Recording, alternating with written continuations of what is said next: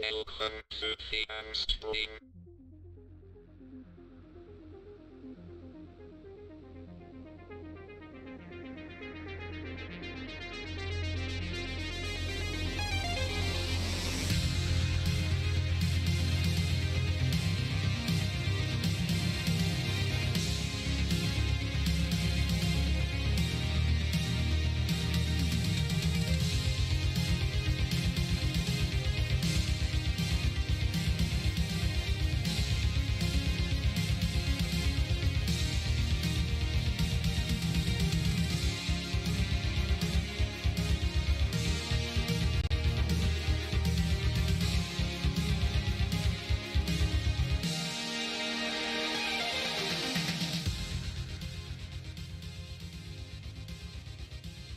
Alright guys, good evening, welcome to the AMSTREAM, welcome to the Sci-Fi Show this Friday evening, and how are we all doing? I've got my GX4000 t-shirt on, I'm ready to rock the GX again tonight. Hey, how are we all? Welcome, wow, lots of people tuning in. We're doing another GX4000 night, part 2, if you're from France. Welcome everyone, welcome. So we're going to get through some more GX4000 goodness tonight to celebrate 30 years of the GX4000, and as a special treat for you boys and girls, we have two special guests tonight. First special guest tonight will be Norecess. He will be coming on stream around about 10 o'clock-ish, so in about an hour's time, to talk all things Sonic the Hedgehog. Yes, Sonic the Hedgehog is coming to the AMSTRAD GX4000. He's going to be joining us over Zoom to talk to us about it, but also to talk about the GX4000, coding for the GX4000, what it's like to code for the GX4000, and his coding techniques and other things we can get onto. And then later on, God knows when, because we all know what Larry's like. We're going to have Larry Bundy Jr. Coming on for an interview as well. Well, more of a chit-chat, really. Larry, if you don't know who Larry is, he's obviously a huge retro gaming YouTuber with like 100 squillion subscribers. And he's also a big fan of the Amstrad and actually owned a GX4000 back in the day. So he'll be joining us for a little chat later on. I've said midnight, but Larry's already saying that, I might be rushing for that. So God knows when Larry will join in, but Larry is a legend. That's right, Brian. Okay. So we're going to start off with a really good GX4000 game tonight. I'll tell you in a second. And then we'll have a playthrough of all the others as much as we can, really. And we'll have chats and discussions and all that kind of stuff. Anyway, let's do the greetings then. And welcome each and every one of you here in the chat tonight. Well, I'll do my very best to. So, with over 60 people watching, I'm going to have to go very quickly tonight. So, first in tonight was the Gaming Hamster. An hour and 20 minutes early. Hello, everyone. My DFS sofa arrived today. Trying to shoehorn it into my cage. Happy gaming. Welcome, the Gaming Hamster. Welcome. I hope you have plenty of bedding and your water bottle is full. Welcome, Gaming Hamster. Next in, we've got German78 moshing into the stream. He says, after binge watching episodes of I, Claudius, Brian Blessed was in that show as Caesar Augustus. No, though he still has a recognisable bellow, he looks wrong without a beard. Wow.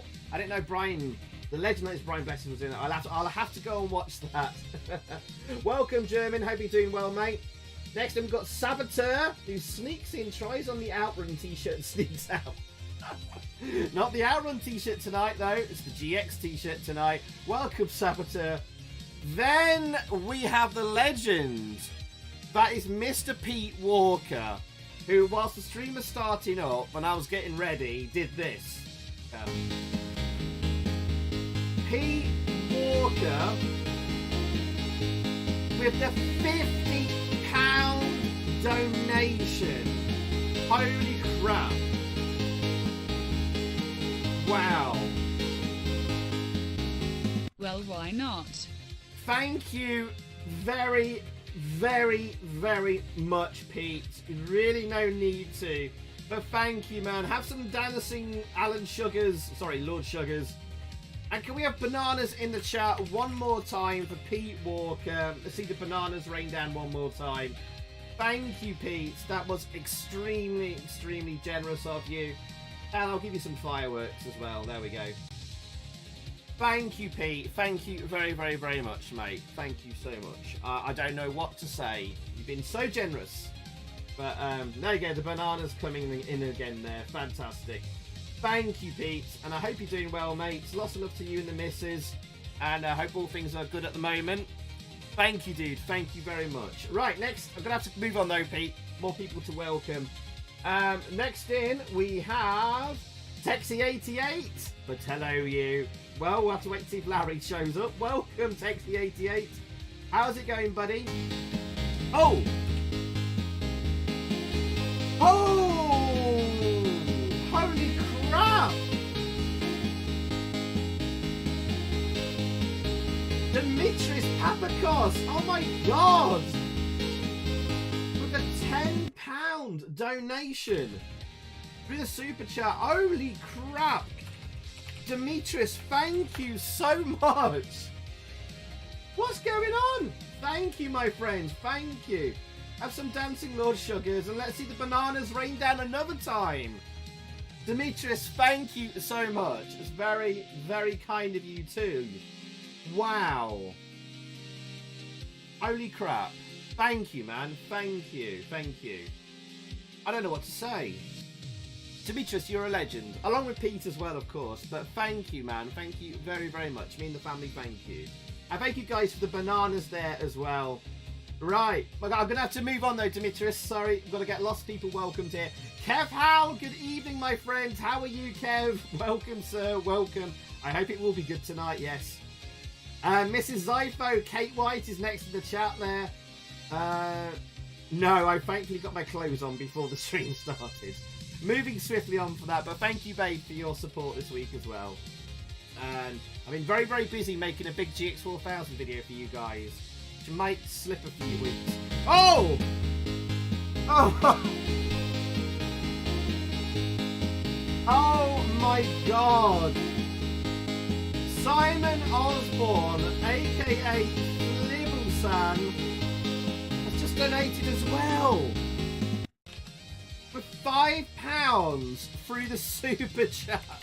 What's going on? Bloody hell. Can we have bananas in the chat again, please, for Mr. Simon Osborne? Thank you, man. Thank you. Really didn't need to. God. Thank you, dude. Thank you so much. You silly old sod, you. Thank you, Simon. Thank you very, very much, mate. And guys, let's have lots of love for Simon in the chat there. I see the bananas coming in. Thank you, mate. Thank you very, very, very much. Right. I'm going to have to move on, Simon. I'm so sorry. I've got so many people to greet here tonight. Next in, we've got Mr. Craig Harrison, a.k.a. Craig's Bar. How you doing, mate? Sorry, just turning my fan on. It's getting hot in here. Getting hot. Welcome, Craig. How you doing, mate? Good evening to you too, sir. Welcome, my friends. Welcome. And thank you for the bits yesterday as well. Ahoy, Johnny Boy. Good evening, Johnny Boy. Looking forward to your top tips, as always, dude. Robin Hulk as well. Good evening, my fellow AMS fan. How you doing, man? And thank you, and you, Johnny, for your continued support, and Craig, of course, as well. Thank you. Next in, we've got Big Juffer. Good evening, sir, as well. Oh, we love a bit of Juffer here. We're going to have a good bit of Juffering. Welcome, sir. Welcome. And Christoph Musa Pareto. Welcome to the stream as well. Welcome, my friend. And if this is your first time here, please let us know and we'll give you a big AMSTREAM welcome with everyone. Welcome, Christoph. Arnie the Vikings next there. Good evening. But you might not be active in the stream till later. All right, Arnie, we'll catch you later, dude. No worries, sir. Craig Wilson, good evening, my friend. Did you guess correctly this evening? Oh, rises from the ashes tonight. You did. Well done, Craig. You guessed correctly. How I would enter. Welcome, welcome. Next in, we've got a welcome return again for Velociraptor Velo. Hello, sir. Good to have you here, mate.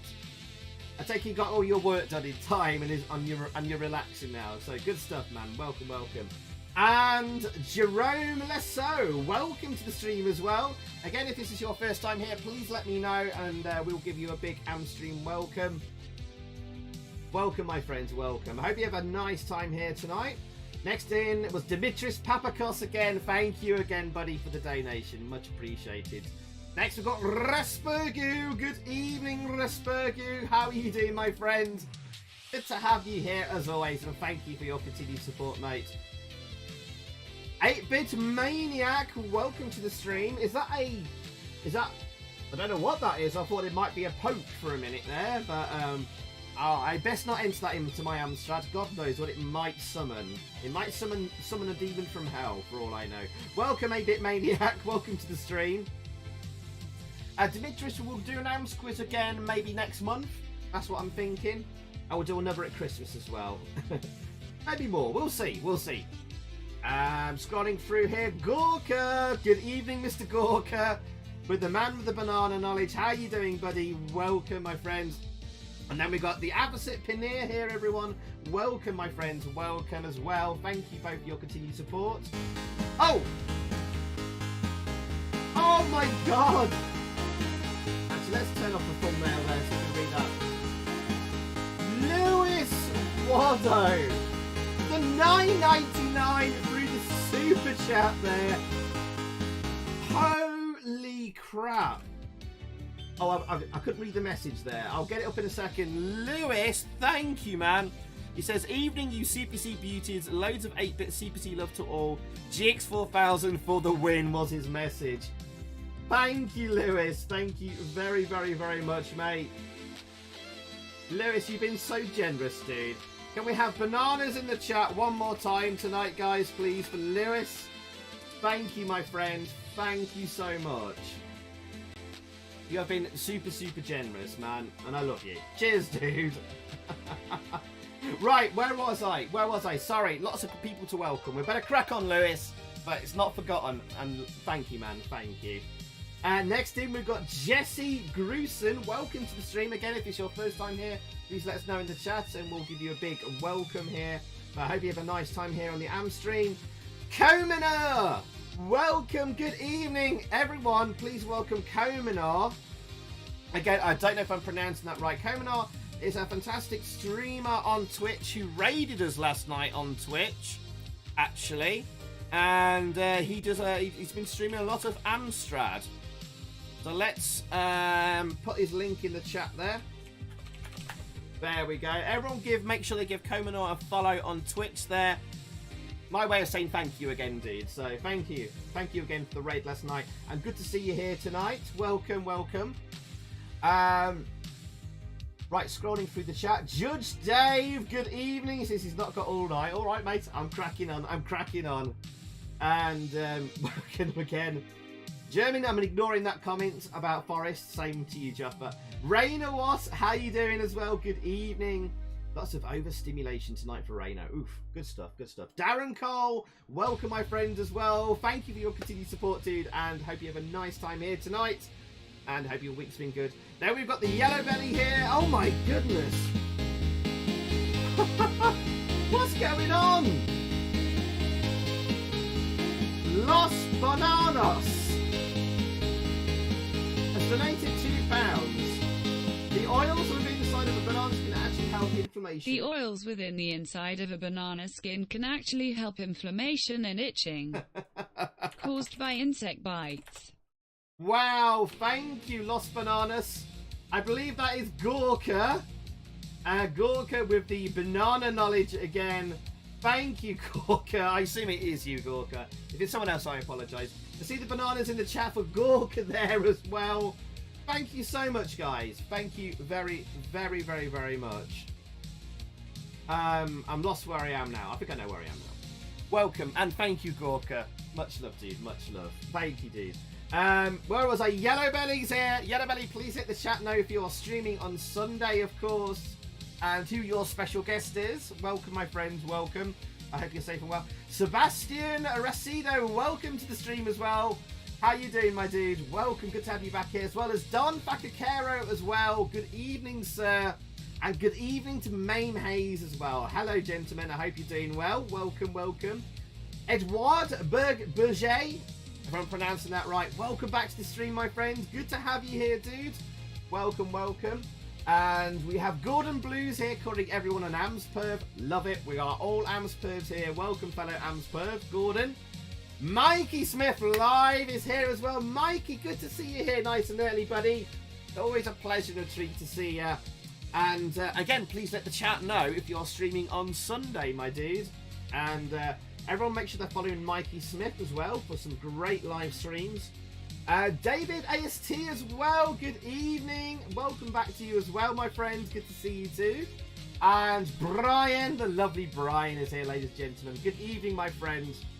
How are you doing? Let's see, we're scrolling through. I'm going to have to speed up a little bit. We've got a lot of people waiting for gamings. We heard that No Recess feed only maple syrup. Oh, yes, he's Canadian. French-Canadian, I believe, No Recesses.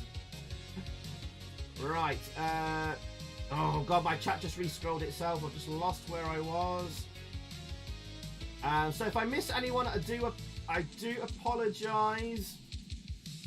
Right, I think I caught up where we were. Right.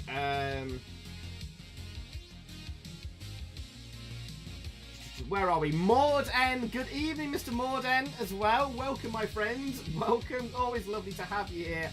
A loyal supporter of mine. Thank you, man. And then we've got Mr. Chris Green as well. Welcome. Everyone relax. We can now start because Chris is here. Welcome, Chris. How you doing, mate? Welcome, welcome.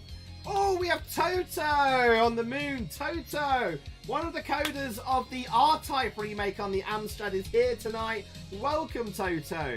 And do you have any other projects you're working on currently you can tell us about? Very excited to know if you're doing anything new on the Amstrad. Welcome.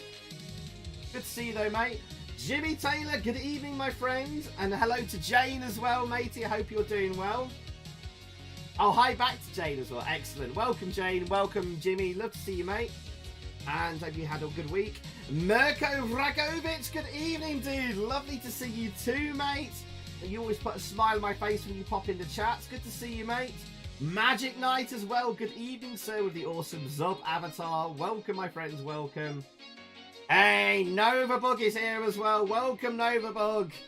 Hey, how you doing? The other big GX4000 and AMSTRAD channel here. Welcome, Novabug. Talking about teenage dramas. Oh dear. Right. Got you, man. Got you. But please let the chat know if you're streaming tomorrow evening, of course, as well.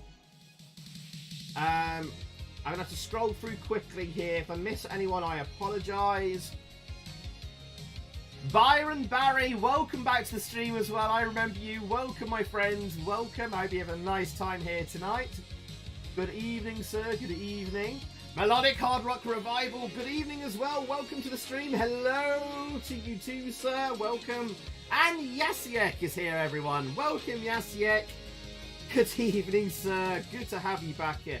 I'm losing my breath here. Bloody hell. So many people to greet. Zypho's my namesake with the ICQ avatar. Very nice. Good evening, Zyphos. Welcome, my friends. Welcome. And Rakul is here. Welcome, Rakul. How's it going, my friend? I hope all is good with you, dude. Welcome, welcome. Oh, 8-Bit Maniac. Very clever. Apparently that was the 14 bytes that unlocks the GX ASIC. Love it. Nice one, 8-Bit Maniac. I'll have to remember that in my video, actually. Right, I'm making for the GX4000. My pleasure coming on as well. Right, we're nearly up the greetings there. OMG is OSG. Old Style Gaming. Good evening, my friend. Oh, yes, his last AMSTREAM for 3 weeks because he's going on holiday in for a couple of weeks. Next week, I believe. Welcome, OSG. I hope your holiday is good, buddy. Good chatting to you earlier. Have we got Larry on tonight? Yes, later on. Probably after midnight. So a late one. Depends when he shows up. Wayne Jordan, good evening, Mr. Wayne Jordan there. Welcome, dude. Lovely to see one of my oldest friends. How you doing, Wayne? You looking forward to some more GX goodness? Right. Okay, I think I've caught up with the chat there, apart from Retro and Lim. Good evening, Retro and Lim with the Rustlers. How you doing, mate? Welcome, welcome. All right, we've got to get to the first game shortly. Oh. Holiday the Lucky Git. So, we're going to be bringing, hopefully, No Recess onto the stream in about 30 minutes, I hope.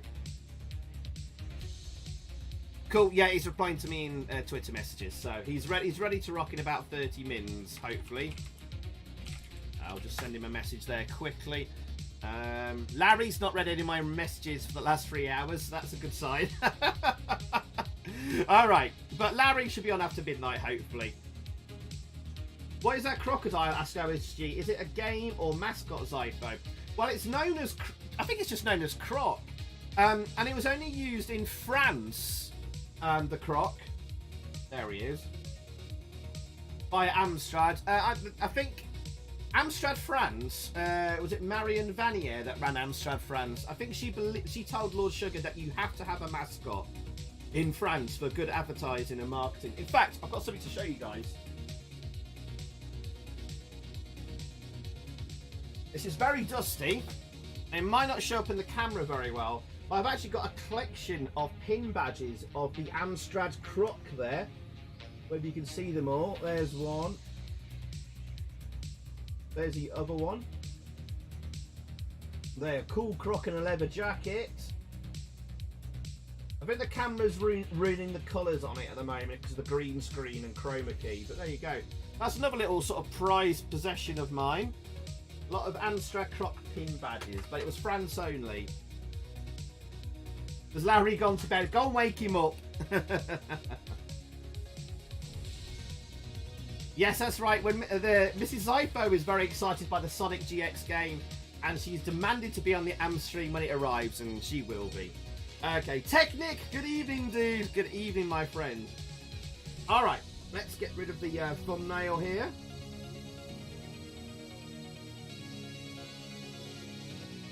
And it's time, guys, to get to the first game of the evening. The first game we're going to do tonight is I'm going to try and beat, without snapshots, one of the hardest and best games on the GX4000. Last week we did RoboCop 2. Tonight, for the first game tonight, before we get no recess in, I'm going to be attempting Navy SEALs.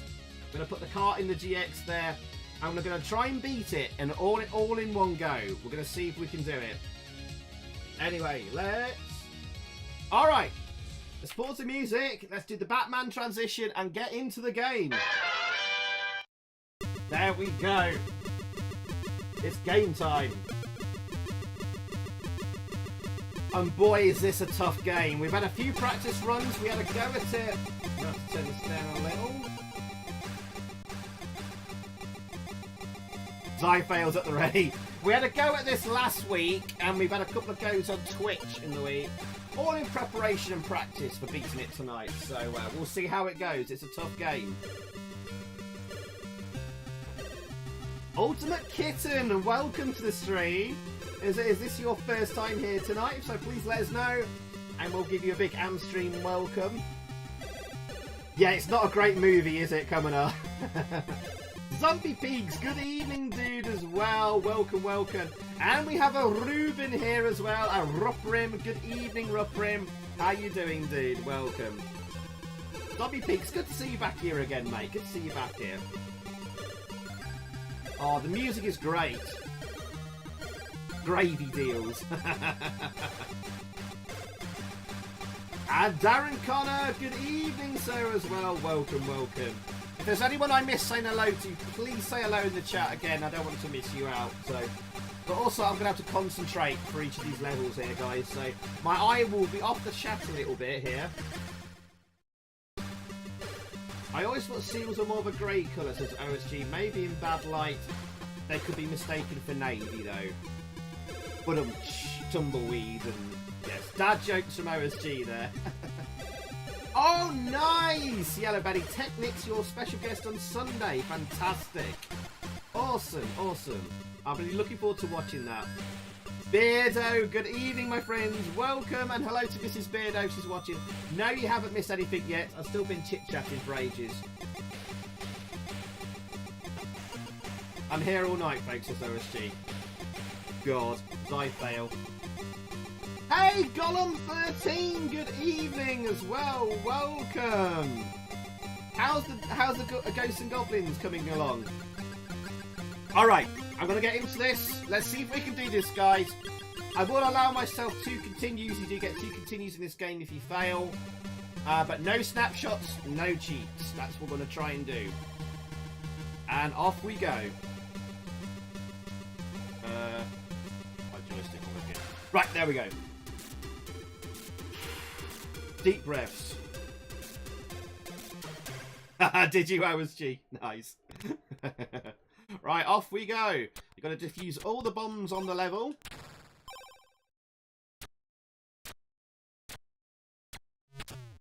And it's extremely tight time limit. And you need to take things tactically. You can't just run and gun through the game like most people assume you can. It's a very, very precise and tactical game. You have to plan your moves. And know things like that where you can like land on the bad guy's head there and kill him. Right, here we go. Here is wait for the bad guy to turn his head away. Then we can sneak here.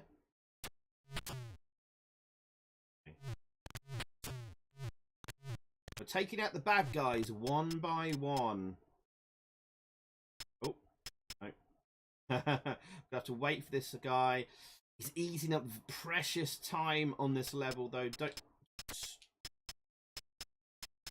Oh, you son of a bitch.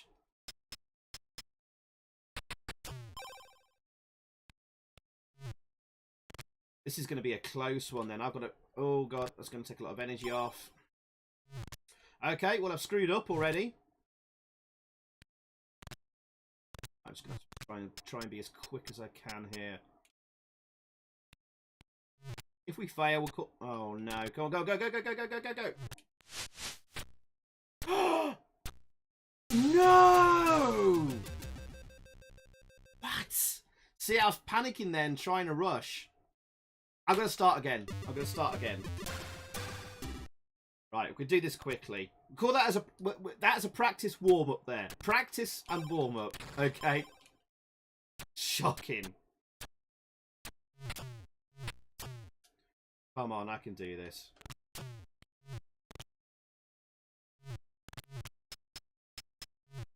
Gotta take out that bad guy over there on the left like that. Because he's going to be a real problem later on in the level. Okay, there we go. Practice makes perfect. Just a warm-up there. Just a warm-up. Honestly, guys, I could do this first level with my eyes closed normally. But most people actually really struggle on this first level. It's not easy at all. And the time limit is ridiculous. Son of a bitch. What? What? I'm gonna start that again. I can't believe that.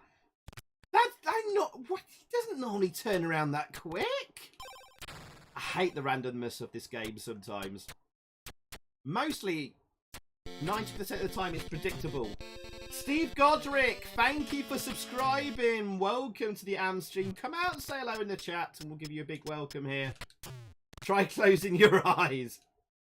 So much for not using save states. God, I'm really surprised. Really surprised. Is Mrs. Zypho there calling me a silly old goat? Good lord. I like to see her try and get, like... anywhere in this first level. Cheeky old bint. Right, okay, okay. Welcome back, Novabug.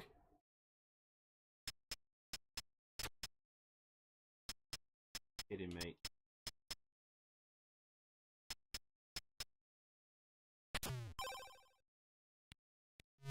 Okay, okay. Right, okay. You've got to watch out for fall damage, of course, in this game. Like, half your energy can be taken away very, very quickly. A small little fall. 8 isn't wrong. Oh, out of set. Right, wait for this guy now. Okay, we're good, we're good. Oh, Larry's just messaged me. I'll check that in just a second. Where do we go from here? We drop down. Oh. Ah! No!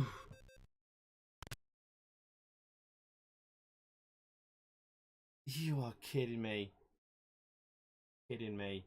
Alright, we'll do this one more time. I can do this without losing a life. The weird and the wonderful, welcome to the stream! This is the first game. I will sodding get through this. I can't believe this. I have done this first level practice runs perfectly every time before tonight without dying, no issues. I can't believe that. I can't believe that.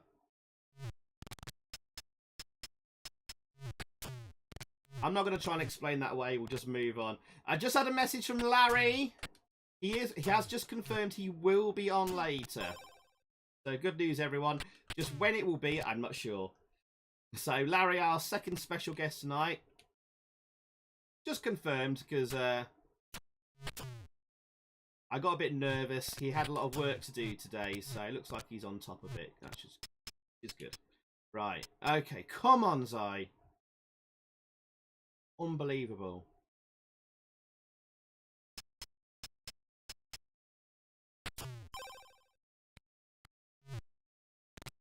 Okay. It worked, Lo. Why? What's happened? 16-bit J, you remember seeing me beat it on stream before? Yes, a few years ago. I did it before. Yeah, yeah. Sadly, I mean, not many people were watching. We did it quite late on in the stream. And when I first started out streaming as well. So, we'll do it tonight with a lot more people watching. Don't die here. All that's what I need to do is get behind that barrel and blast him. Oh yeah, I need to climb up here quickly. Time running out. Guy drops down. We're all good. Okay, we're good. We're good.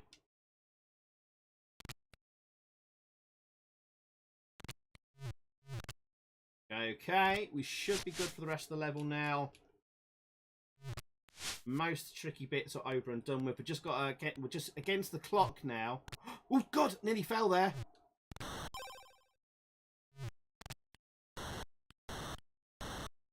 Flamethrower weapon is awesome. Thank you, Alphaset, for Johnny Boy, another Johnny Boy's top tips there. Don't get shot. Okay, we're good. 27 seconds left on the clock there. Right, this is a tough level. It can easily go wrong. There's a bad guy waiting for you right from the off there. Not nice.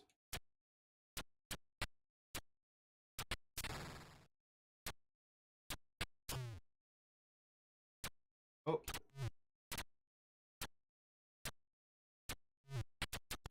Son of a... Why did I lose energy there?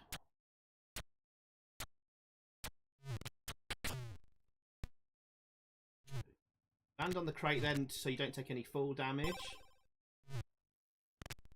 Right, I've got the flamethrower weapon, guys, and this is going to be really, really important in the game. Can't die here. I think the lift going to come down. Yeah, I think I was... Good idea to wait there.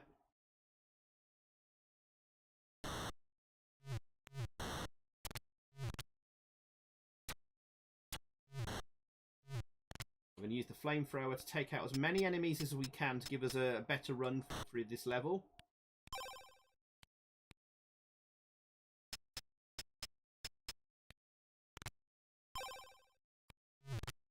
Too soon. Now we're going to wait for the lift. And we're going to use the lift with the flamethrower to take out as many bad guys as possible. Just need screen scrolling to the left there a little.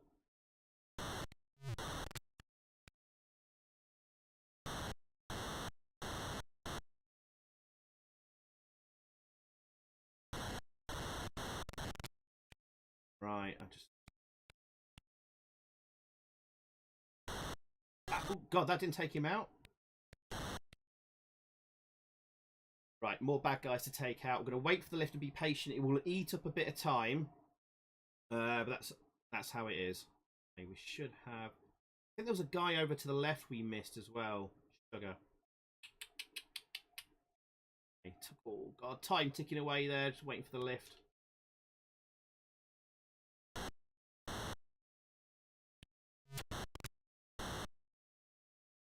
Got him. Now, in that crate there to the right is another flamethrower weapon, which we will need to save for the last section. That was close. That was close. That was very, very close. Okay, here's a trick here. If you're on at the slightly left of the ladder, go down, jump like this, and you land on that guy's head and don't take any fall damage.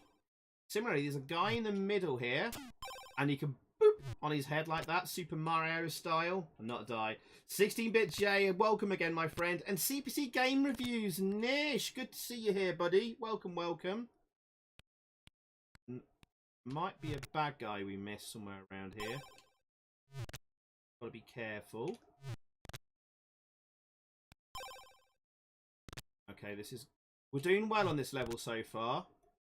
We're past the main tricky bit. Watch out for the lift coming back down here.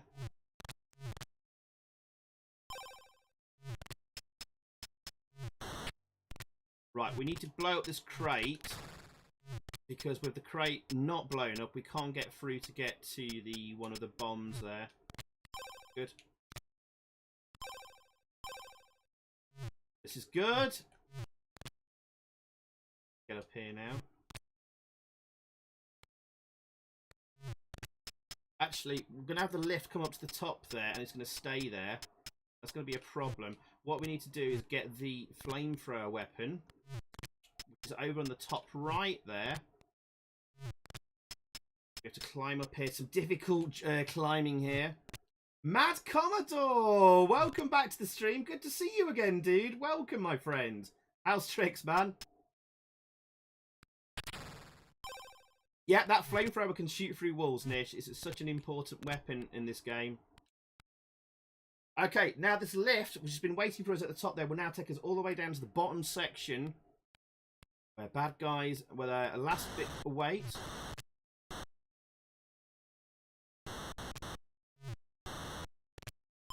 Cool.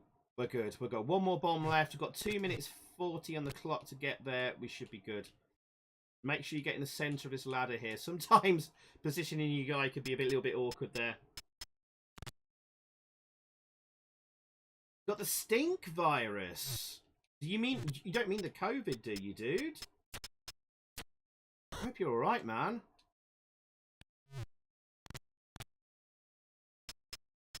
And Morgan! Welcome back to the stream, Morgan. Good to see you, dude. Welcome, welcome. Love the croc avatar. We were just talking about the croc a minute ago. There we go, level 2 done. Level 3 of 6. There's an extra level at the end as well. If you counted 5 mission screens there, there's actually 6 levels in total.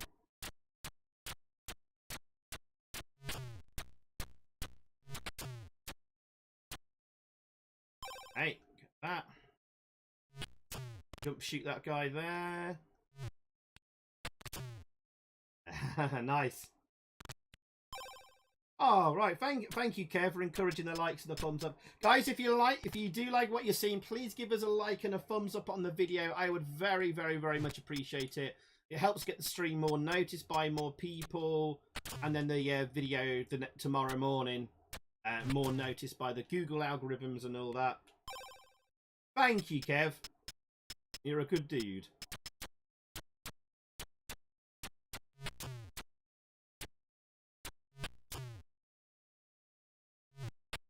The guy over there. Try and just take out as many of them as you can, sneaky style. Nearly got killed there. Up to 43 now. Oh, fantastic. This bit is really, really tough.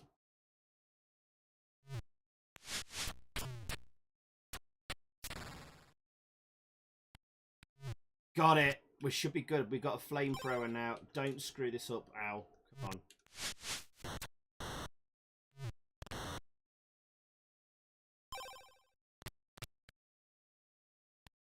Right, where do I go here if I get to be...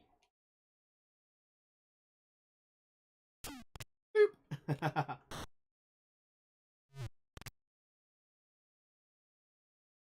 Good, good, good, good. Yes! Okay, we're doing well here.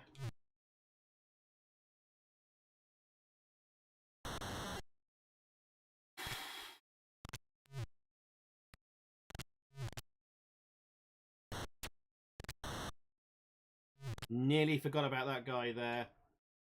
This is tough. We've got to be very quick. Oh! That is one of the toughest bits in that level there. Jumping up and killing that guy. Because you have to... Ooh, you have to time it just as he looks away. Jump left, shoot. Time it all perfectly. Very good.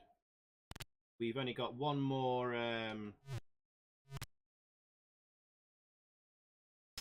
bomb to defuse, and this level's done. Plenty of time on the clock. I don't think there's any more bad guys left either. That's good.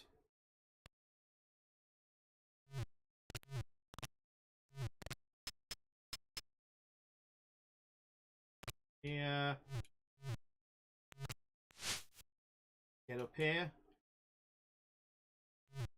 Yes! Get in! Let's go!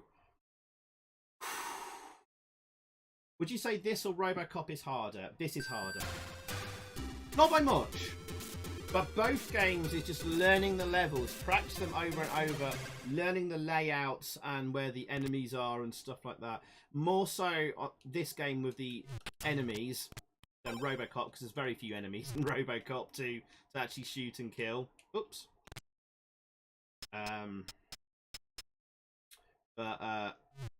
Yeah, I'd say this is a slightly harder. It's taken a lot more practice.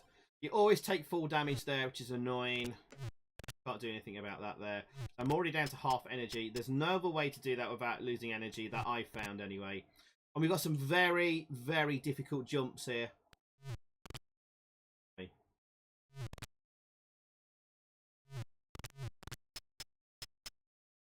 Get this bomb here. That will act as a respawn point.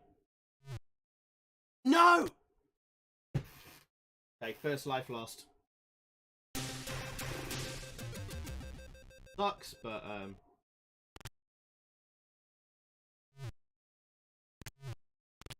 oh god damn it.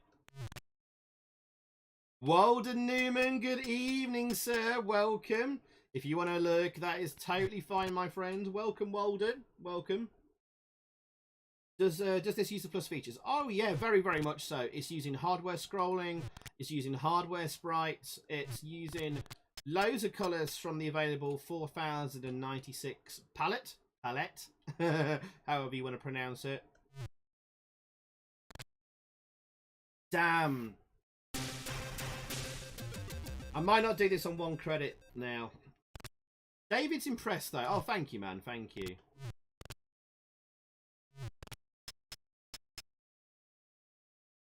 So I'm getting nervous and tensing up, and I'm not going to as far to the edge of the platform as I need to be to perform that jump.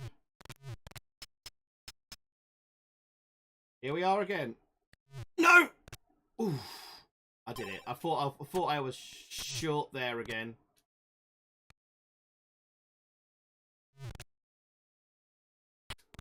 Right, you have to turn around there very, very quickly and shoot that guy.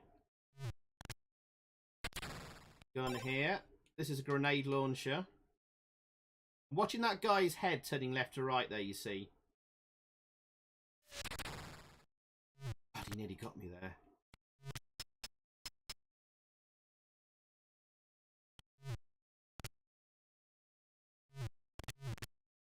We've got to take out a bad guy up left here. God damn it.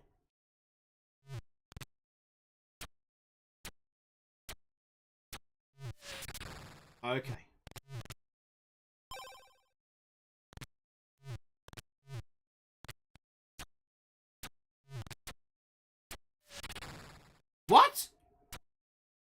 didn't take out the second guy? Oh, poop. Actually, we don't need it.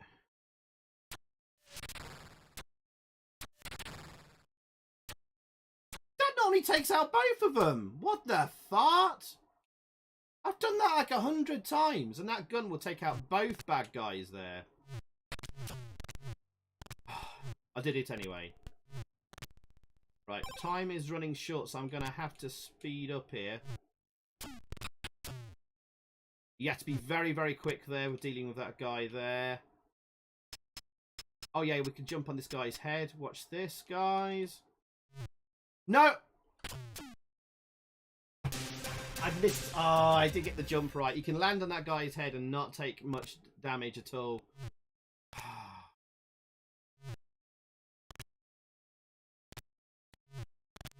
Now I'm going to have a difficult...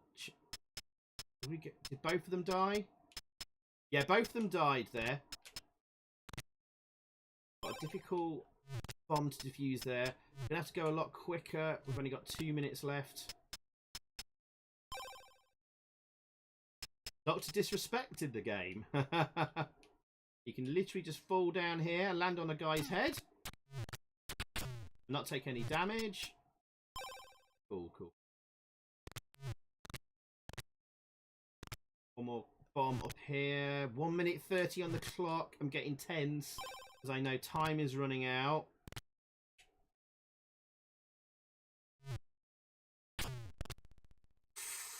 See, the only way to be sure not to get shot by that guy, but you take a lot of fall damage. Here's a trick here. You've got to do that. Otherwise you get shot coming down the ladder by that guy.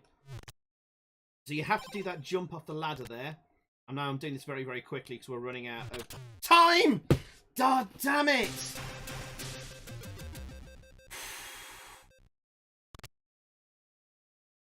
God damn it, I've got 1 minute left. I didn't think that guy... That's such a stupid way to die as well.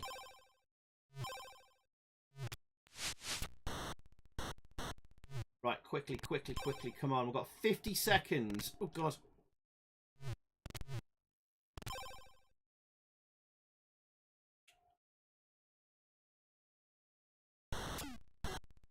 God damn it, I got caught by them there. I've got 1 life left. If I don't make it in time, 30 seconds, I have to start this level all over again. I rushed it. Oh.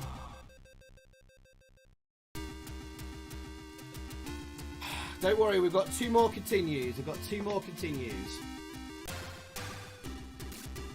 No recess if you're watching. Sorry for keeping you waiting. We'll get you in shortly.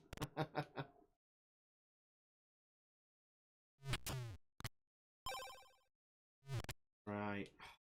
It sucks I've got to do all this again. Needed to have practiced this level more off stream, I think. Oh well. Poor little flew. Thank you, Mrs. Zypho. One tough ass game.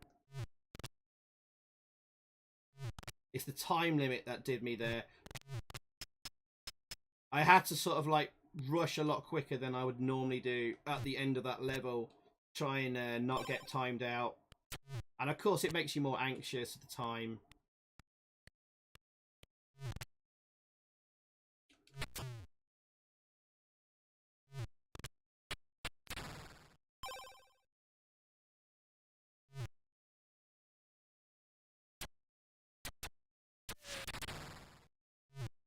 Okay, concentrating. I'm concentrating hard, guys. Sorry if I'm missing a lot of chat.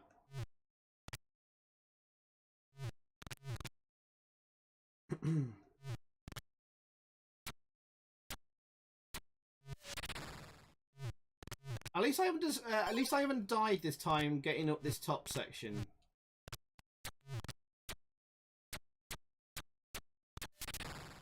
There, both of them died this time. Both of them died that time, but I did do a jump shot this time. Right.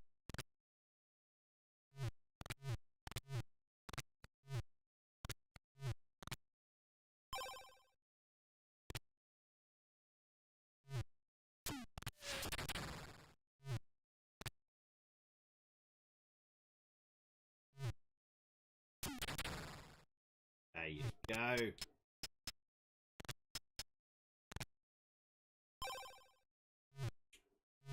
We're storming it this time. Hey. Going for the redemption run. Yeah. You guys as tense as I am. Oh. Oh. Come on, right, get through there.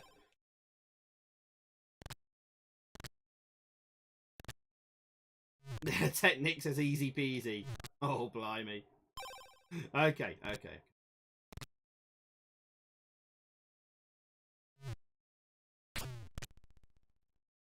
I didn't have enough energy to pull that off. Damn. But it's okay, it's okay. We've got plenty of time, and like several of the really tough sections we've done. So I'm not panicking. I've got 4 lives left there, so this bit you have to be really quick. Got him. Right, that's how you do that bit. So if you just climb down that ladder normally, he will shoot you coming down the ladder.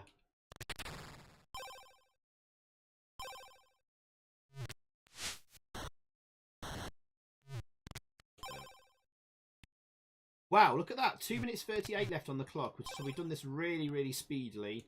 This is good. Go over here, because we've got 2 bad guys that will drop down, like so. And you can just take them out very quickly. Make sure you got that flamethrower, of course.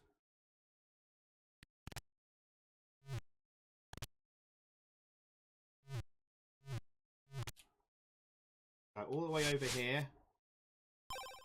You can take out that guy very easily. 1 more bomb to defuse there, and then we're going to get to that center bit of the cell. You can see it there.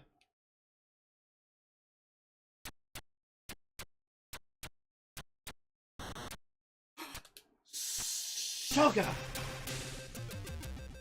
Okay, we lost another life. That sucks. You should be able to do this, though.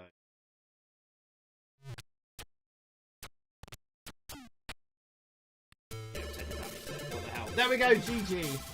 Woo! Now for one of the hardest levels. Wee Bob, welcome to the stream. Welcome, my friend. How you doing, sir? I hope you've had a good week. Welcome, welcome.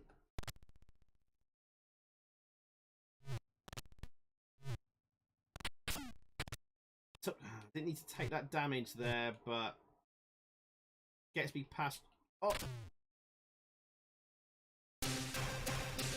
this level is tough. Can we do this on 2 lives?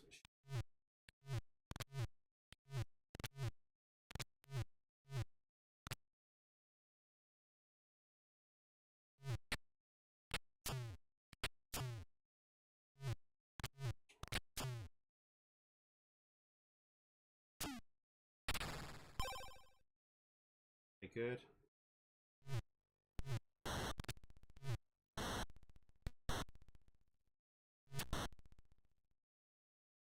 Unbelievable. The amount of times I've done that and got rid of that guy in the window before. 1 life left. Can we do it? Come on, Zai. We need all the chances for the next level, which is the last level. This is the penultimate level, guys. Don't have the sodding... Oh! I don't have the sodding flamethrower. Risk this here.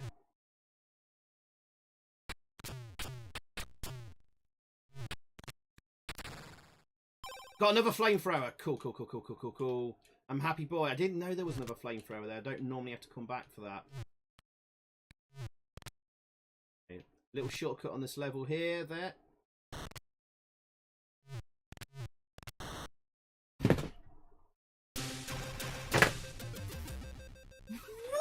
Oh no! You don't normally get me there. Oh my god, I've got to do this without dying.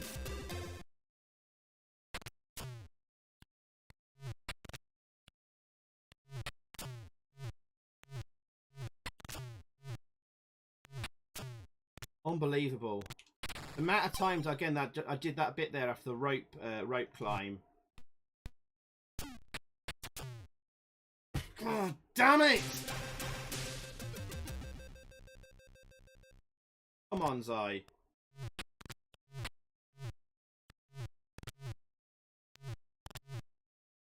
I think there's still one bad guy left in that bottom section.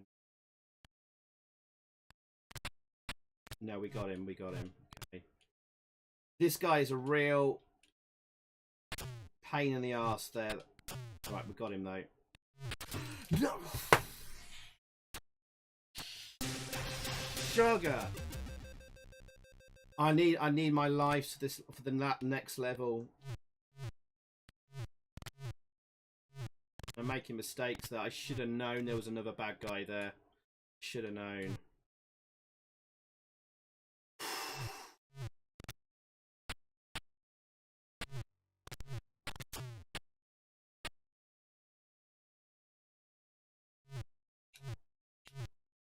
Come on.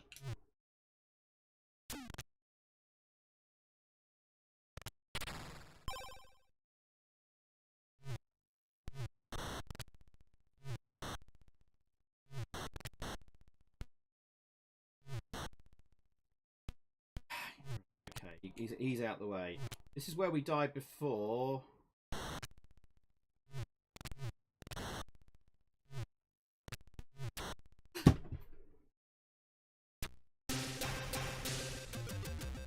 Oh god. Oh god, it starts you at the back at the start of the level and I've got 1 minute on the clock. That's insane. I forgot about that.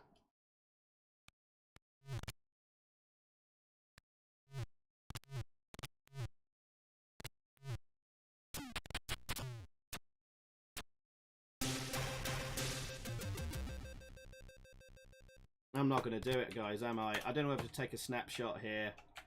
Oh, God. So we can come back to this another time. 1 life left. With 54 seconds to do this level. I don't know if I can do it. We've got to be so quick.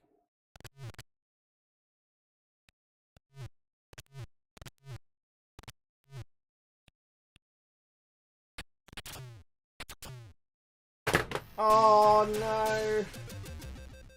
I failed. Oh, I practiced so hard for this. Oh.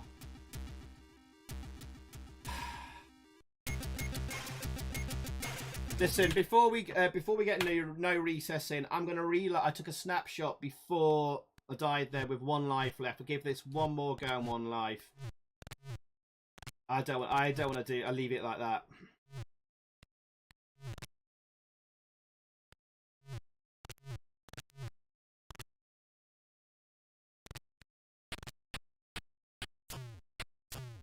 Right, okay, come on. Flamethrower here. We'll just go for this bottom section.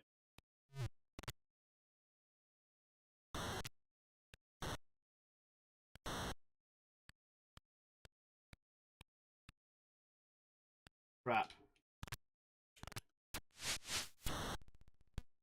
14 seconds left on the clock. 10! Oh my god, this is the end of the level here.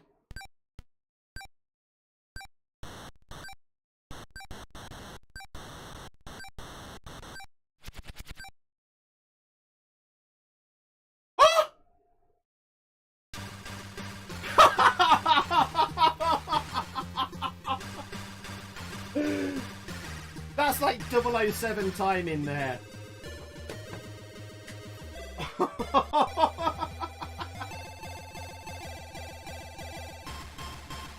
Get to the shopper. Can't believe that. Last level. I'm glad I reloaded actually there. I'll take a snapshot here just in case. Last level, guys. I've got to be deep in concentration here.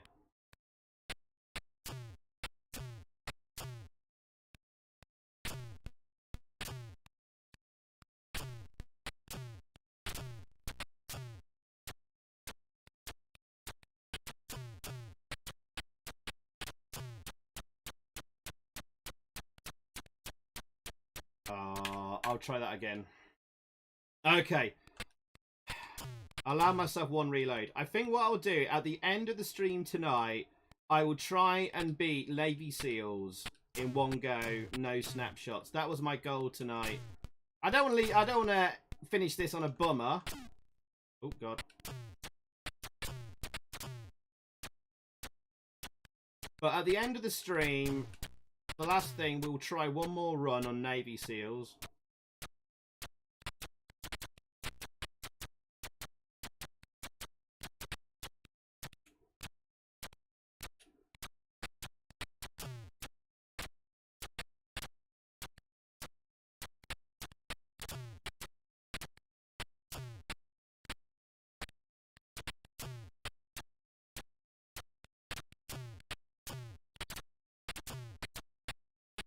Oh my god, that was close. Yeah.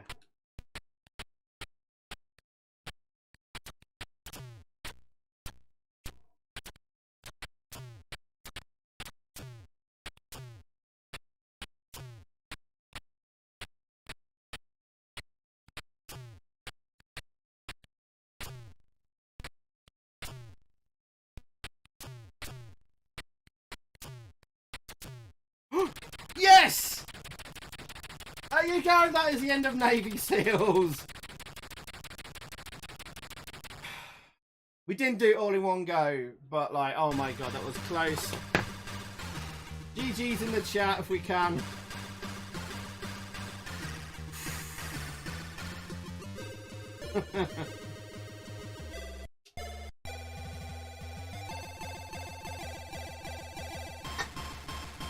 Now, see how close I was, guys? How close? Oh, I'm doing it in one go. God, I'm sweating after that. I'll leave that there. Right, I'm just getting a drink from the fridge, guys. I'll be back in like 30 seconds. One sec, guys. Be right back.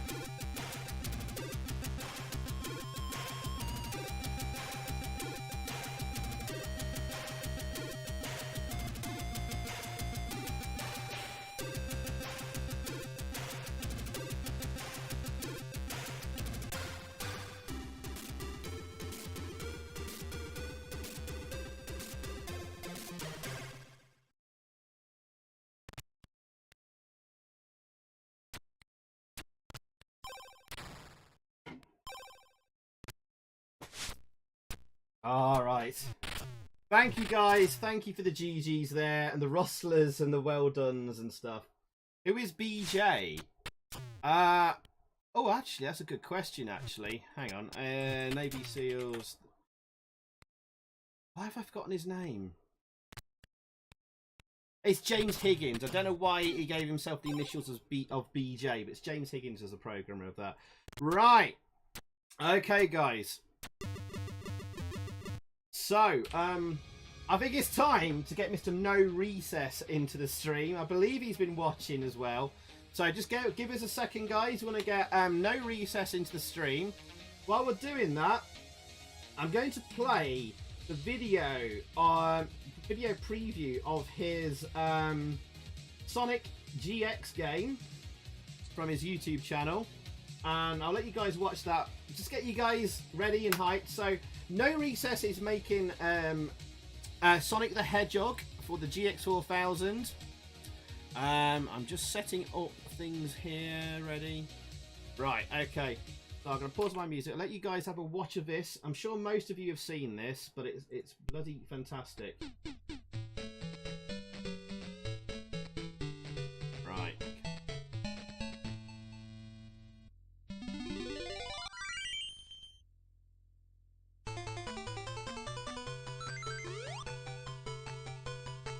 Right, just setting this up. Right, Norecess, if you're watching, I'm just about to ping you an invite to the Zoom. Sorry for keeping you waiting.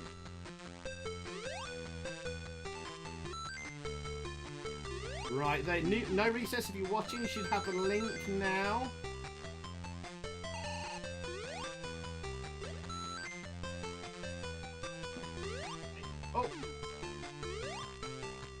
sorry, hang on. Why is that showing up?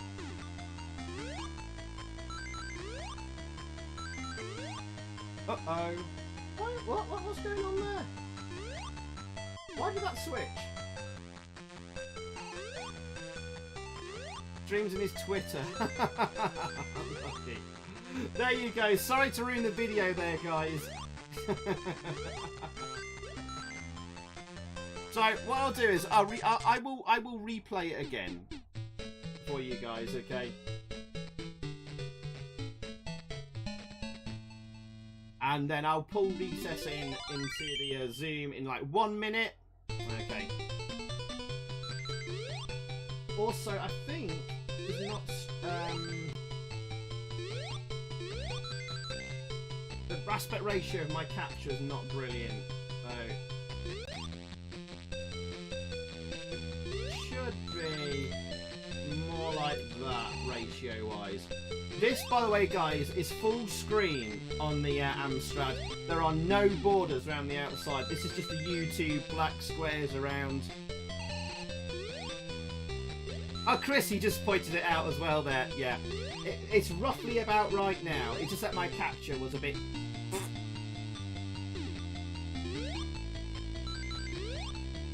There you go.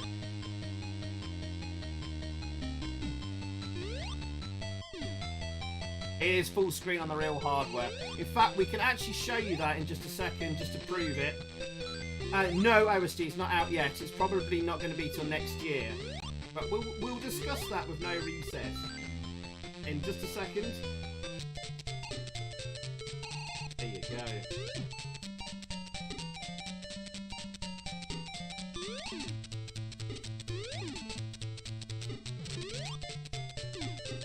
Looks absolutely stunning.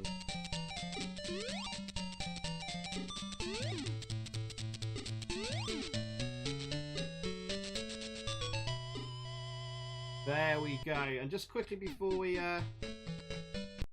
go to near recess, I'll just show you this. If you go to his channel as well, there it is running on a real AMSTRAD here, and you will see that it is full screen.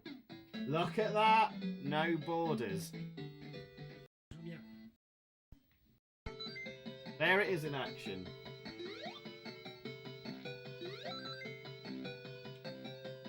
There we go.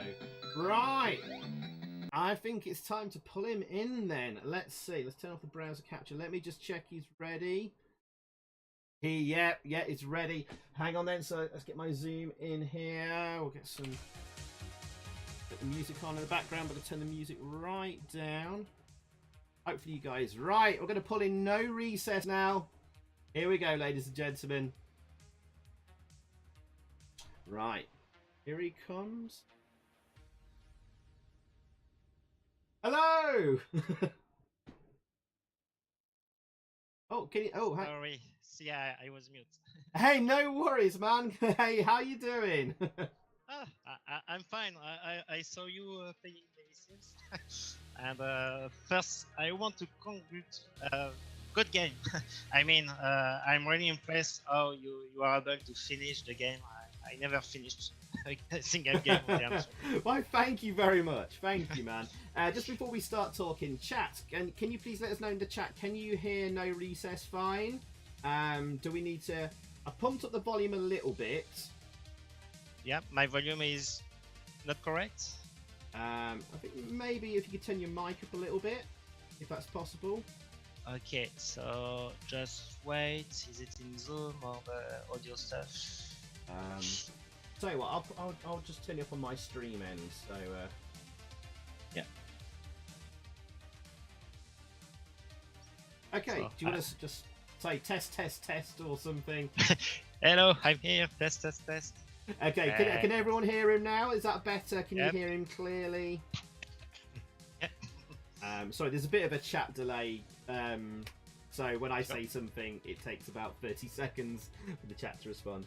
Volume is good. Kev House says much better.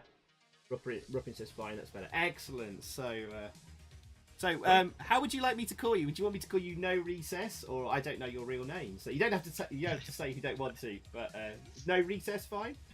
Yeah, Norecess is fine. Yeah. Okay, good. All right.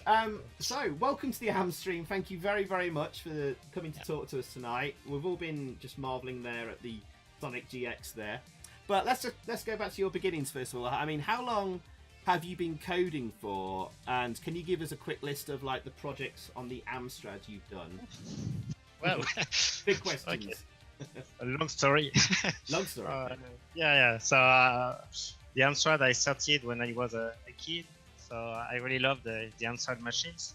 Actually, I learned programming on the AMSTRAD when I was 10. So it was in the early 90s.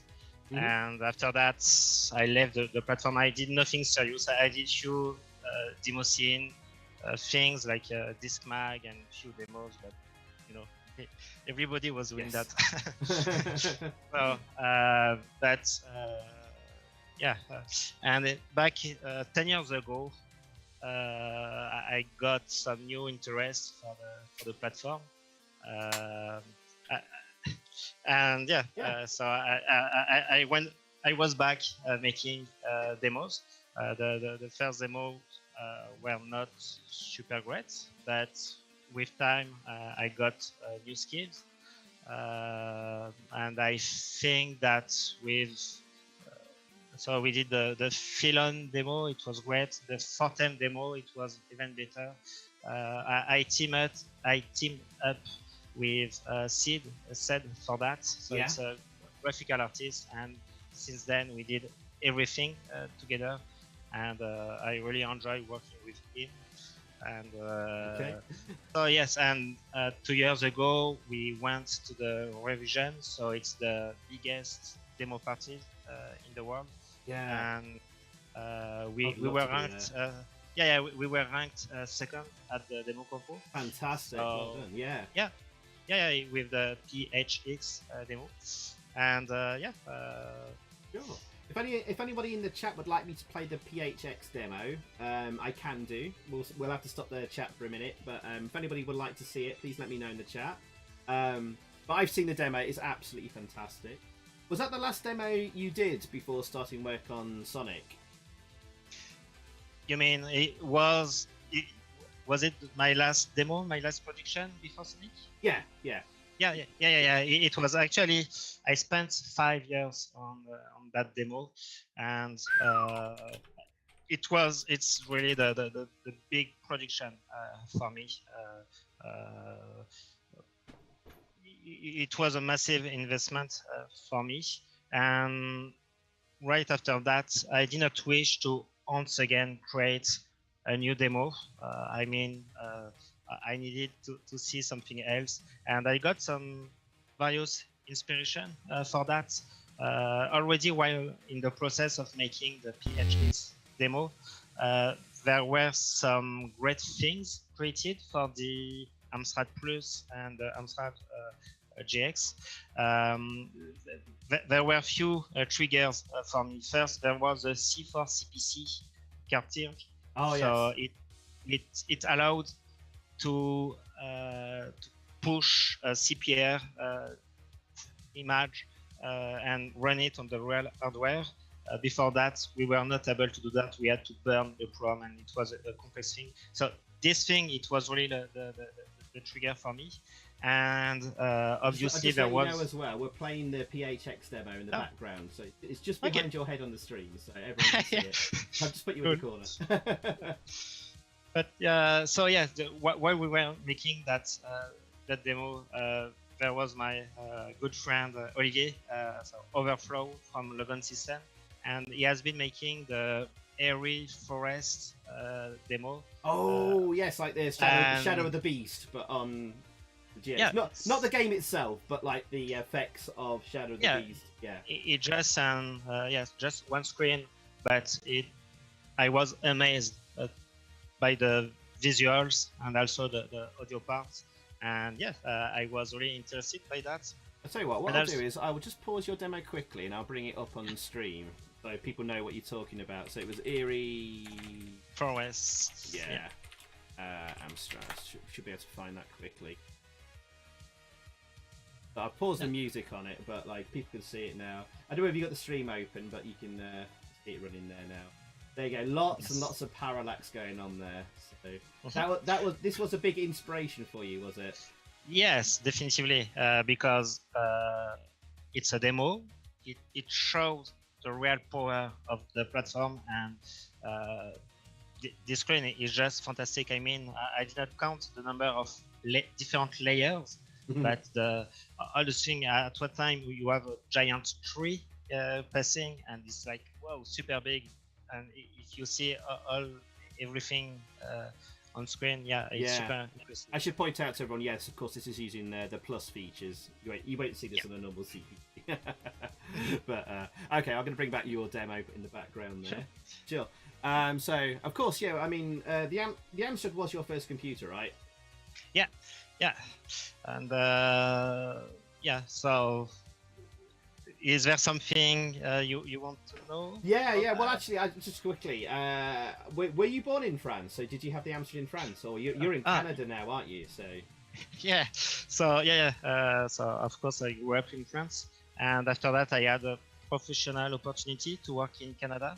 So I moved there. Right. I'm super happy. I was just wondering because it's like I'm sure the AMSTRAD didn't make it out to France, into Canada. Sorry. Yeah, and it's really it's weird because here in Canada, in European, we think that okay, there were the computers and the consoles for gaming back in the days, but here it's just different. It's all about Mario, Nintendo. There are a few Sega fans, and that's all. It's like, yes, of course we know there were Commodore and few other computers, but nobody was really, it was not popular as in Europe. And you realize that, you see that the demo scene is super big in Europe, and there is almost no demo scene here in Canada and really, US. right, yeah. And it's really, computers are really European things. Yeah. Anyway. So that's it. All right. And I have all the AMSTRAD machines, the original hardware here at home, so I had to import all of that. I got great help from the CPC community. I have in mind Toto. Hey, yes, he was in the chat here as well. He's in the. Oh, there he is. He's there in the chat right now. yeah. But basically, I got a screen from Offset. I got another screen from Toto, and good stuff on hardware and all of that. And it was really appreciated. And for me, it's like a dream. I mean, I'm alone in Quebec with my AMSTRAD machines, and it's something unique. It's weird. Sounds great, dude. Sounds great. I'm jealous. So, what hardware are you using at the moment to develop AMSTRAD demos of games? So you got the AMSTRAD CPC there, of course, and the AMSTRAD Plus. Oh, he's actually getting. I think he's getting stuff. I'm gonna have to move the camera. So, this is the machine I'm using. Sorry, I don't see if we see it. No, I have to be in front. But basically, it's my laptop, and I do everything on it. Okay. And you see, there is the AMSTRAD stickers, the Amiga stickers. Excellent. I think I also have Batman Group stickers. But so of course I'm doing cross dev for that. I don't see any keyboard plugged into my GX console to print. So it's all cross development with that. Maybe I can describe you how I do all of that. Yeah, we'll come to that, I think. But I think I'm going to ask you first. What made you decide to convert Sonic the Hedgehog for the GX4000? Why that game particularly, and when did you start work on this? Yeah, sure.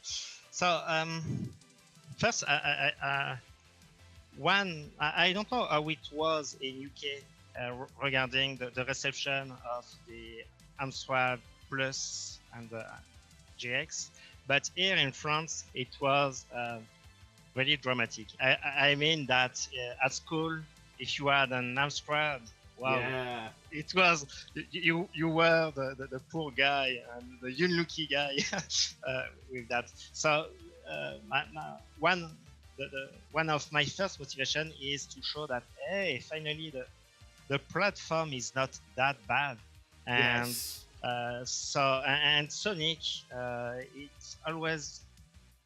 it was presented like a game that pushed the limit of the platform. Yeah. So I thought that it was a good thing to try to demonstrate that crappy console could actually run something that looks similar to Sonic. Yeah. It's a bit like the Batman group going. The CPC has all this untapped potential, as you saw in like the Batman demo, and then like Pinball Dreams. It's like the Batman group were saying there was so much potential in the CPC, but then when you look at the Plus, I mean, there's even more potential there that just hasn't been tapped by any game. So it's a similar feeling to the Batman group, really, isn't it? You're championing the Plus and the GX, as Batman was championing the CPC and seeing what they could push with it. Now you're pushing the GX. Yeah. And actually the Pinball Dreams was some kind of also another motivation for me that someone making great demos will switch to a game. I'm not saying that it's my motivation, so I will do the same. But I wasn't suggesting that either. But I keep that in mind that he's making a game. Maybe it's something a new challenge that I would be interested in. So but once again, my real motivation was to see a well-known game on the GX. Yeah. Fantastic. I mean, how far into the project are you right now? So we watched the video. I mean, that video of Sonic was quite a few months ago now, obviously. How far into the project are you now, currently? It's funny because the video you just shown was actually recorded few days before the Alchemy that was last year. Yeah. And the game evolved actually a lot. Not to the point that we could release this year. So I'm sorry. I know that my seat is not updated yet for that, but yeah, the game is delayed clearly, and I will explain why. My initial goal with Sonic was to what we had as level 1 was my plan was to make a game just with that level 1 at Alchemy. So always reuse the same tileset, the same graphics, and with harder gameplay. And so that was the thing. But after the Alchemy, I actually spent like 6 months just optimizing, just rewriting things in a better way, being more efficient in terms of processing. So the code is being executed faster, but also in terms of memory. I mean, what you saw, the cartridge you saw at the Alchemy, it was about like 16 banks. How to describe it? Basically, half of the cartridge for the first level, and I did major optimization, and now a level takes like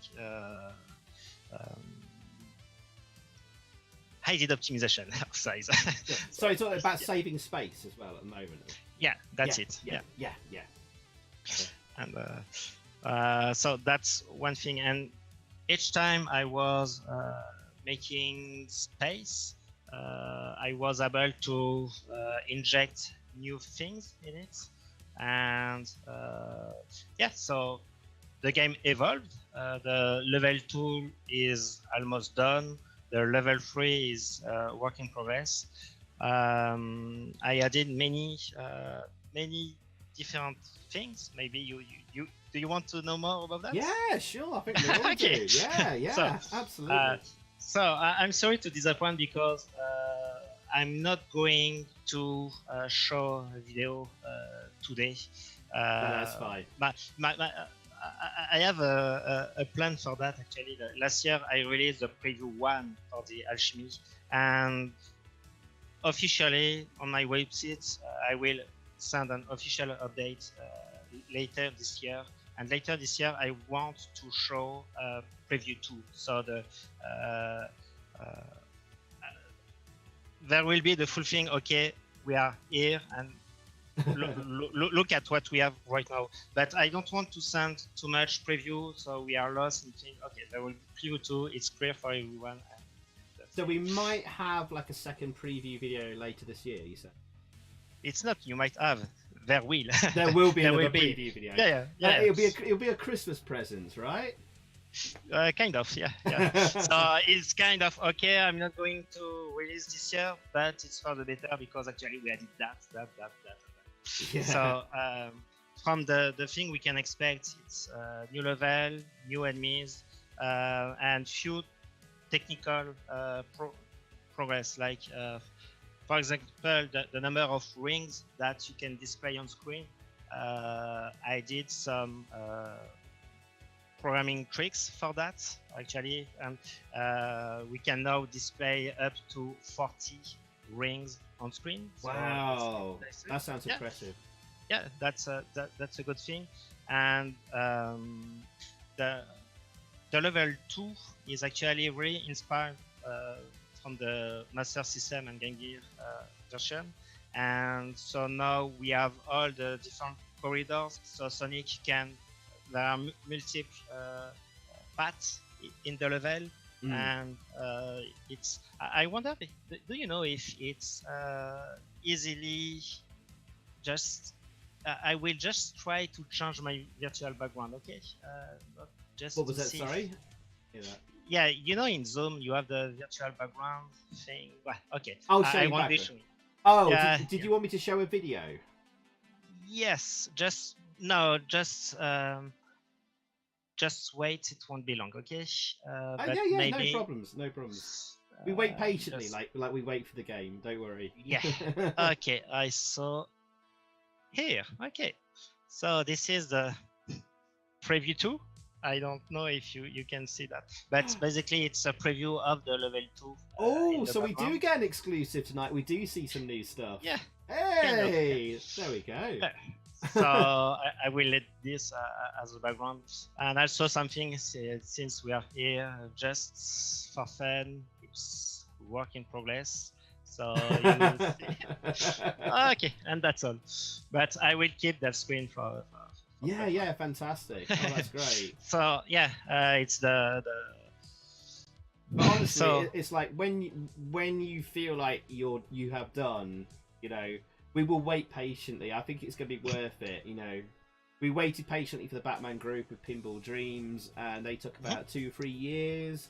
You know, yeah, actually I have to say that I'm super impressed by the quality of everyone in the AMSTRAD community. I mean, if you look at the games currently in development, I have in mind the Ghosts and Goblins, the one from Cyphers, but also the Golem 13, the secret project of Fududu, but I won't talk about that. But are you going to give us another exclusive here on the AMSTREAM? Oh, okay. Don't get yourself in trouble, right? It's his project, but it's really, really good. And yeah, if you see also just the regular AMSTRAD platform with the Pinball Dreams, the R-Type games, and all those things, it's really great games. And, yeah, we've had so many this year already, I know. And yeah. So you could have take those games and release during the commercial life of the AMSTRAD, and that would have been a hit, definitely. Yeah, so, absolutely. But it takes all these years, doesn't it, for people like yourself, like demo coders, to start unlocking like the hidden secrets of the AMSTRAD and finding new programming techniques and tricks and things you could do on the CRTC chip that someone in 1987 wouldn't have dreamed of thinking about, you know. So here we are, 20-30 years later, we're finding new things all the time. I will say that on the AMSTRAD CPC for the demo scene, there is this thing of discovering new things, and Yes. yes, it was hidden from the spec, and Longshot discovered how to split a screen, and there were lots of things. But I will say that for the ASIC, actually, people were lazy. Sorry to say that, but everything was there. The Amstrad released the spec of the Arnold 5. It was the code name of the thing. That's right. Everything was there. It was just a matter of using the features. But since all the commercial games they just took the features and used like that. Of course, with my background of demo scene programming, there were some few things that are more obvious and you want to use. But Sure. My point here is that I don't think it's not that hard as in the older platform, as the AMSTRAD PC. Yeah, like I have some bad surprise. I have in mind the Roudoudou made an intro and invitation called Rouleau de Printemps with my wonderful French accent. But basically, it demonstrated like a scroller with a nice message, and I was impressed by that because it's clever programming to display this thing, and so there are a few things that we can expect. I'm sure we are going to see in the coming years new things for the platform. Oh, that's really exciting. We need more Plus and GX4000 stuff. It's a console and computer that's never really been fully exploited, and now everyone can get a C4 CPC card, and pick up a GX4000 pretty cheap on eBay. Hopefully, I wonder if Gerald, the creator behind the C4 CPC, I wonder if he realized what he did, because it's really. Oh yeah, I know he's getting hammered with like new requests. Because I messaged him because I was like, I've got like 4 of my friends just emailed you and like they, what's going on, and he's like, I'm so busy and I'm out of stock of bits at the moment. So it's doing really well. It's doing super well. So I mean, in the Sonic GX project, what are the biggest sort of coding challenges you've come across with coding Sonic? Is that too big a question? Yeah. I spent a lot of time on just scrolling the background. There is people think that if you read the spec of the AMSTRAD Plus and the GX, you see that it has hardware capabilities. So they're scrolling, but actually you can just scroll the screen by a few pixels, and that's all. It's not like on a real console. If you take the Master System, you have a real tileset management. By tileset management, I mean that it's already there. It's planned by design that you want to draw few parts of the image composing a map, but you have to do all of that by hand on the AMSTRAD, and so it's not easy at all to scroll. Actually, it's a demo scene technique. You have to offset your screen. So this thing that was you have to do that. But now my personal challenge was to create a full screen game, and the full screen is you need to split your screen. Sometimes you have a case where you have to make 3 splits on the single screen. Sorry, it gets a bit technical. No. We love all this geeky stuff. For that, I had to use the DMA interruptions. But basically, you can use you have DMA to play DMA audio. You say the GX, you can play by hardware. You send a list of audio registers and it get played, so your music get played automatically. But you can also use them for interruption, and I rely on this and also the free for the developers. But and it was difficult for me to use because it was bug. I mean, there is a known bug that you can't use the ML0 and pre. There is a fight with that, and I had to understand. There was a super thread about that on the CPC wiki. So it's the main site for developers on the AMSTRAD. And of course. It explains how to work around this bug, and it took me some time. But that was one. It was complicated. So is that a bug related to the DMA? Sorry. Yeah, it's a hardware bug. They did that really wrong. Clearly. Oh, right. And it's interesting hearing you talk about the DMA because most people kind of just assume that, well, been led to believe the DMA is just for like playing samples, but you can actually do it. You can do all sorts of stuff with the DMA, right? Because it's just there to unburden the CPU from certain functions. Is that right? Or yeah, you can. Yes or no? You can play. It's the DMA usage. It's made to play audio. That's the original purpose of the DMA. Because you can actually send to the audio chip the data much faster. So that's one fact.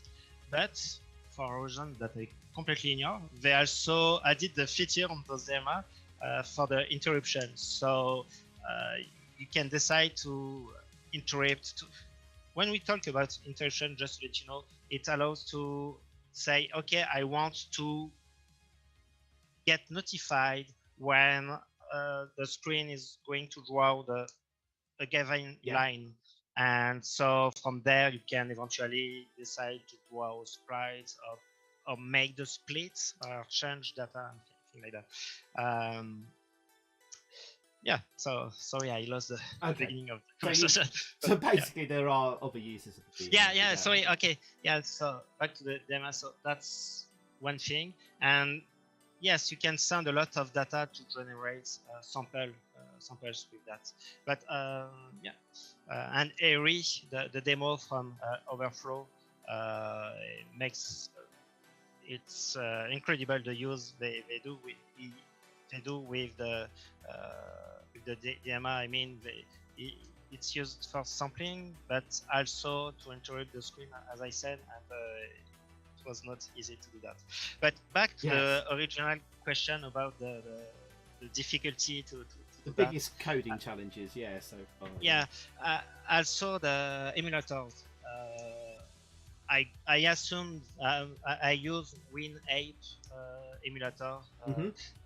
It's now a bit outdated as an emulator. Actually, it's outdated. But it's been a few years since the last update, sadly. It's outdated, but the emulation is pretty good. It's still pretty good, even for the plus in it. And I'm completely in love with the workflow. It's super easy to debug. It's super easy to watch the different registers of the machine. Yes. And I really want to continue that. But unfortunately, I realized that, okay, cool, my game, it's working nice in the emulator. And then I try on the real hardware and boom, it's not working. and then when it's not working, it's super hard because you have to think about what will make the console crash, what will be the difference. And then you realize that stupid things like the pre, there is an hardware register that is called the pre, but on the real hardware, you can just write to it, but you can't read from it. Okay. And it's in the hardware, but Win8 actually do the read and write the same way, and it's there are a few things like that, and it was really frustrating. So actually, I have two emulators of choice. I'm using a mix of Win8 for the development, and I really do enjoy the Retro Virtual Machine emulator. It's a new emulator. Yes. And I don't like the fight. It's not AMSTRAD specific, but the AMSTRAD emulation is actually pretty good. It is. Really I had good, access I had access to an early preview of a new build, and the AMSTRAD Plus support is actually pretty good. Is and it? I'm Because, really yeah, for the rest of us public, we haven't got the latest version that has Plus support, I think. Yeah. It's not out yet. And I'm really in love with what they did with the screen. You know, they rely on shader to create some Yes. CRT Yeah, you can do the artifacts. CRT effects. It's beautiful, beautiful. So that's I really enjoy this. I would like this simulator. I would like some other thing. We still need in the AMSTRAD community open source emulator, so something very open about that, and something that that is perfect for the development. It's a bit sad, the state of the AMSTRAD community. If I look at what happened on the Commodore scene with the C64, they have one emulator, it's Vice, and everybody is contributing to that emulator. When there is a new when there is a new demo that push the limits of the C64 and that the emulator is not supporting, well, they just iterate on the current this version and it evolves. And there is one emulator in the community, and they don't try to make something. But on AMSTRAD, we are not able to do that. On AMSTRAD, it's like that we have in development like 5 emulators in parallel. And the issue there is with writing an emulator is that it's easy to make I think, because I did not write an emulator, but I think it's easy to actually reach a good overall compatibility, but the last 10% of the hardware, all the different things, it's where it's complicated. Indeed, yeah. I agree with you that it would be really nice. Maybe we can have a talk with Executioner who makes Win8, because I think he's probably stopped development now. He has been about a few years. Maybe he might make it open source for everyone. Who knows? But I do hear. I agree with you. We should be all collaborating on one emulator. That would be a dream project. I mean, I love Win8. I use Win8 on my streams. I love Retro Virtual Machine, but it's a big hog on my resources, so I can't use it for streaming because it will start lagging with all the stuff I got running, which is a shame. But it is probably the most accurate so far. I mean, I think the sound emulation on WinApe isn't perfect. It's better on CPC-E, but the colours are not very good on CPC-E emulator. So, each one has its like pluses and positives and negatives at the moment. Yeah. I really do enjoy the recent work of CNG Soft with his emulator, its CPC-E. Yeah, because I really like. I haven't tried it in a year or two, so I apologise to CNG if he's improved. The latest version is really accurate, and it runs perfectly fine. Sonic. It's open source, so that's a good thing. The only thing that is missing is a good UI, and CNG Soft is perfectly aware about that. Yeah. But I would love a generic UI, and even better, a UI that match the WinApe workflow for the developers. Yes. Yeah. Anyway, we'll get off the subject of emulators. We're not here. We want to know more about Sonic. Anyway, so yeah, I wrote out a question here I wanted to ask you, and it's something that's sort of been on my mind because I'm making a little GX4000 video at the moment. I'm really interested to know how. I mean, you've kind of actually already answered a bit of this already, but I want to know how easy or good to use the new GX4000 features for you, like the palette, the hardware scroll, hardware sprites, because you now have access to the 4096 colours, but more importantly, the hardware scrolling and sprites. And I think I was saying to you when we were talking before the stream that I remember an interview with the coder of RoboCop 2 on the GX4000. I think it was Andrew Deakin, and someone asked him, it must be a luxury moving from the CPC to the GX with its hardware scrolling and hardware sprites. It must have been so easy, and he wasn't very happy with it. Yeah, I remember he bemoans that it came with too many new issues and seemed to suggest that it wasn't well implemented, the hardware scroll and the hardware scrolling. What are your thoughts and findings on that? Yeah. So the lack of hardware tileset management is my number one complaint. So it was lack of hardware tile. What? Sorry. Yeah, the lack of the ability to display a background with multi-directional scrolling easily. For me, it's a major issue. Every console, the NES, the Master System, and other, every console features that. So the real console features that. Here we have the GX that is like an AMSTRAD PC, a computer with its character-based displaying, and it's not a console really. They've added that on top. Yeah. But this thing about the scrolling, the sprite also. Usually, for example, on the C64, you can say, okay, I want this sprite at this position, and most importantly, you can say that the data come from that location in memory. Unfortunately, on the GX, you have to actually copy the data to a specific location in the memory. So, and this is a big constraint because, for example, when you have in Sonic Sonic running, you have to tell sorry, the Z80 processor, you have to say that, okay, copy the data to the sprite, and this to the memory for that sprite. And the issue is that when we do that copy, we are losing time for doing that, and that time could be for something else. Yeah, so that's also one other complaint. So my complaint will be the sprite management is good on the AMSTRAD, but you cannot say, okay, I want this sprite to use that that location of memory, so that would allow to animate a character without copying the data. So it's also something that bugs me a little bit. Gotcha. Actually, I was super impressed by when I first read at the spec, seeing that we had 16 sprites on screen available. I was surprised by the number. It's really big.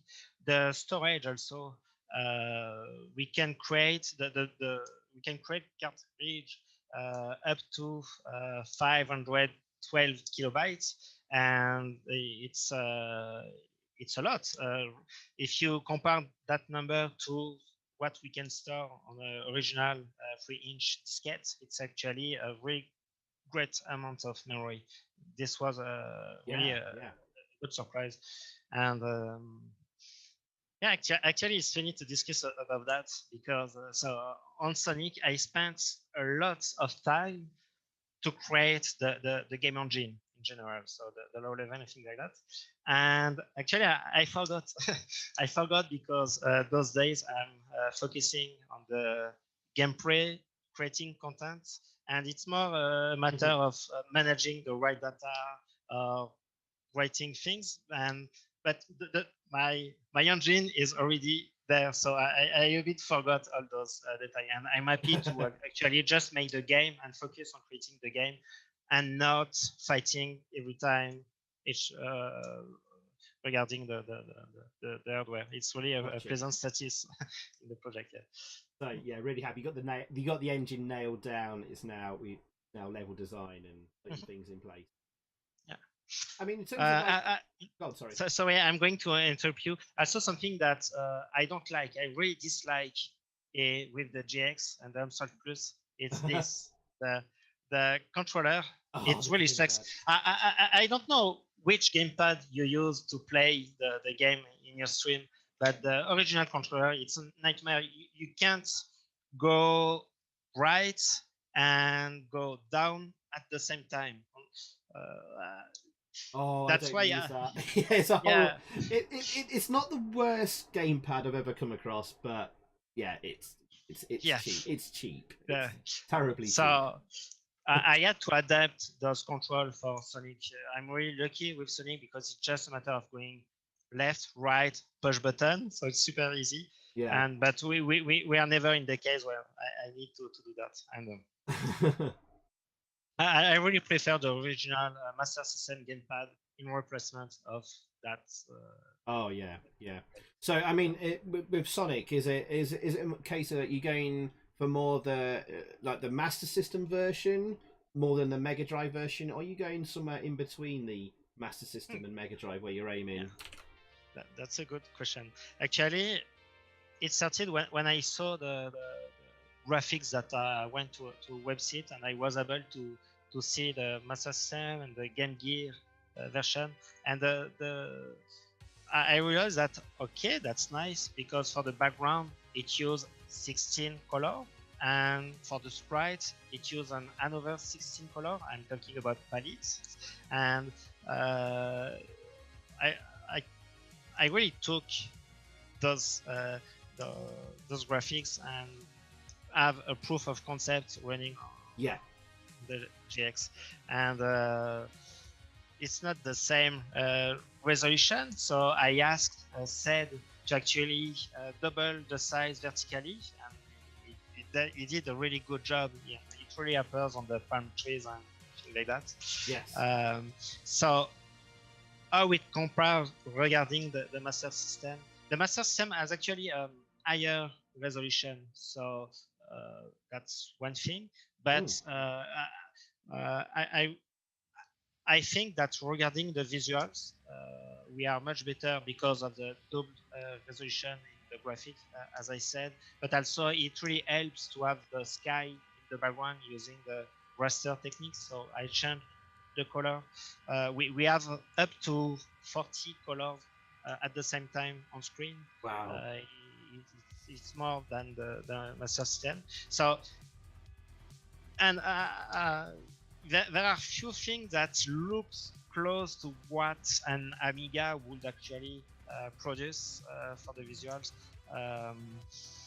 So yeah, I would say it's between the two platforms, but right. It's more a super 8-bit that's not yet a 16. In terms of the feel of like the controls and like the jumping and the movement, again, is that more towards the Master System version or Mega Drive, or are you going your own way in sort of like a hybrid again? Yeah, another good question. Actually, the I take inspiration from the Game Gear version. I'm not thinking at all about the Mega Drive version, so it's really 8-bit version of Sonic, and I look to the level design of what they did, and I try to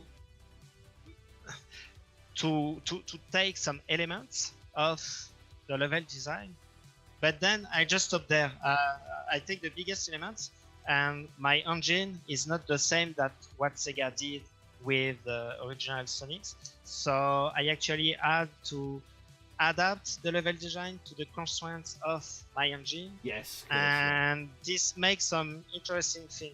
I believe that for the level 2 that actually it was just finished this week, so I'm super happy about that. But it's more complex. It's we have a larger gameplay for that. And I think it's better. So I took some inspiration for a few things, because you see the virtual background behind. Yes. It's the corridors, and it's there also in the original Sonic. So that's what I say actually since the beginning. I created this project. It's not a remake of Sonic, but it's more like a new episode, a new adventure. Right. So yeah, people shouldn't expect like your version to feel and play exactly like the Master System one or the Game Gear or the Mega Drive. You've got to understand. Yeah. And to be honest with you, reaching the perfect compatibility, it will be hard for me. It will ask a lot to get pixel by pixel the same copy. I'm really impressed by the Golem's 13 work with the Ghosts and Goblins, because I discussed with him, and it was super pleasant. And for him, it was really important that every pixel exactly matched the original version. I'm not here, and actually, it's important for me to have some kind of creativity, personal creativity on that. Gollum's in the chat, by the way. Just seeing him there. You know, I have a lot of friends in the chat. So also, just quickly, hello to Dan Ibbotson as well in the chat there. Welcome, Dan. And everyone else there, I will get back to each of you, and we might do a quick few questions for No Recess from the chat as well. So sorry, guys, I've been ignoring you, but I'm concentrating on No Recess, of course. He's only with us a short time, so his time is precious. He's got Sonic spin. No. Actually, that's an interesting point. When you say my time is precious, I'm not doing that so much code. I mean that my brain is like a muscle, and I can't always be coding and coding and coding. It's not working like that for me. Yeah, sometimes I could get a really good inspiration, and for the next 2 hours I could implement a new system in the game, and yeah, it's super cool. And sometimes I just feel for some Netflix, and I just don't care. So I don't put pressure on me to release the game. No, that's the right way. It's like when I did the PHX demo. Actually, it was supposed to be released 1 year before the release, and then I decided, hey, we could just add another year to create a new part, and actually it allowed a lot of polish on all of that. And so I'm doing the same thing for Sonic. I want to make the best Sonic I can with that, and it takes the time it has to take. You've got to do it in your own time. We don't want you getting burnt out, and you've got to enjoy what you're doing as well. If you're just coding like every day for a year, it's just you will end up burning out and then just ditching the project. So we don't want that to happen, do we? You know, I'm going to be honest with you. Sometimes it's not fun. It's like creating a demo. You have some real challenges. You are blocked. It's not easy. You have to rewrite some parts like 5 times, and it's not present. But if you take the time, if you use some methodology, you will realize that, okay, I did that, it's a good step, and hey, I'm really happy about the result, and it's here. You get your motivation from here about the result. You have a personal accomplishment doing that. It's rewarding. I perhaps shouldn't have used the word fun, but once you've achieved something, you know, and you see something running for the first time, it's rewarding. So as long as the project remains rewarding to you, you know, you will carry on with it, of course. Yeah, and you know, it's really fun because so my profession is doing my real profession is doing programming, so every day, and I'm programming on big systems during the day, and it's just super pleasant actually to get back on everything, on some small portion of the code in assembly on a small machine. I like that. All right, I'm going to ask you a question, which actually several guys in the chat have been asking. Actually, are you worried about Sega getting annoyed at you at all? And actually, a follow-up question, second question: why Sonic, and why doesn't he fancy Mario? Is he afraid of Nintendo suing him? Actually, your question tells everything in it. We know that I looked at the remakes that were done, and if you look at the Mario clones, there is no Mario clones. Nintendo, each time they are killing people making remakes. The C64 one got shut down within 1 day. They really protect their license. And on the other side, when I looked at the Sonic remake, there are so many remakes. There is even a recent video containing 20 Sonic remakes on different platforms. So I'm just, with Sonic GX, I'm just one other project. I tell to myself that, okay, it's a 30 years old platform with, I love our community, but I'm sure that maybe we are we will be 200 playing the game. I don't know, but I believe it's a really small number, and it's not it's not like we are going to sell copies of the game or make benefits out of it. It's really a labor of love, and we give back to the community. So that's one thing. And I talked about the case where, okay, Sega is writing me an email, you have to stop the game. Then okay, we will stop the Sonic GX project, and I would just ask SED to create a new tile set. So I will keep the same game engine, but I would just replace the graphics with another. Replace Sonic with Roland.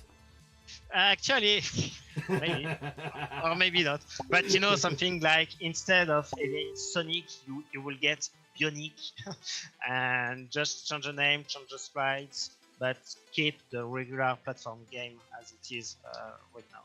Yeah. So, and you know, the project. Also, I got a funny quote on the Twitter when the game was presented last year. It was actually like a test. Okay, if you know, I did not share to everyone a copy of the preview, but it's there on YouTube. So maybe they're aware about that. Mm-hmm.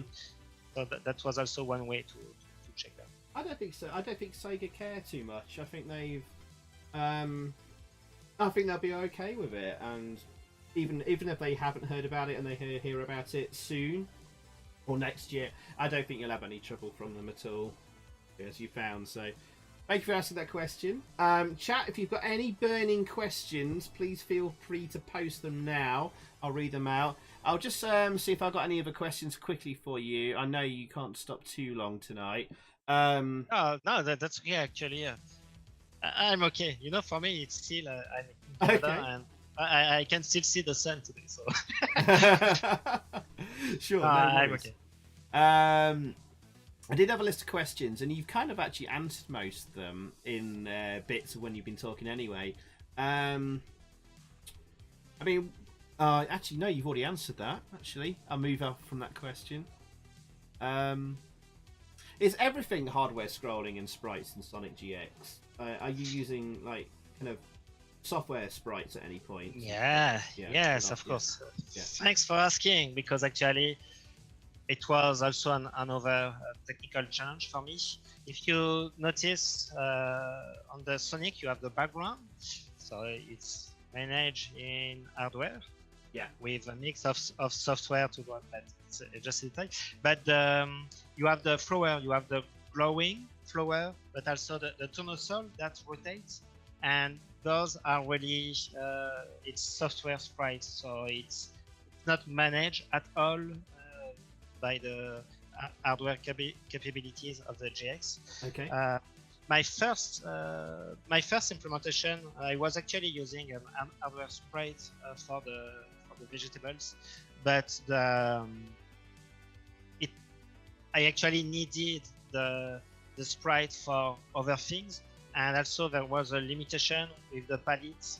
So in the end, I just made using software, and it's not that easy because you have to.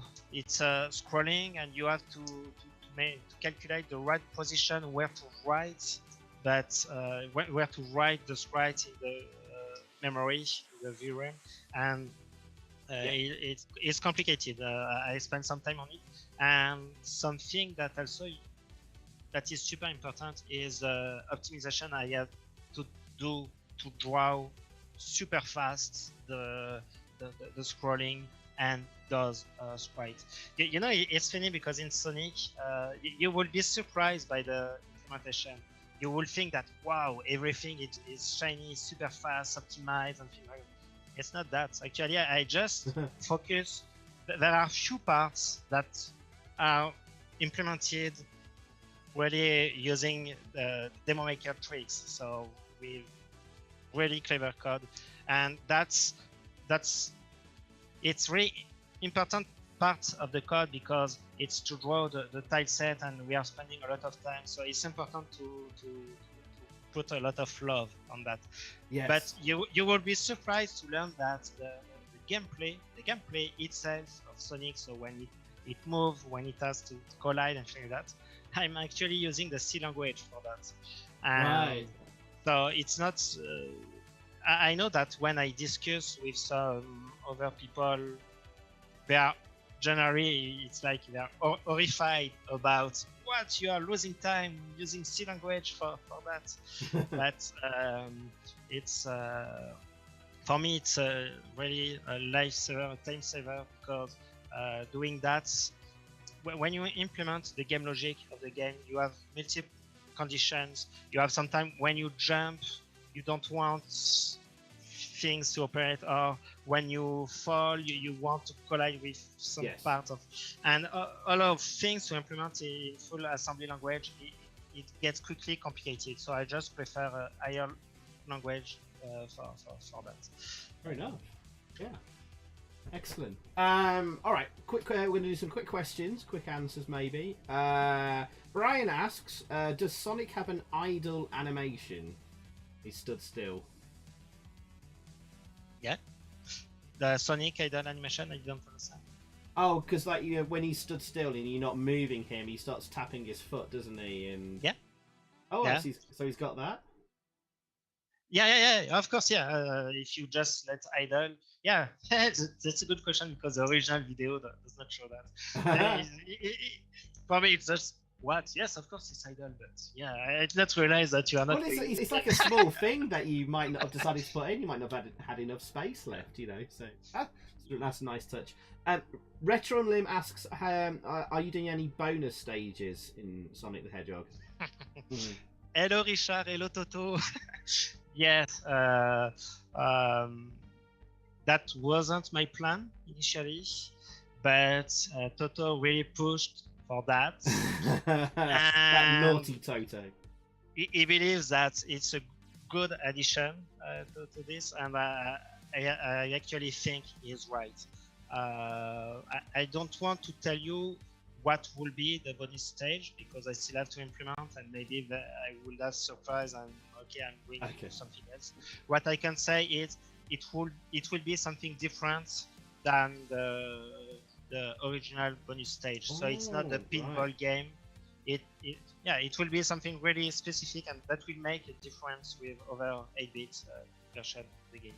Fantastic. Kev Hal asks, I remember seeing Norecess name on the credits on the Batman Forever demo. What involvement did you have?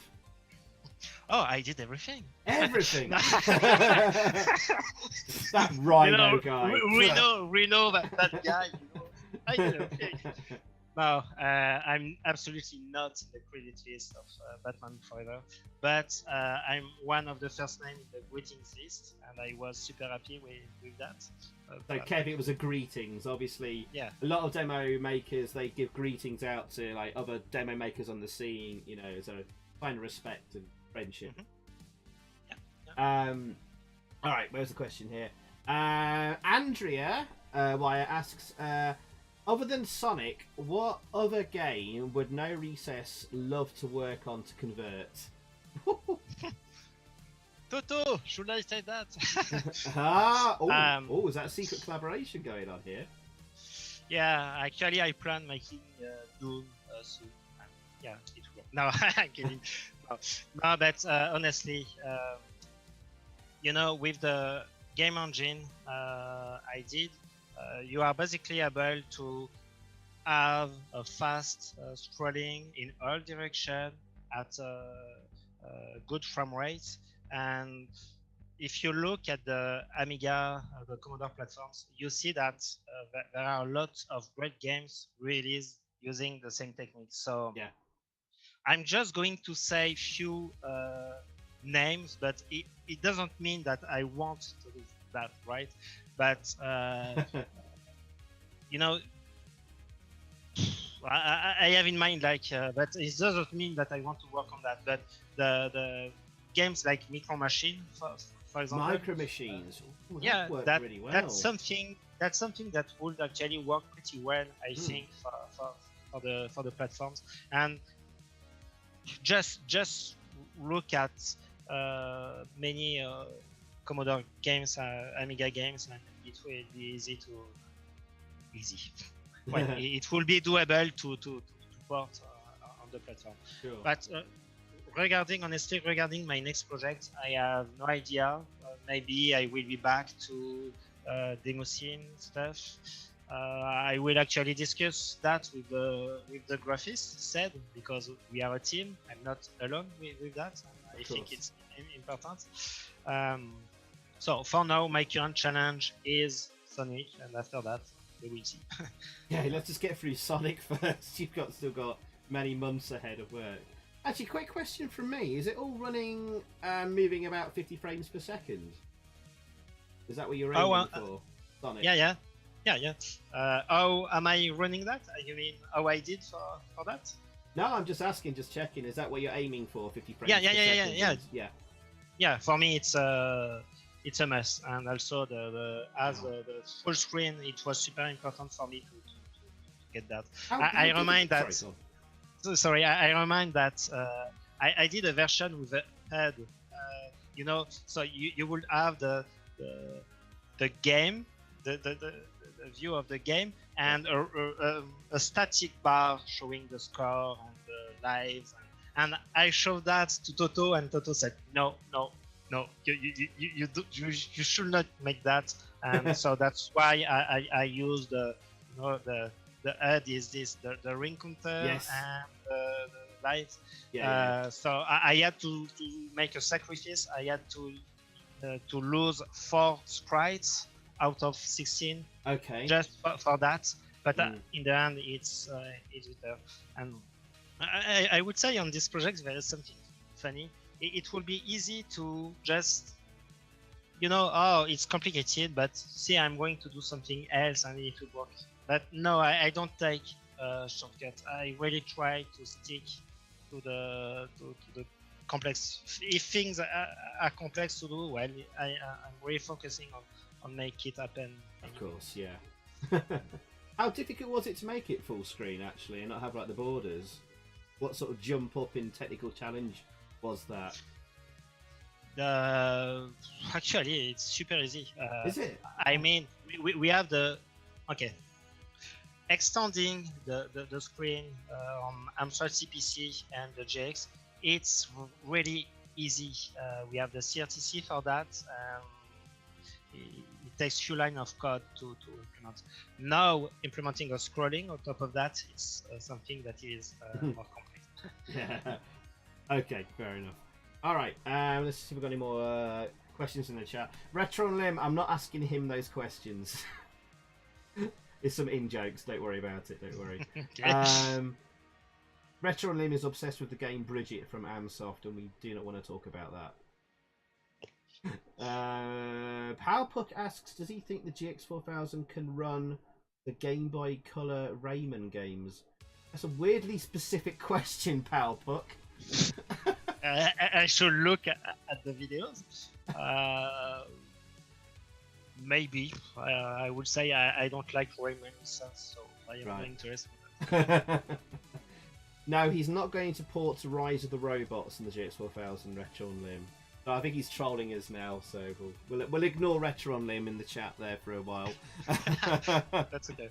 Okay. I see that in the chat, Toto wrote, "It's all my fault."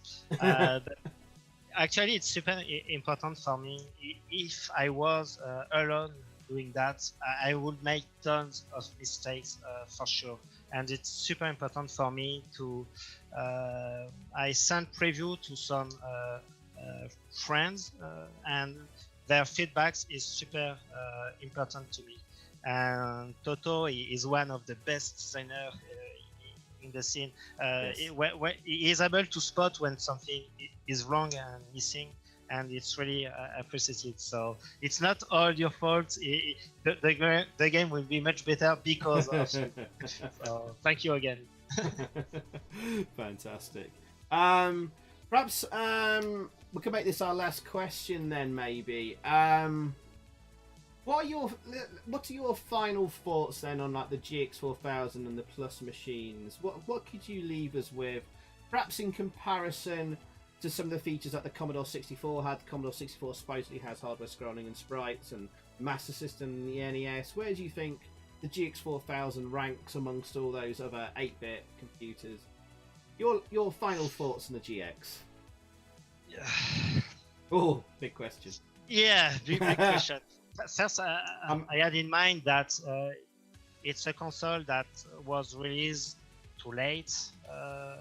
It was too late to release the GX. You are talking about the C64. The C64 was released in '82. Yeah. And the GX was released 8 years after, so it's really super late. And I think specifically, how does the hardware scrolling and sprites differ to the C64s? Yeah, C64 they have actually 8 sprites, while we have 16 sprites. So they have 8 sprites, but they have super good sprites. I mean that they are able to define any portion of the memory and use this as a sprite. So it's really good. But after that, it's pretty similar in the way we can program. I mean, we can also reprogram the position of a sprite when creating a frame. It's pretty similar. And yeah, by the way, I did few experiments with the C64 like two years ago, just for a few months. When I left the revision, I did some programming on it. But, no, actually, it's good to try other systems. It is. We love the Commodore here, and we love the Spectrum. It was super interesting to discover the platform and to realize that, I just knew about the Z80 CPU, and discovering a new CPU, and to realize that there are some similar constraints, but on the other side, it's so complicated to do a few things. But I quickly realized that, and it's exactly like for the AMSTRAD, I could produce something for the C64, but basically you need 5 years, 10 years to impress people. Yeah. And I did not wish to spend too much time on the C64, and also because actually the visuals, the generated by the C64, it's ugly. I don't like the palette, and I think that the AMSTRAD has a really good palette, and so the GX is fantastic for that. And also I was programming on the C64 for a bad reason. I mentioned that the PHX demo was ranking second at the revision, and I thought, okay, so to win the revision, I have to make a demo on Commodore, since the C64, the winning demo was a Commodore demo. Right. So I did this for 3 months. I had some fun, but after that, I went back to the AMSTRAD. Yeah. Well, of course, I mean, like, we are a smaller community, but we're a very, very friendly community as well. And I think, like, when someone like yourself, or Gollum, or Toto, or the Batman, or whatever, when they make a product, everyone on the scene will know about it. Hey. No, I'm not happy. You forgot someone super important in the AMSTRAD community, and more importantly, in the GX and AMSTRAD Plus community. What's that? And he's here with us tonight, and I'm sure. No, I'm talking about Rododo. Don't forget him. Maybe which name? Sorry. Rododo. Rododo. How do we say that in English? But I know that he is watching the stream. Right. I just reeled up a few names because I'm missing like guys from the 4 megahertz team and Retro Bytes there and all that. But my point was like when one of them produces a new product, everyone on the AMSTRAD scene gets to know about it, and you get extra attention and love for it, because on the Commodore scene there are so many demos and games being released all the time. So you're a bigger fish in a smaller pond, if you know that expression. Yeah. As I said earlier, when I was impressed by the quality of the production. Actually, what also impressed me is the community is super small. The C64 scene is very large. There are a lot of users, there are a lot of developers, and the AMSTRAD community in comparison is really small. But what we are able to produce as a small community is, for me, it's really impressive. And we got some production with a really super high technical level, and that, for me, it's what makes the platform so interesting nowadays. Yes. Okay. Have you got any final thoughts or anything that you wanted to talk about or say before we finish tonight?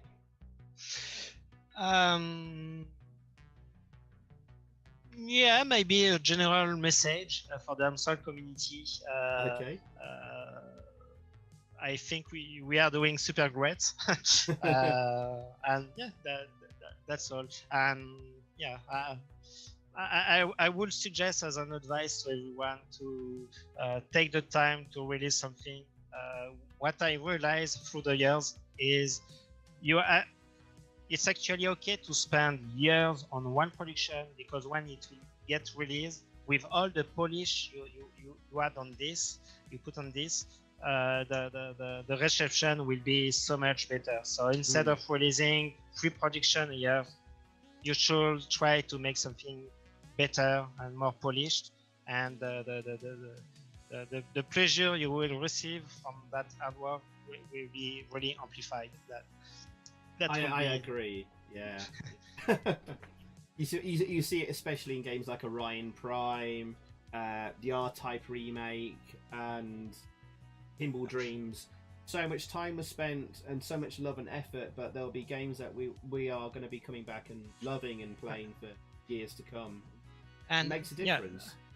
Yeah. And to finish the interview, I would just to make the credits list of Sonic GX, if you don't mind. Yeah, of because, course. Yeah. A lot of people reports that the audio is really good, really well done, and I also believe it's well done, and it's the work of Targan, Julien Nebo. Targan, yes. He did really good work.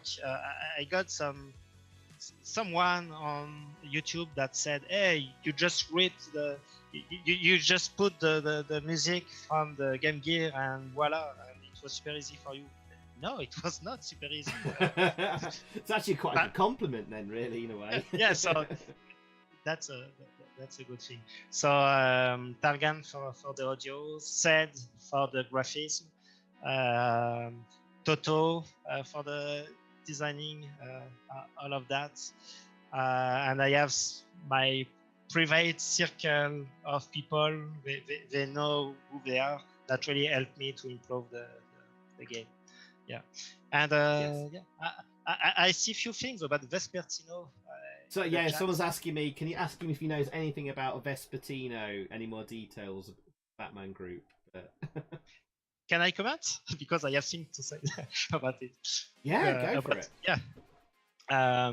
Actually, I was surprised by the game being released on a separate expansion. You know, AMSTRAD did this machine with the cartridge that is called GX and AMSTRAD Plus, and I was surprised to see a game actually stored on relying on more RAM, storage.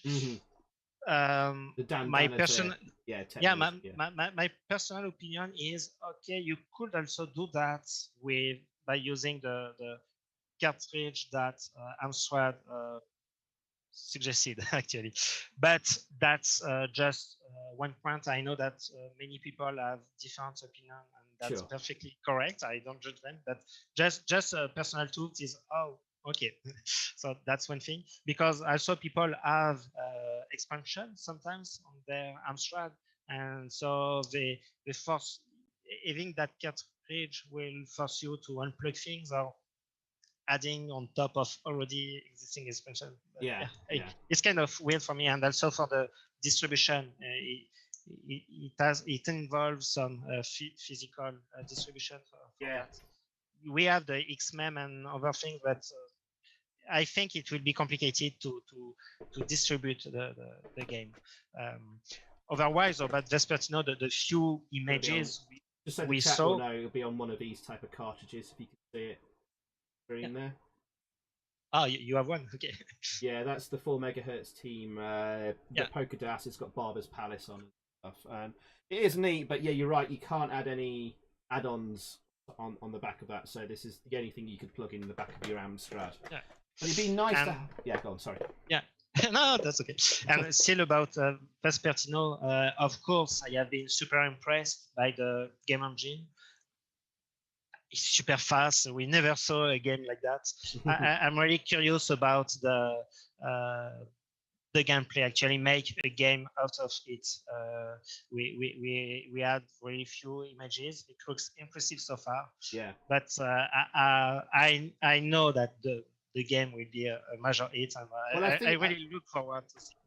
I think Rhino has said that the actual core game and the gameplay doesn't need the Dandanator expansion card. It will run. You can load it off a disc and a tape and play it, but it's all the extra stuff, the menus and like the digitized graphics on the menu and stuff like that. All that needs all that extra space and memory to work with. So I'm sure Rhino said something like that. So you know, actually, back to Sonic GX and the topic of this discussion. Yes, yeah. That's why I make a point to restrict myself to the GX platform. The GX is not the AMSTRAD Plus. The AMSTRAD Plus is a computer with the double of RAM of the GX. Yes. But 6128 Plus, yeah. I really think that I don't say we, I'm not including everyone, but my personal opinion is that I want the game to run on the original hardware like it was intended back in the days. Gotcha. And yeah. What AMSTRAD designed is a cartridge that you could run on your AMSTRAD Plus machines and your GX and have friends playing with it. Of course, it never happened. We know the story, but sometimes just using the more RAM will benefit me so much for Sonic. But also sometimes when you have more constraints, it allows to think about the problem differently, and so it allows. Few things say, okay, I need more RAM because it's not going to work. And okay, now you have this limitation, and I could try to make it work. And finally, after a few days of thinking about that, you have a solution, and then you are glad to find a solution. You will be surprised how complicated it was to get Sonic GX onto just fit the memory of the original GX. It was really, really, really complicated for that. Don't forget that half of the memory is used just to display the image on screen. Yeah. 32K, isn't it? So yeah, for me it's important to stick with the original hardware, and I have so as many people as possible can experience it when it's out. But also on the opposite, and I will finish with that. I'm really curious to see those products using a lot of RAM, 2 megabytes of storage, and all of that. It's not what I would do, but I will enjoy that for sure. Of course. It's very pleasant. I think any of us is just grateful for any new AMSTRAD stuff. So, Norecess, thank you so much for joining us. And again, if you've got any final last words, anything last you want to say quickly, please feel free to. I love you all. We love you too.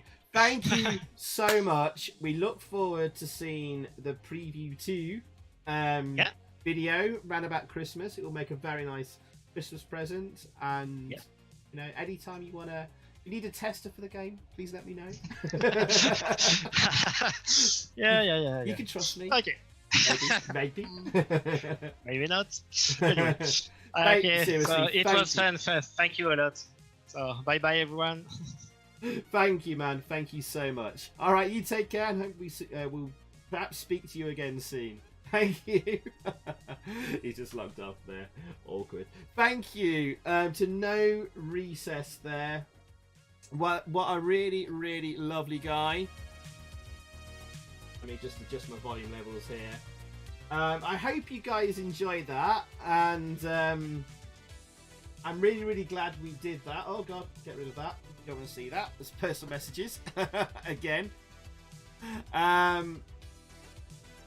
Yeah, guys, I hope you enjoyed that. What a really nice guy, and I think it's really important as well that, you know, on the AMSTREAM, we don't just play games all the time. I think it's really important we bring members of the community into the AMSTREAM, just general, you guys with me, but also coders as well, making these products, and give them a spotlight to talk to us, and we can ask them questions and stuff like that. It's really, really important, I feel, that we support those people too. And yeah, so I hope you enjoy that, guys. I hope to do more like that in the future. I see there are some people here in the chat who are involved in coding on the scene as well, and maybe I'd like to speak to you guys at some point. Please feel free to reach out to me via Twitter, Facebook, whatever. You can find me. And if you want, actually, anyone wants to join our Discord, there's exclamation mark Discord. There's a link to my Discord in the chat there. So, thank you, Novabug. Thank you, Richard Vivash there. Richard, welcome to the stream, matey. I know there's a lot of people joined in as well, joined that interview, but I didn't want to talk over the top of Norecess there. I wanted to let him talk and not get interrupted by things on the stream. But welcome, Richard. Thank you, Maud. Thank you, Johnny Boy. And Jerome Lasso as well. Thank you there. David AST as well. Thank you. Thank you, Jimmy. And Edward as well. Thank you. Demetrius asks, where are you from? London, Brighton? Your accent sounds more like Brighton. I'm actually from Leicestershire, but I spent most of my life now in Nottingham. I live in Nottingham in the UK.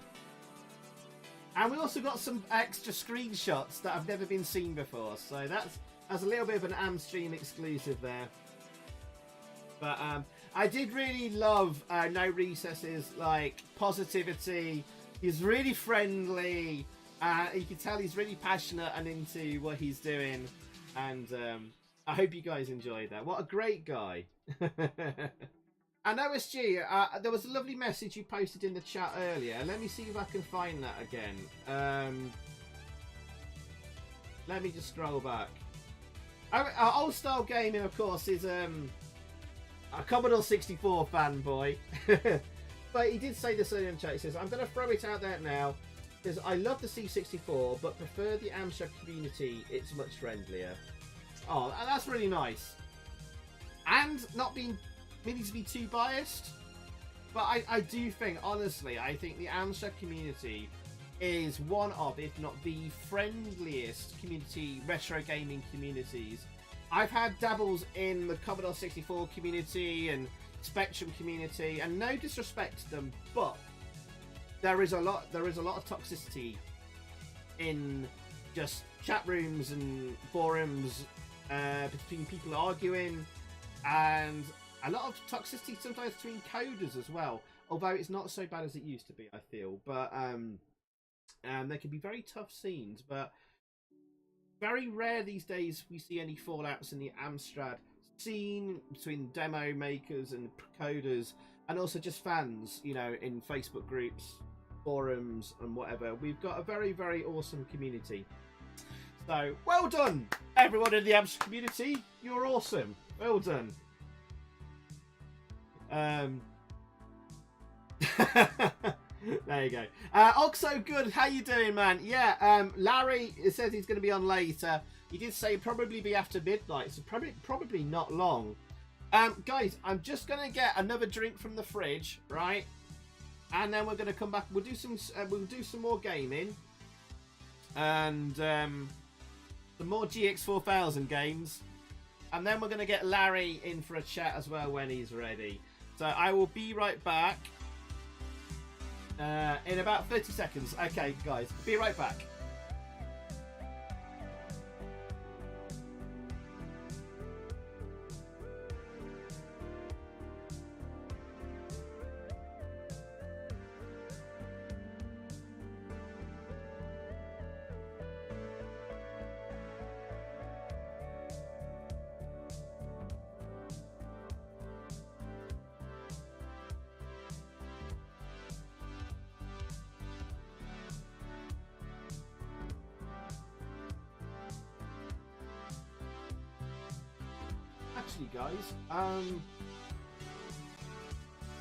Actually, guys, let me just nip to the bathroom quick. While I'm in the bathroom, I want the chat to vote on which GX4000 game you'd like to see next on the stream tonight. So let me know in the chat. Request which GX4000 game you want to see. Although I have done last week a lot of Burning Rubber and RoboCop 2.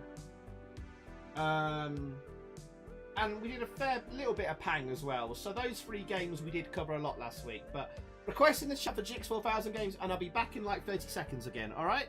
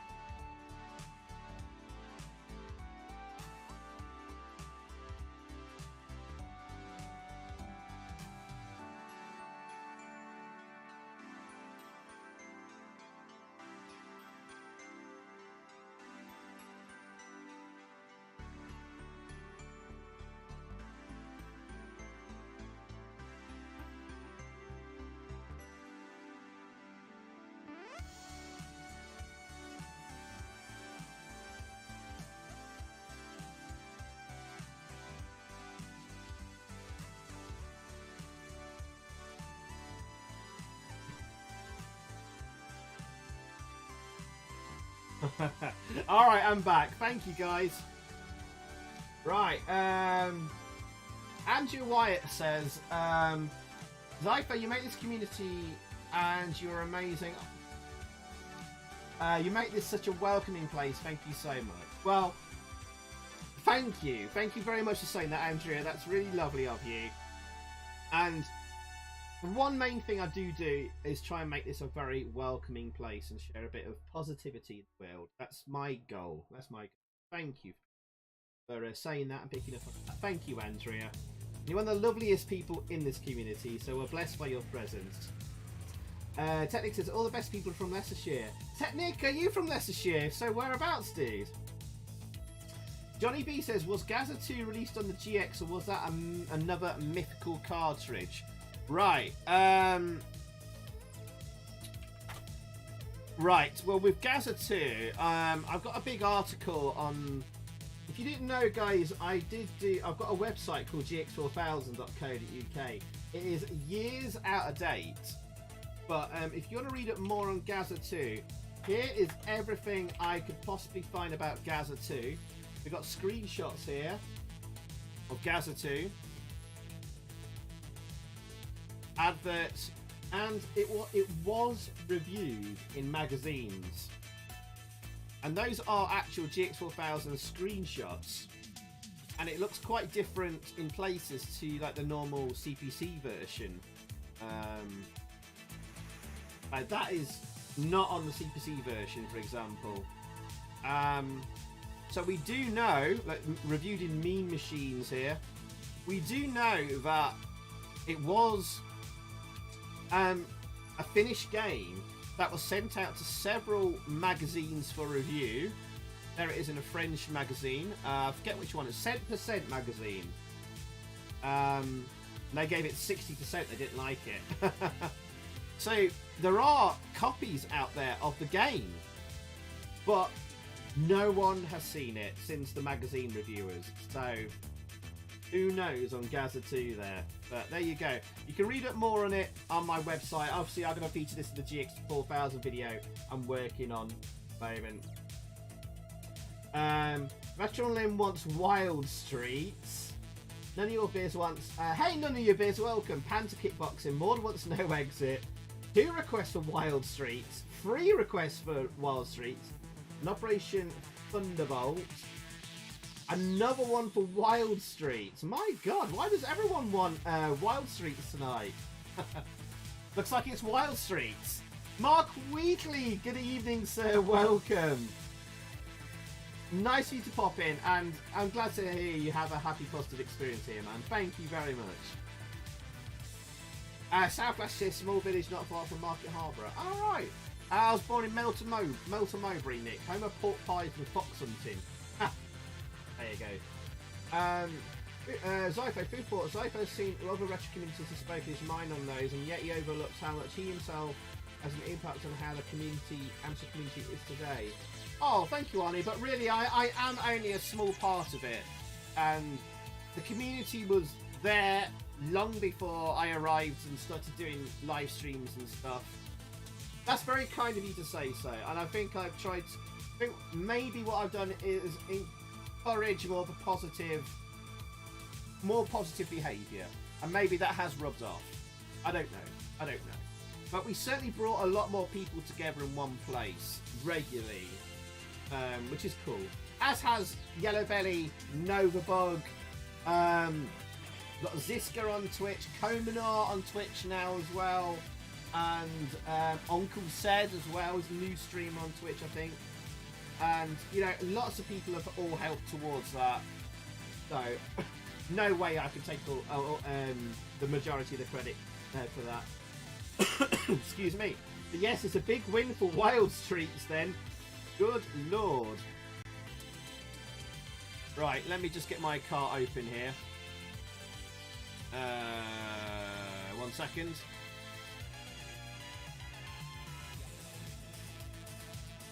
Right. Pause the music here. We'll get Wild Streets up. What was OSG saying there? OSG says, I hated the AMSTRAD before I met you and Nova. Now I only slightly hate it. only slightly. Right, I'll get the Wild Streets car in there then. Off. Oh dear, this is one of the worst games on the GX4000. I don't know why you guys are requesting this one. It's also one of the stupidly easiest games as well.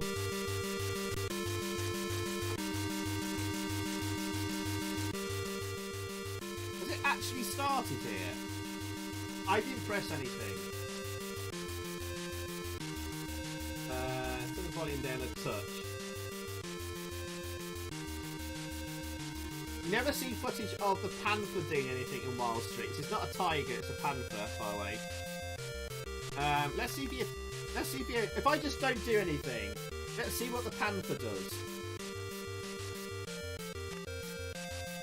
See, I've been attacked there. The panther's doing sod all. Stupid black cat. It starts straight away without pressing the button. Well, actually, there's slightly, Craig, there's slightly different colours used in game on the palette here, I think. Alex, sorry. OSG. This a beat 'em up? Yes, it is. Me and OSG were having a big conversation about beat 'em ups earlier.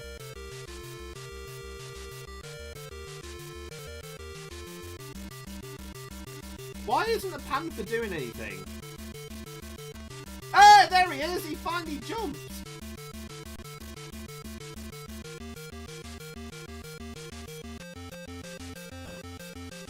Oh, I used the gun there by mistake. And they just keep respawning. So you might kill all the enemies on the screen. And they just respawn. So all you want to do in this game, guys, is... Oh, I just used... Oh, we can pick up more ammo, right? I didn't realise that. Just keep jumping and jumping. easier to do on a keyboard and a D-pad, but I agree, none of you biz. The Panther should have been operated in the way you operate the dodge in Shadow Dancer. Yes, yes.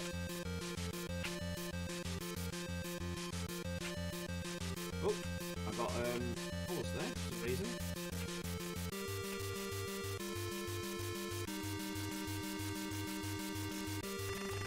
Oh!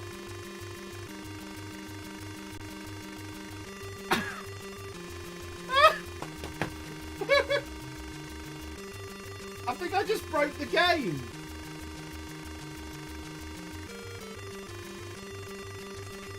I cannot get out of this.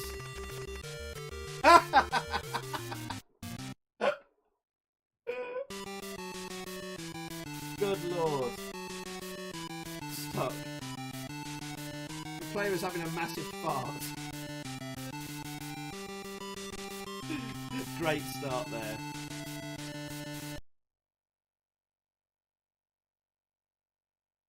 Zypher, so you have to issue commands to the Panther, then watch him ignore them because Kitty. I'm pretty sure I didn't press any key there and it just eventually went and attacked him. But I don't know. Is it in the manual? Does anyone want to check it out? Out for a nice walk with once Panther and it kicks off. Always the way. Yes. So we'll jump through this. Basically, we got to the last screen of the level and you can't move off any further. And then you have to fight off against a boss. But the boss is the same sprite as all the bad guys on the level. In fact, there's only one bad guy sprite per level, which kind of sucks.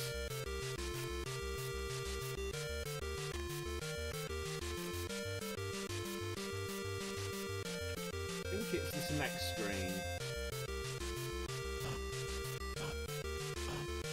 Yeah, the enemy energy level there was going down, so that's the first level. There you go. Easy peasy. I'm going to count the number of screens. 1, 2, 3, 4. Till we get to the boss anyway. 5, 6. 7, 8, 9, 10. Is this the boss? It's the boss! Oh! No, I'm running out of bullets!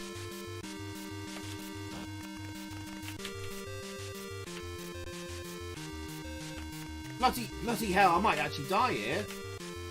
Now the Panther's caught.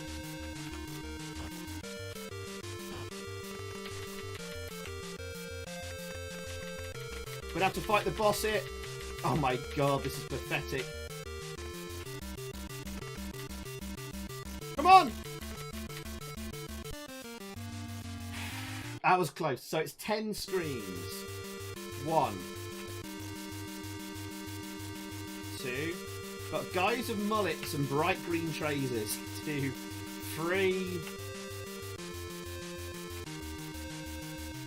4, 5, 6, 7, 8, 9,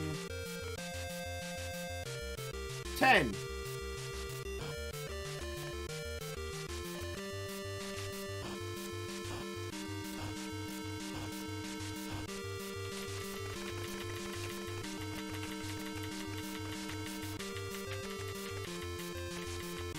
I might die here.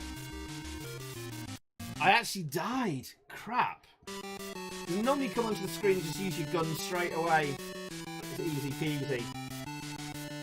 Yes, OSG, this is on the GX4000. This got released. So Titus just did a very, very quick dirty port of the existing CPC game. It's appalling, really. Really is. Retrolin gives it 8 out of 10. Next. Right, we'll beat it. Come on. We'll give. Well, I tell you what. We'll give it one more go. Oh, scores are coming in, and people are saying next. Play the 464 version. No, thank you. So 1, 2, 3. I mean, it's absolutely pathetic. There is no point fighting the bad guys here, because when you take them out, 2 more just respawn, and will continue on over and over. And you can leave the screen at any point. So why would you want to do that? Oh, hang on. What screen number are we on? 6? 7?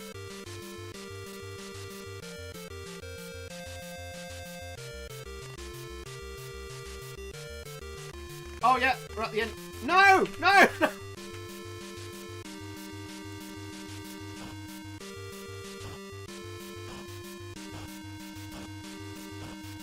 There we go.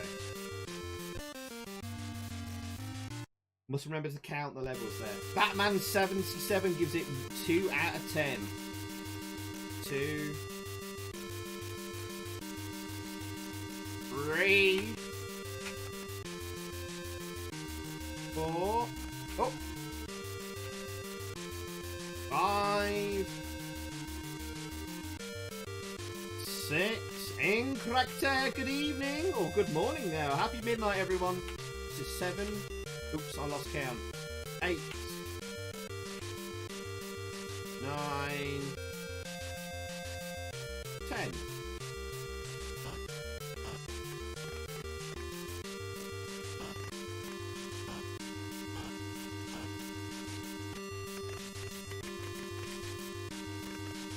No! I'm actually going to die here. Oh, God.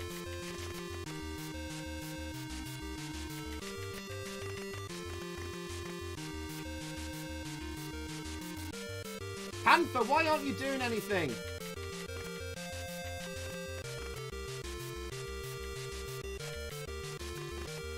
How bad this is.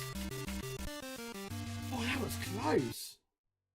On balance, it most likely the worst game on the GX. Oh no. In my opinion, that honour goes to no exit. Right. Screen 3. The count to 10. 4. 5, 6, 7, 8, 9, 10.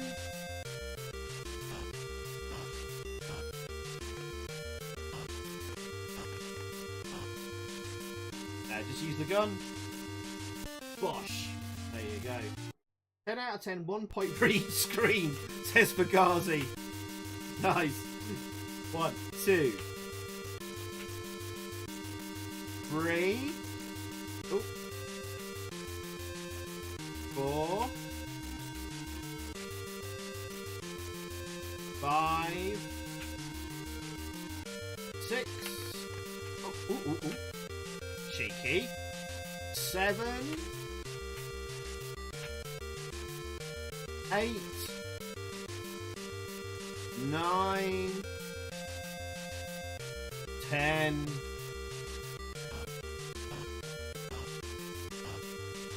There you go. Just when you get to the 10th screen, walk onto the 10th screen, just use your gun immediately and it should be good. Right, 1, 2, 3. I think this might be last level before you have to go all the way back again. 4, 5, 6. Lucas Rainford, how you doing, buddy? I didn't get a chance to... Oh! 6. Is this screen 6? I've lost count now. That's 7. This is 8, 9, 10.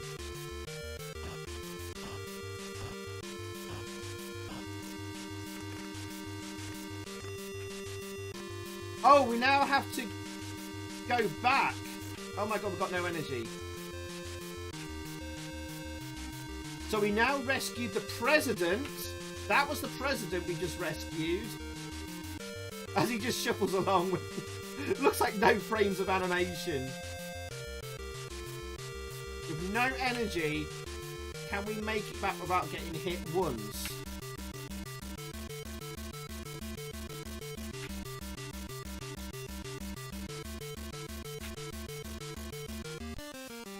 Yes. Oh, we're going to go back a few more screens. Oh, God. 1, 2, 3, 4, oh, 5. Actually, just walk through them. 6, 7. Oh, he's got some frames of animation now. His legs are moving. 8, 9. We've lost our panther.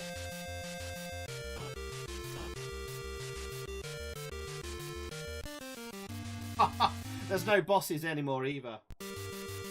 Oh, I think Larry's just messaged me. I shall check that in just a second.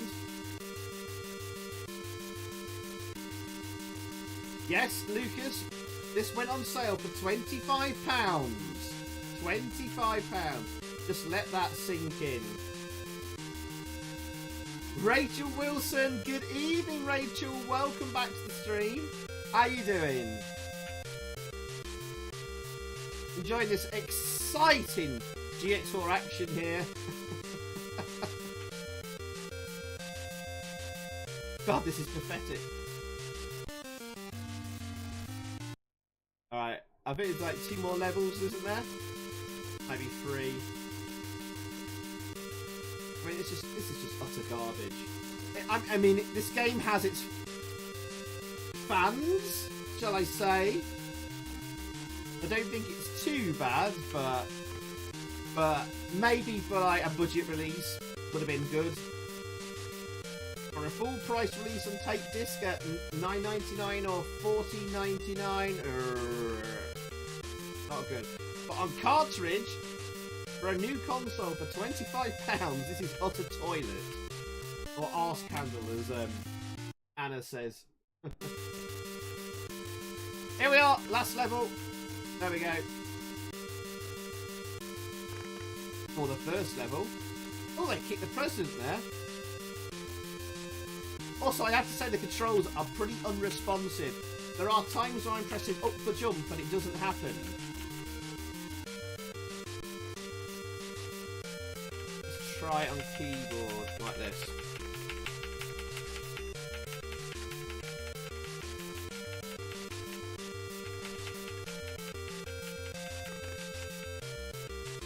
If the president gets it, I lose energy. That's not fair. There we go!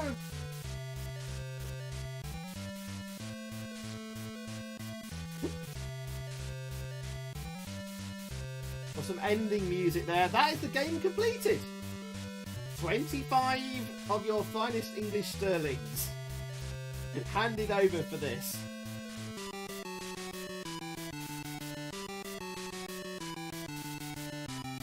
No save states used, no. Not needed. And that is it, Technic.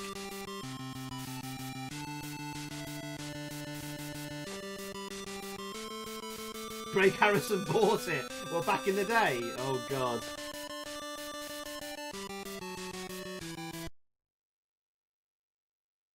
Utter crap. Utter crap. Let me just pause it there. I got a message from Larry. Oh! Larry's ready. Oh. Hang on then. Should we get Larry in?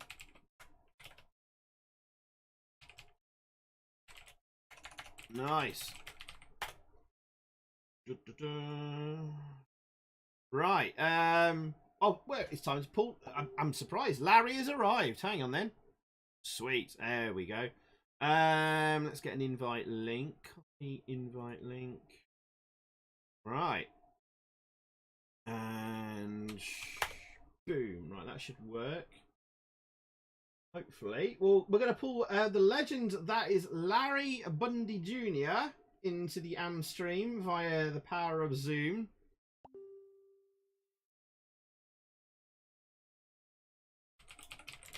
Let me just reply to him.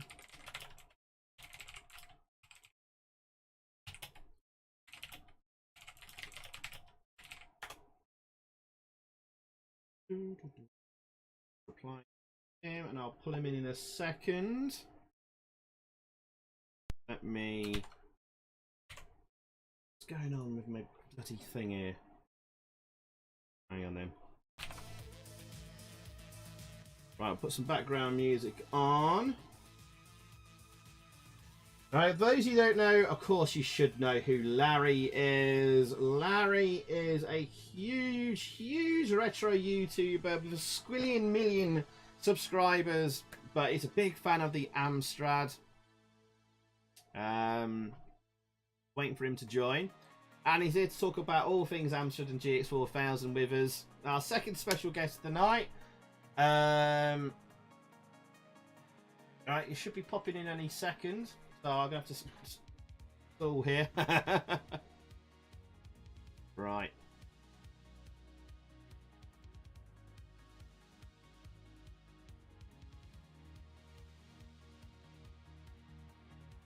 Oh, Rachel, you got hit by a taxi? That sucks. That's awful. Are you okay? You sure you don't need to be in the hospital or anything? Good lord.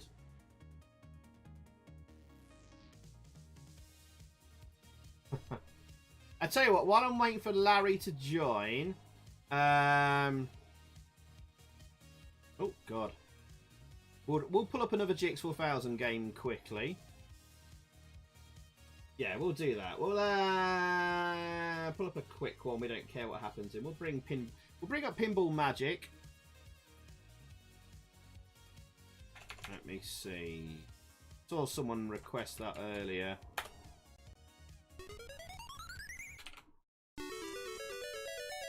We'll have a quick bit of Pinball Magic while waiting for Larry to join. God, the controls are awful on this. Down does your left flipper, fire does the right flipper. No, we're not having Wild Streets again. This is Super Pinball Magic on the GX4000. Yeah.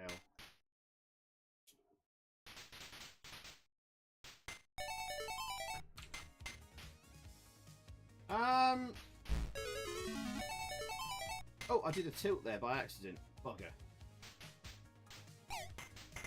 For a pinball game, it's kind of okay. It's good for an 8-bit pinball game. It's no Pinball Dreams though, but would you really want to spend £25 on this on cartridge? FYI, this was released on the normal AMSTRAD CPC range, but with a lot less colours, to be fair, and it moved a lot less smoother. The pinball here actually moves around really smoothly. It's using hardware sprites. I think Larry is just getting his webcam, I think, at the moment. But I did say to him, I think we all want to see Larry's lovely mug on stream. Oh, that smiley face wrecked me. Tom's Farm, good evening, sir. Welcome.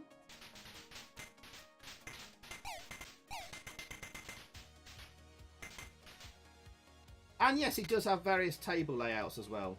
Oh, look. I've got to a new table.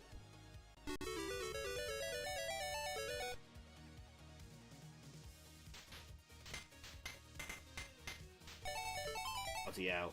I suck at pinball games. OSG, you got nothing to worry about in the Tubers High Score Challenge this week. From me, at least.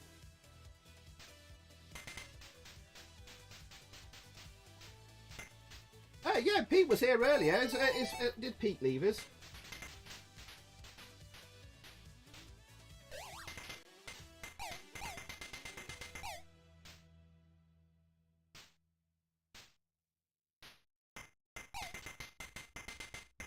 Rank GP not in should COVID to shut everything down.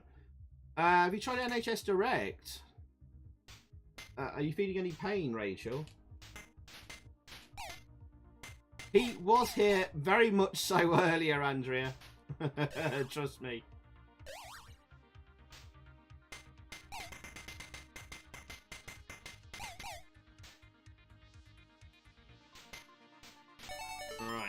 me just check with Larry. Yeah, he's still setting up the thing. Okay.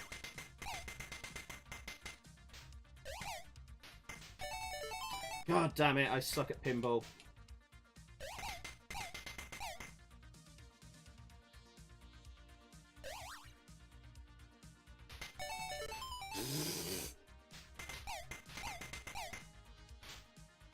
There is way too big a gap between you flippers and this.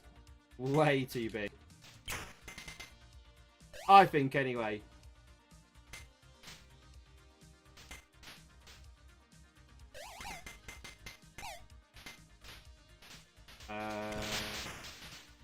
I think I'll probably best message Larry again after this.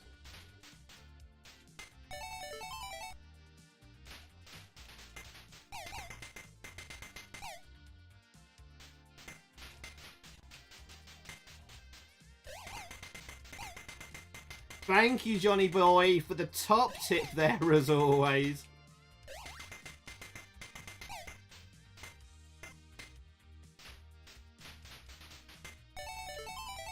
Too big between you flaps. Oof. Oof. Alright, we'll choose to continue that.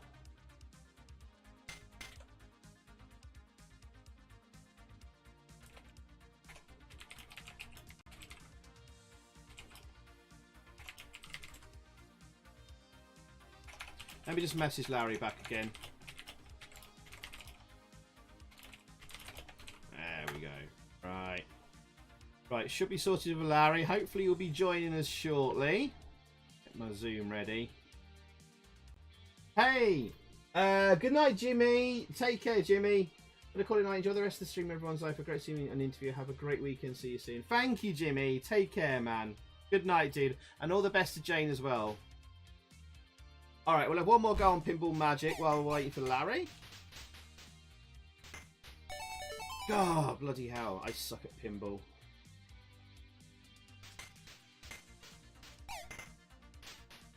Then again, I'm trying to keep one eye on chat.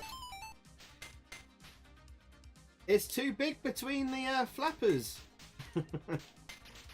There's a too big a gap.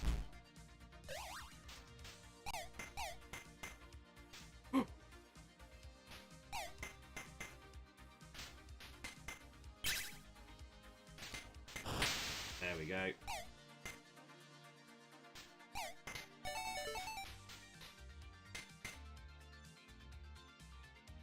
What did I miss there?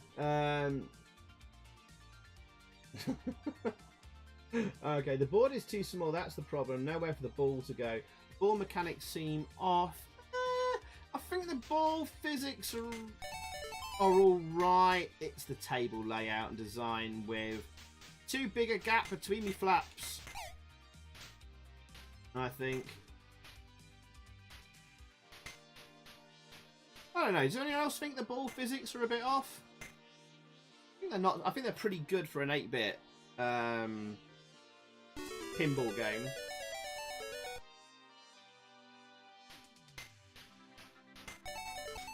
Bloody hell!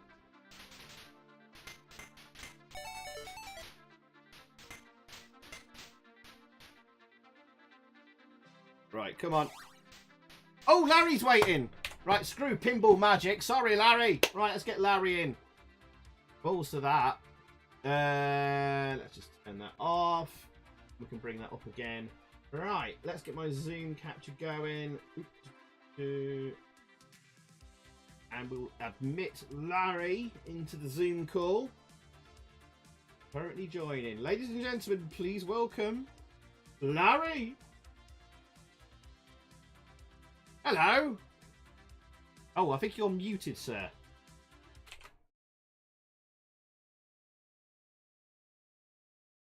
I've got your video, but I've got no mic.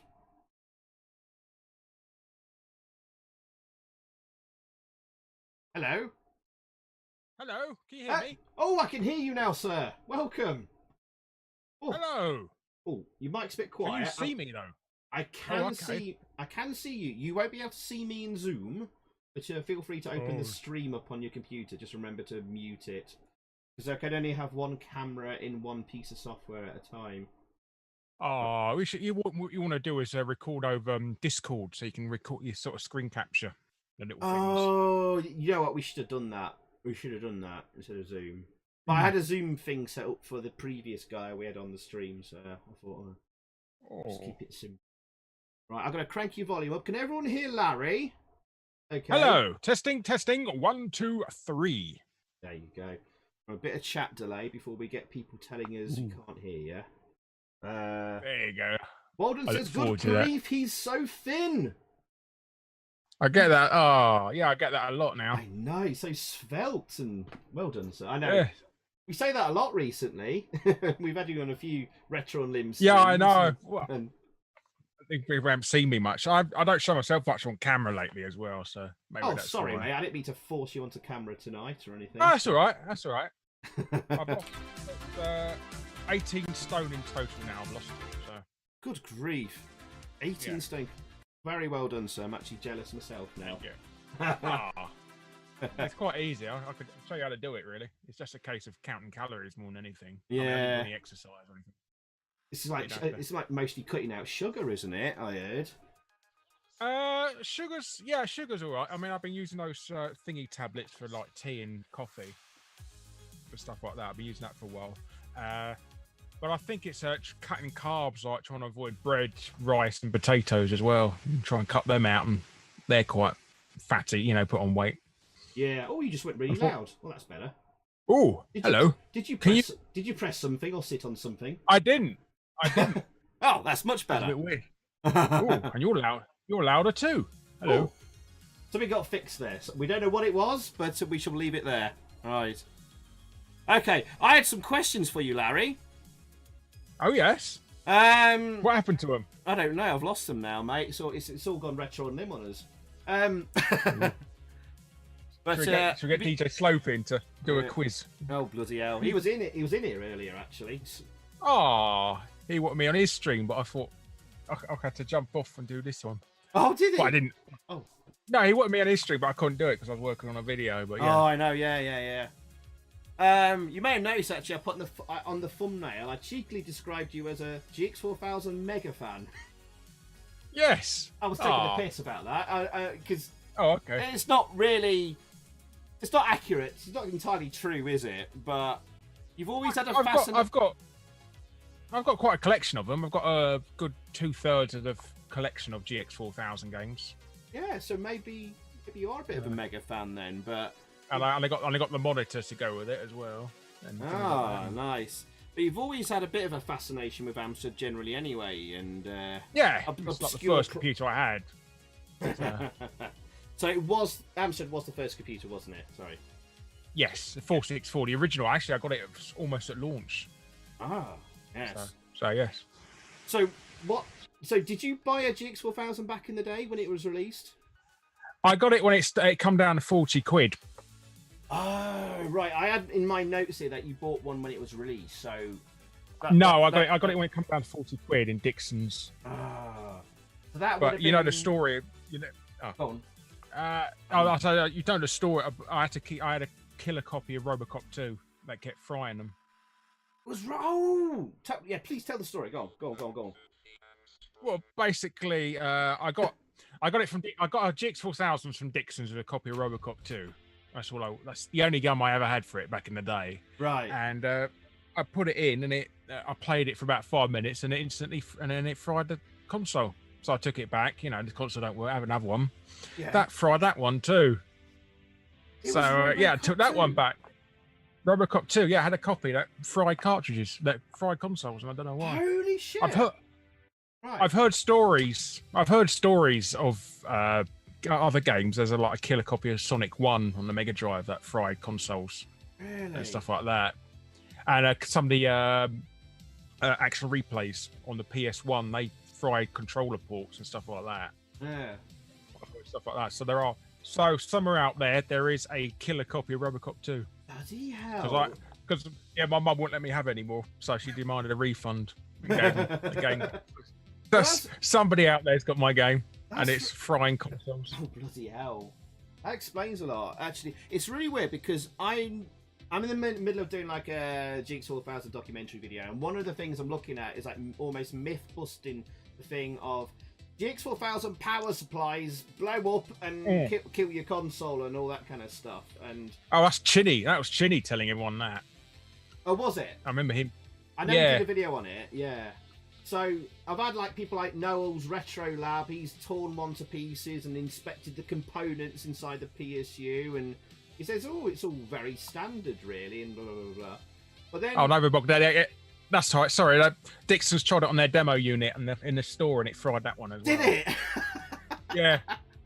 That'll be the comparative thing, the big grey box that sat in the big tube, and yeah. That's not even a proper GX4000 it's fried. It's fried that own motherboard with parts on it. Yeah. Bloody hell.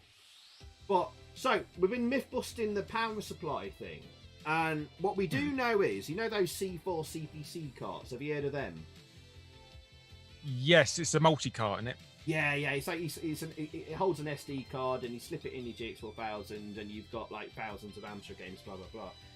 If you've used that in conjunction with an original power supply, you will fry your console. It will likely fry.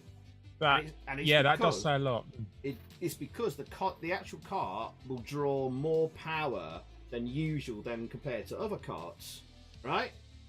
So we know that's a thing, but we don't know how older cartridges, original cartridges like whatever, blew so many GX4000s. But we found out tonight.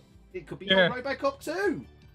Yeah, well, it's out there somewhere, and it's killing consoles still, unless they scrapped it somewhere. But yeah, I think maybe it was bridged or something. It wasn't sort of soldered correctly somehow. Yeah. But that's the only thing. Yeah. But no, I do know about the thing about drawing more powers, because I bought a Neo Geo multi-cart a couple of months ago, and that needed to come with an extra power supply that gave more watts than the regular one. Oh, right. Yeah, so we do have situations like that, but we were just, me and Noel and other people, I've been asking Retro Man Cave, like, what could have caused more power to be drawn from a GX back in the day that blew so many parent consoles, and we couldn't figure anything out, you know? But now we know there's a killer Robocop 2 out there. Yeah. Fucking hell. Right. It's like some sort of stalker out there killing. Actually... So, a lot of my questions revolved around, I had some misinformation, and I thought you'd bought a GX4000 on, like, day of release in, like, September of 1990. No, it went down to 40 quid. Yeah. I think it's just trying to find an excuse with my parents and that, why I pay a full price for a console, and I've just got a Mega Drive as well, so... So why did you really want one back then? Because I just like playing games. I like playing games. I just buy everything because I'm sad and shallow, and I think having lots of video games improved my life. So. It was probably your fascination of all obscure products, really, isn't it? You seem to have collected quite a bit of them over the years. Yes, I literally bought a black Apple Pippin this week as well. So, and the main reason is I couldn't find my other one. I've got it somewhere, and I just couldn't be bothered to look for it, so I bought another one. So, awesome. I used to do that at Dreamcast. I used to do that at Dreamcast as well, but I gave up after owning 17 of them. But 17? Yeah, I used to like play with them a bit, put them away, and then forget where I put them. So it's a lot cheaper just buy another one.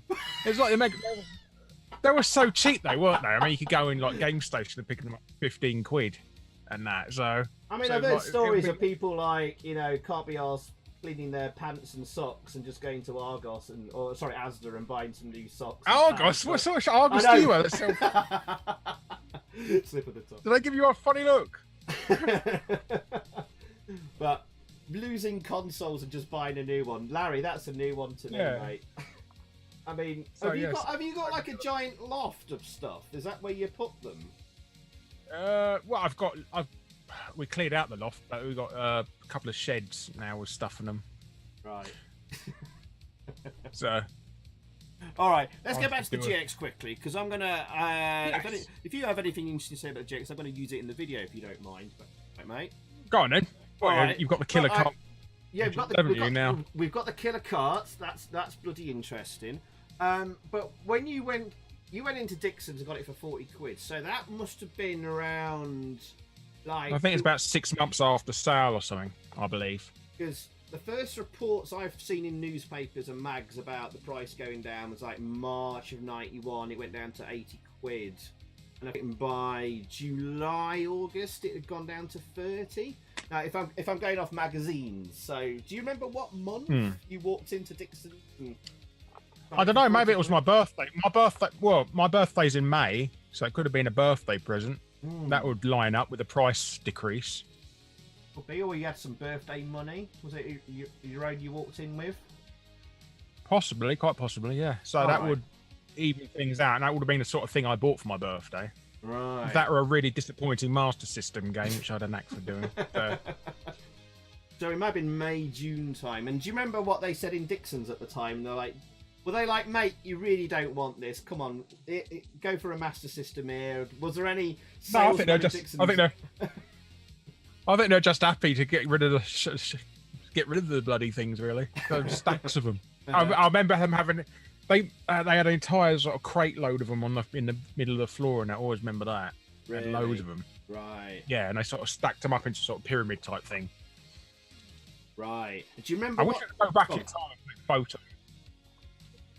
Oh yeah, just pick them all up cheap and then flog them now and eat. Yeah. Jesus. Oh, the worst thing I ever done was on holiday as a kid. I went to Woolworths in Hastings, and they had an entire wall full of C64 GSs for 15 quid each.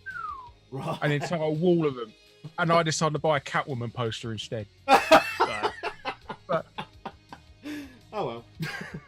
So yeah, I suppose one of them helped me keep me lonely at night. So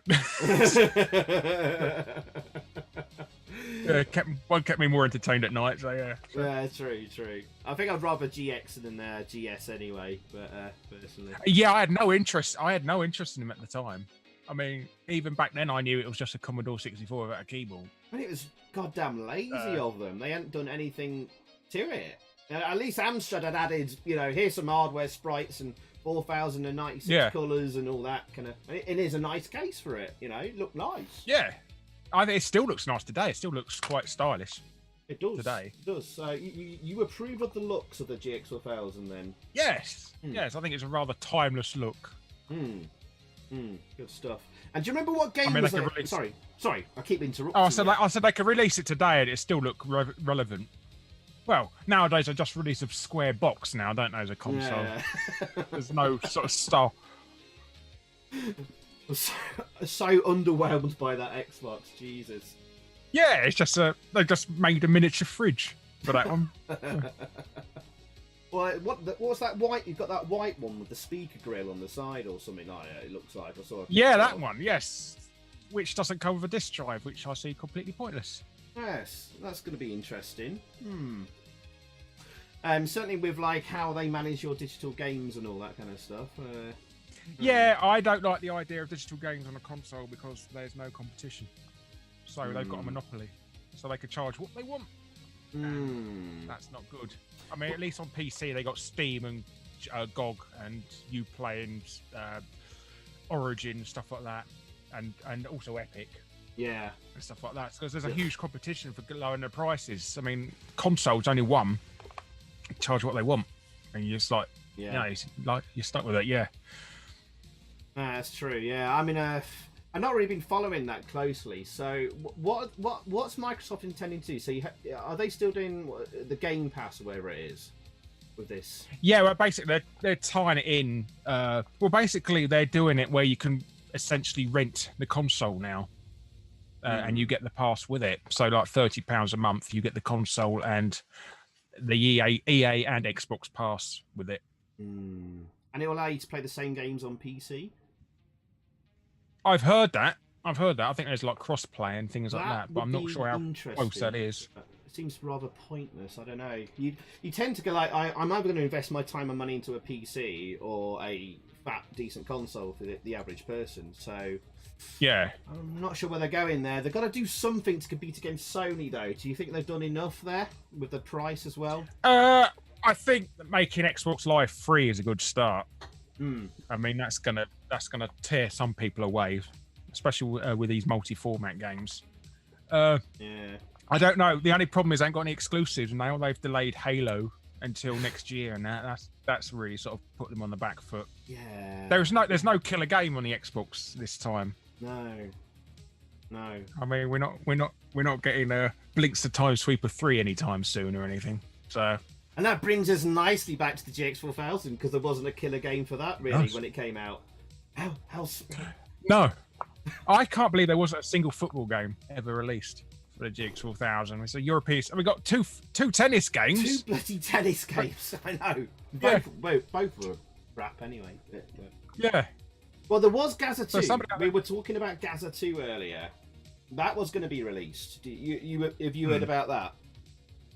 I've heard of it. You know, the final boss is Raoul Moat. But yeah, I've got a load of screenshots. It was reviewed in magazines at the time, so that about 3 or 4 magazines reviewed it. Mean Machines, Amsterdam Action, French Magazine, blah blah blah. And I pulled up all the screenshots I can find of it. But there does exist a finished full version of Gaza 2, the football game, but it never got into shops. And is there much difference between that and the tape release, tape and disc release? Gameplay, no. They've done like a digitized photo of Gaza on the title screen. Oh, that's good. And just what I wanted. Yeah. And some slightly crying Geordie. Yeah. And some slightly different colours in game. It looks a lot more colourful, but that's about it really. So you would have had a football game, but alas not. But you got Burning Rubber. Burning Rubber. First impressions of Burning Rubber when you. I assume that was the first one you fired up when you got the console home. Oh, of course. I thought. Oh, look, I actually thought I was playing a colour version of Wet Mons. Yeah, and you're right. It's the same game engine. It is. It's same exactly coder. the same. It's just a colour. Yeah, it's a colour version of Wet Mons. Wet Mons. Everyone's favourite northern race. I run out of steam there, that joke. Yeah, tumbleweeds there, but no. I mean, when you booted it up, my impression was, the controls feel a bit laggy and stiff. About half a minute before your car steered around a corner, it felt like. Yeah, understeer. Yeah. It's all right. Yeah. It's all right. Yeah, like I said, it is literally Wet Mons. So Wet Mons or whatever. Well, I think it was designed. AMSTRAD wanted Ocean to design it to really show off all the features of the console, all the colours, and it changed from day to night and back again, and all that kind of stuff. Yeah. Did that impress you? Do you think that would have impressed people back in 1990? I think a little bit, yeah. But the Mega Drive was out by then, so that did sort of stutter a bit of the impressiveness. Really. Indeed. What else? What other games did you get with the GX at the time? Do you remember? Just Robocop, and that's it. And it blew up your console. Yeah, I never owned it long enough to buy any more games. So you didn't own any other GX games then after that? No, I didn't own another one till sort of about 2006, 2007. Right. Have you got? Yes. You've got a few games now, though. You're saying? Yeah, I got about 2/3 of the collection. I think the last one I got was Mystical.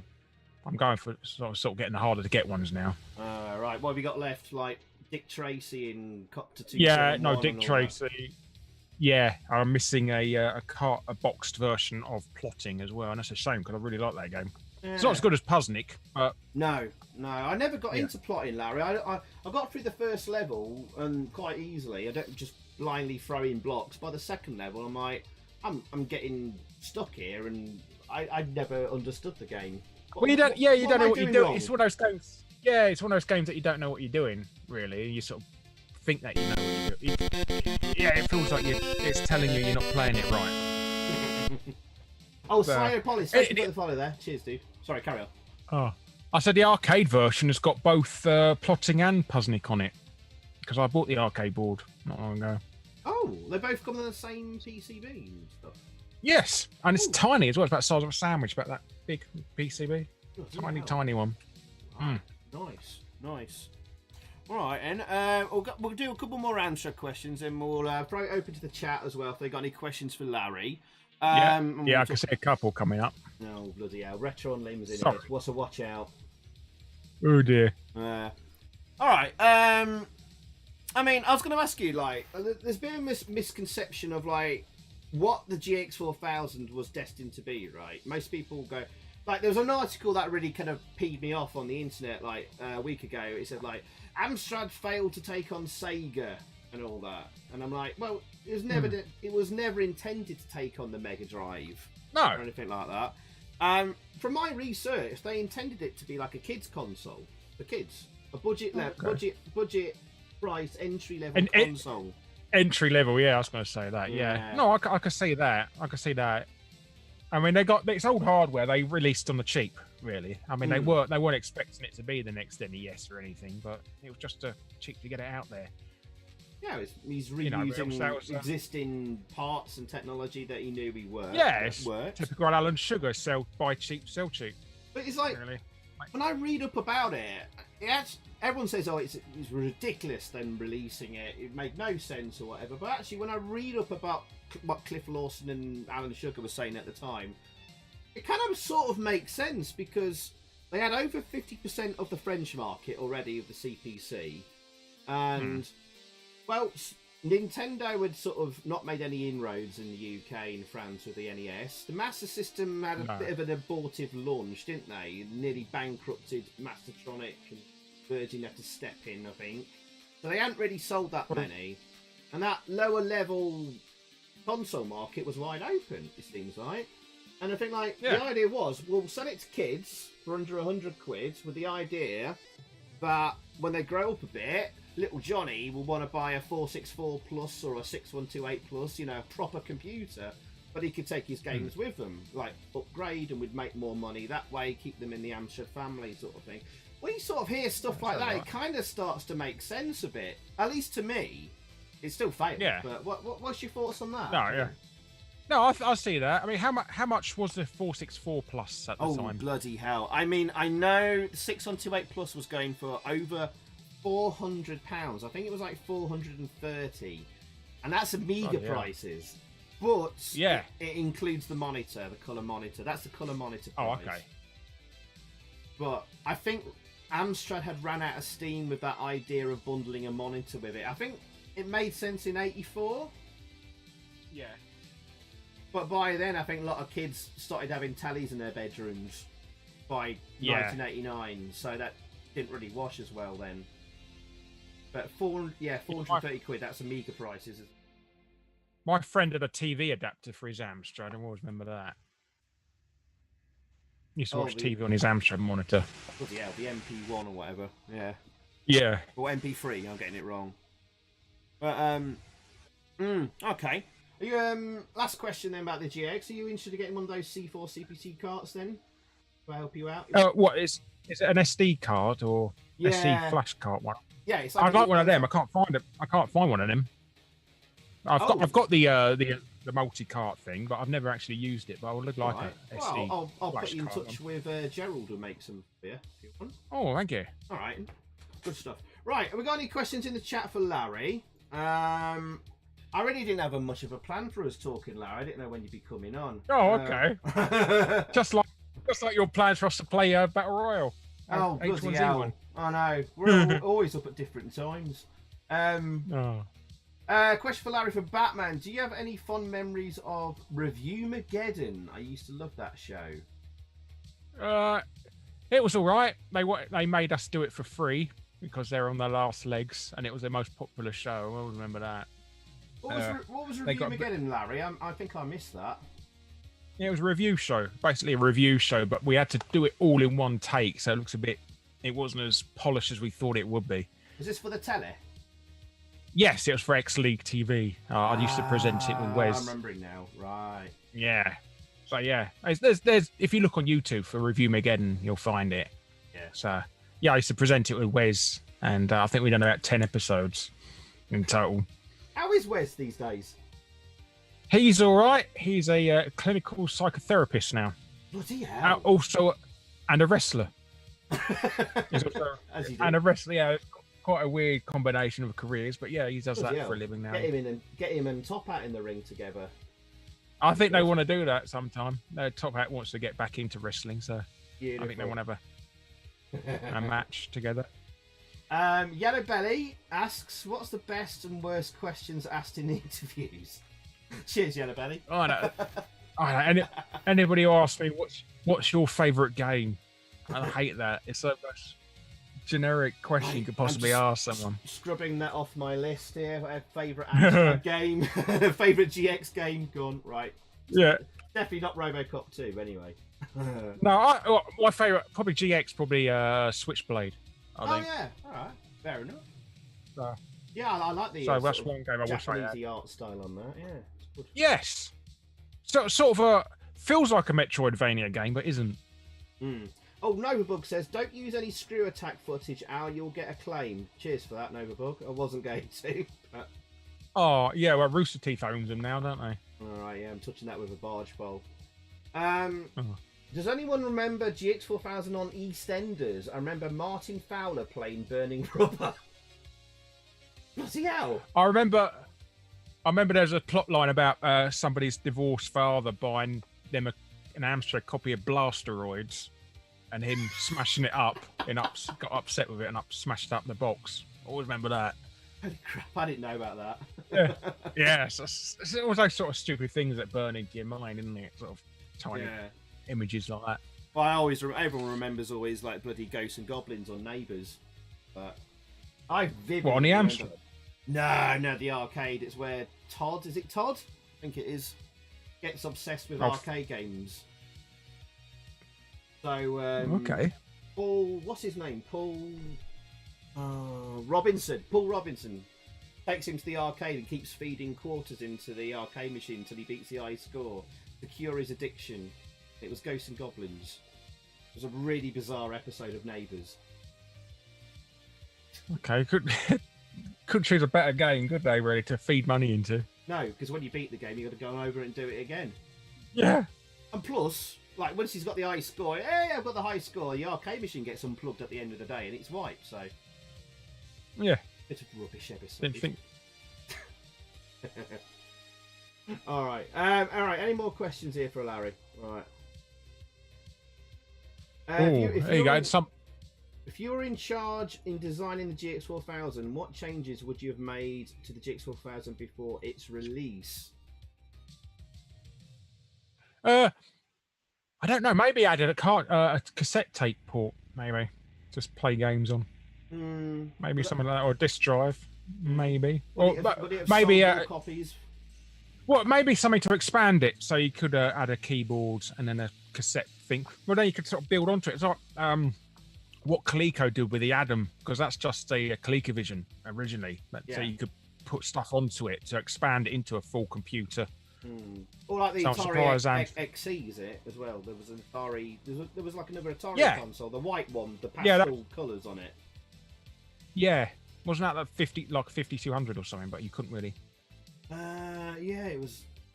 I think it was meant to be like the XL or the XE, but in a console form, but you could buy a keyboard and something else for it. I can't remember. That was a staple in the back of Argos catalogues for years. Bless it. Yeah, maybe a tape and disc drive for GX. I don't know. I mean, they definitely intended it to come out a year earlier. They were supposed to be launching it September 89, Amstrad. But they had all that business with that PC they put out with the dodgy hard drives. That's what delayed it. Oh, okay. Yeah. So I'm surprised I never considered doing a Spectrum console as well. But the name, I don't know. How did the Spectrum do in France? Because they were obsessed with the French market, Amstrad, because they dominated it in France. Yeah. And I guess they thought, like, well, at least we're going to sell 100,000 GXs in France. That'll get us our money back, or something like that. Would the Spectrum have done the same with the Spectrum branding in France and Spain and stuff? I don't know. Probably not so much, no. But maybe not. I'm not sure what else they could have done to the bloody thing to make it sell, really. No. No, I think they misunderstood. Kids at the time knew about 16 bits and it was important to them. Yeah, it's too late, mostly, really. Yeah. As it were. Obviously, old Lord Sugar was saying at the time, kids don't care about bits, they don't care if it's made of rubber bands inside or something like that. One of his quotes at the time of launch. Yeah. But like, no, by '89, we're all obsessed with Mega Drives and I used to go look at. I used to buy magazines and read about the PC Engine and stuff like that. Yeah, so I was really sort of obsessed with import gaming and stuff. That's when import gaming was starting to become a thing, wasn't it? Really? Yes. Yeah, absolutely. But I mean, when you were in your age in 1990, whenever it was, you were aware of like 16 bits and how important it was. Was that important? Yeah, I'd have been 11. I'd have been 11 then. I was definitely. You knew the difference between 8-bit and 16-bit then. Well, yeah, I mean, just on a basic level, 16-bit has better graphics than 8-bit. I mean, it's just night and day, wasn't it? There's a difference, the graphics and that. So everybody, you didn't even need to be an expert on gaming to know the difference and that, because you could see it with your eyes. But 16-bit was better than 8-bit. I think that was a fatal flaw then with Mr. Sugar. He assumed that like most kids and most average Joes didn't know about the differences and stuff like that.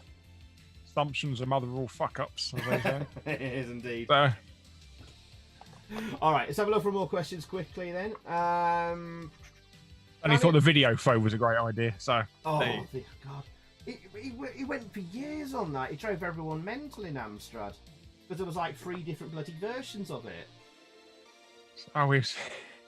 So basically, he's like, what's his name? Sinclair and his bike, his electric. And he used to make fun of him for his bloody bike as well.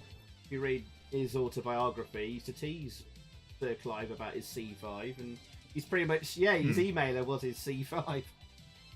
Oh, yeah. It's quite predatory as well, that was really scummy what he done in the end with it. What's that then? Sorry.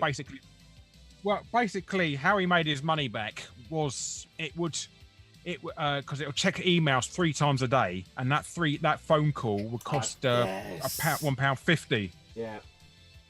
So he was paying about £4.50 a day to check your emails, and if you're an old person who nobody talks to, and that, it's a complete waste of time. So he was charging people £5 a day for something they don't use, and most old people don't use those sort of features and that, so it's incredibly predatory. Yeah. And stuff like that. Yeah, because it was like he set up his own like ISP to handle it all, didn't he? Yeah. Also, yeah. AMSTRAG or something like that. It would have been called. Yes. I bought a couple a while ago, so I want to do a video on them. Really? As well. Yeah, but I found out the hard way that you can't use brand new phones. They have to be used. No, they have to be registered before you can use them. Someone offered me one for a tenner, so I was tempted, but you can't do anything on them apart from going like the bloody phone book or something. That's it. No, all I've got. I mean, you can rent Spectrum games on it, but you can't do that obviously. They don't stay on there as well, so they disappear after 30 days or something. Unlucky. All right. So I love that. Right, let's look at the questions here. Larry, you're my all. Hang on, what's this? Sorry, your all-time favourite game going forward. What would you love to see happen in the retro? Hang on, let me read that again. That's from Andrew. I'll just skip the first bit there. What would you love to see happen in the retro scene? That's quite a general question, really. What's wrong in the retro scene, Larry? I know. A live crucifix burning of Kieran Hawking.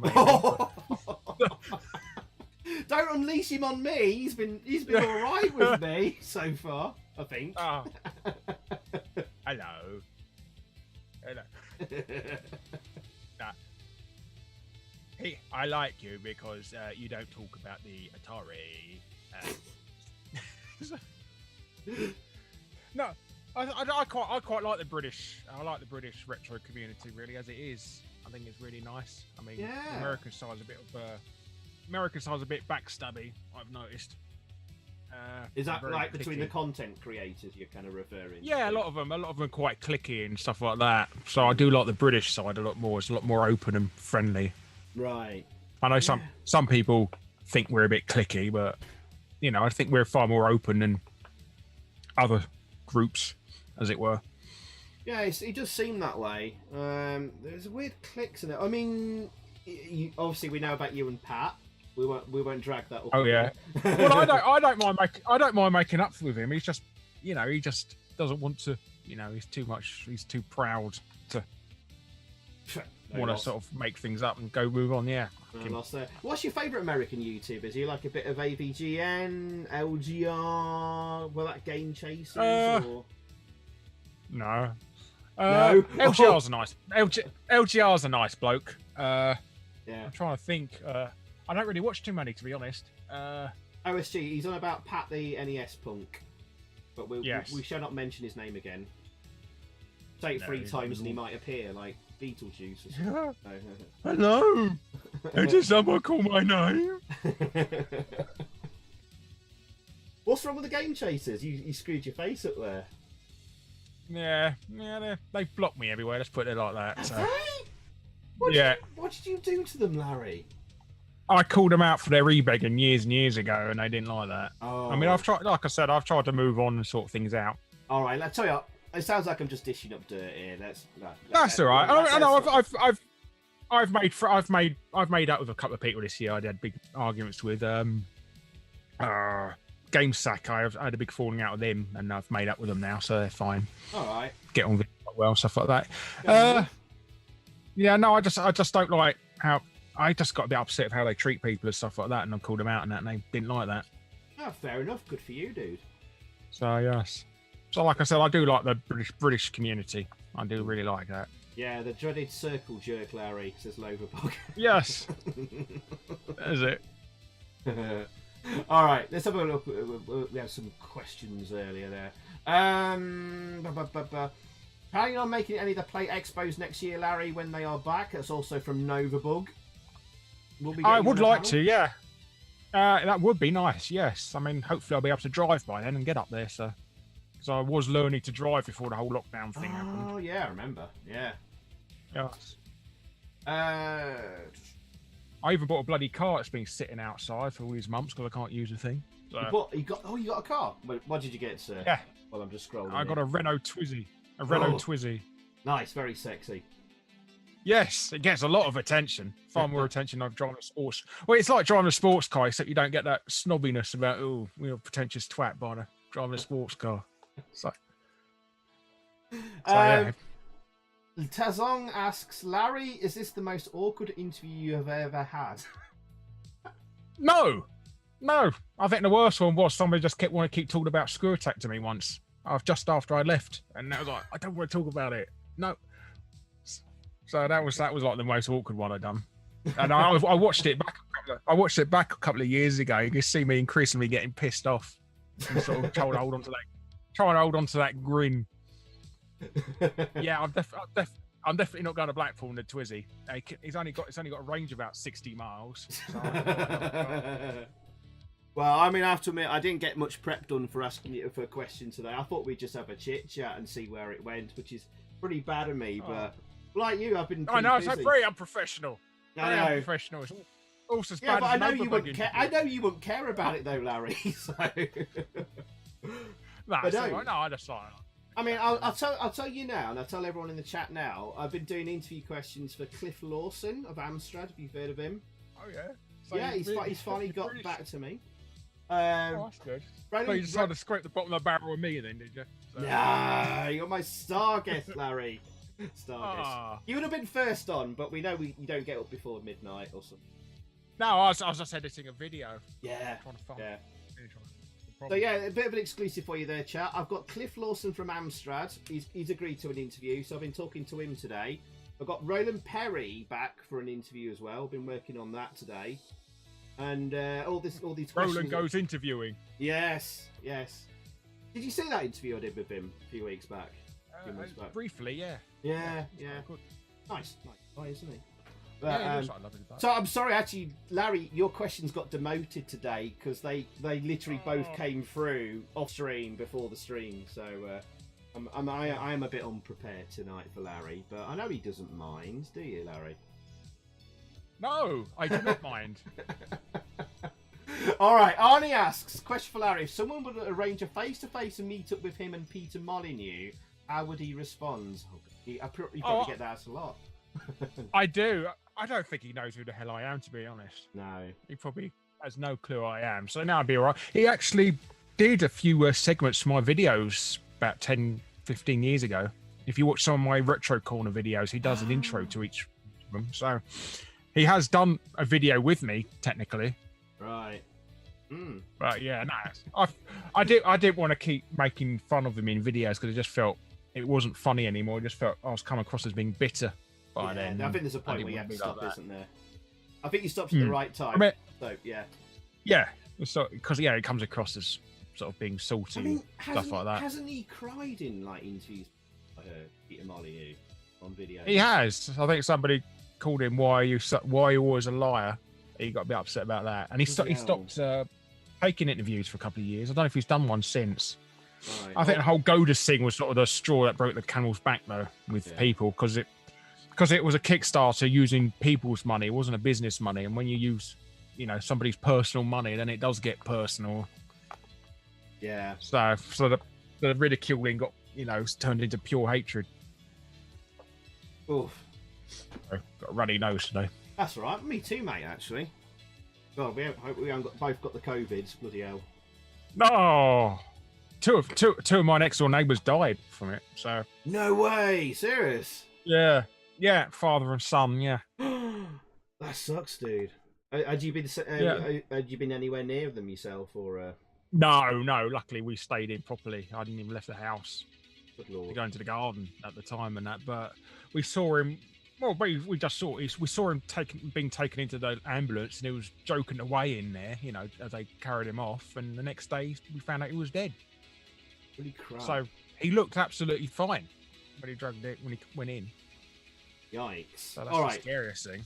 Yeah. All right, let's get off the COVID talk because we're trying to. No, that's my fault. Let's talk about September 11th instead. Oh God. Yikes! that kind of passed actually on Twitter without much.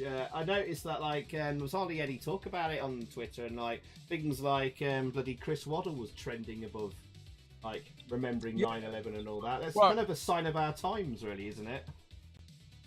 Yes, I think there was a couple of memes about pictures of the World Trade Center exploding and saying, "Look, somebody's had a gender reveal party there." And things God. Like that. But, yeah. Bloody hell. No, we're not. Sorry, veteran. No, we're not talking about bloody Brexit. Jesus Christ. We need to get. We probably need to get overbugging for that. Well, no, he's just gone to bed, so we can now. Oh. All right. Good night, Novabug. Good timing. Novabugger's so fearing to talk about that one. All right. Have we got it? What interesting stuff you got coming up in your channel, Larry? I'm working on a couple of videos at the moment. Next video is almost finished. Is a video on games the developers didn't want you to buy. Ooh. So basically, they told people to not buy them. Another one I've got working is stories about the tabloid press trying to ruin video games with lies. I mean, right. Do you remember the infamous? Do you remember the Sun headline? Nintendo killed my son. Yeah, vaguely. What was that about? Yeah, it's just basically a kid died from epilepsy while playing a video game. Right. While playing Mario Brothers. So they couldn't even get the game right where he's working on. But yeah, he died. They found him. He went to a friend's house, played Mario, and he said he wasn't feeling well. So he left, and they found him dead in their front garden. Yeah. Hours later. That's the story. But the story is it wasn't the console that done it. It was a television. So he could be watching anything, and it would have triggered him. Yeah. It was just a coincidence. It was a console. Of course, the Sun had to jump on that, and as always. Yeah, the Sun. Yeah, of course. Had to find some hate figure in that. But then again, obviously, virtue signaling from a company who wiretaps murdered schoolgirls' phones. So. Yes, indeed. And getting harsher. And then our video I've got is real life murder victims who have accidentally been put in video games. Wow, that's an interesting topic. Yeah. Jeez. Yes. Real life I mean, I think the most famous one is probably the dead body in Hong Kong '97, because there's a picture when you die. There's a picture of a dead body, and people trying to work out who it was. But there's some sort of horrible ones. I mean, James Bulger has been put in a video game by accident. No way. So, yeah. It's an American game, so they didn't know the context of it. But bloody hell! Why would they? But it was. Oh god, let's not go there. It was a Law and Order video game. It was a footage of him. You know that famous footage of the security camera being lured away by the two kids. Oh, that right. Yes, right. It was a footage. I mean, it wasn't footage of him dead, but it was footage of him being taken away on the security camera. Right. I thought you were saying it was like a picture of his dead body. You was like, what? No, I don't. God, I don't think that's ever been. I would anyhow get it demonetized anyhow if I put anything dodgy like that. God, yeah. Anyhow, I wouldn't. That's disgusting. Putting up a picture of a dead child on YouTube. I'm not gamer from Mars, for God's sake. So. No. Oh, your mic's got a bit quiet, Larry. Have you sat on? Oh, hello. Is it? Oh, testing. No, that's. Oh, we're back. Hello. All right. Any more questions for Larry, ladies and gentlemen in the chat? Do I have anything else Amstrad related for you?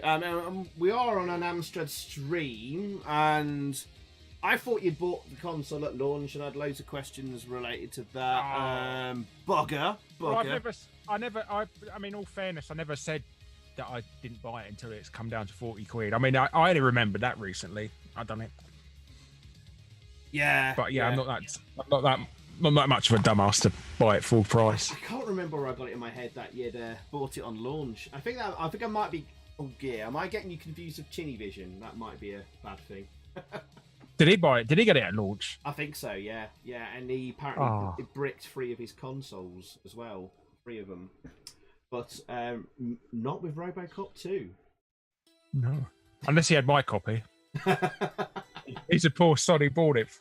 Well, he is kind of down your way. He's down Essex, London way, isn't he? I think so.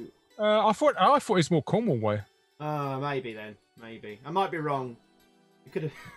Wonder if your car had ended up with him. Who knows? But any Amstrad related stories then? As soon as we are an Amstrad stream, I think we've heard. I think my brother wondered what would happen if you plugged a Master System power supply into an Amstrad CPC 464 once and fried it. So that's one story. Another fried computer. Brilliant. Yeah.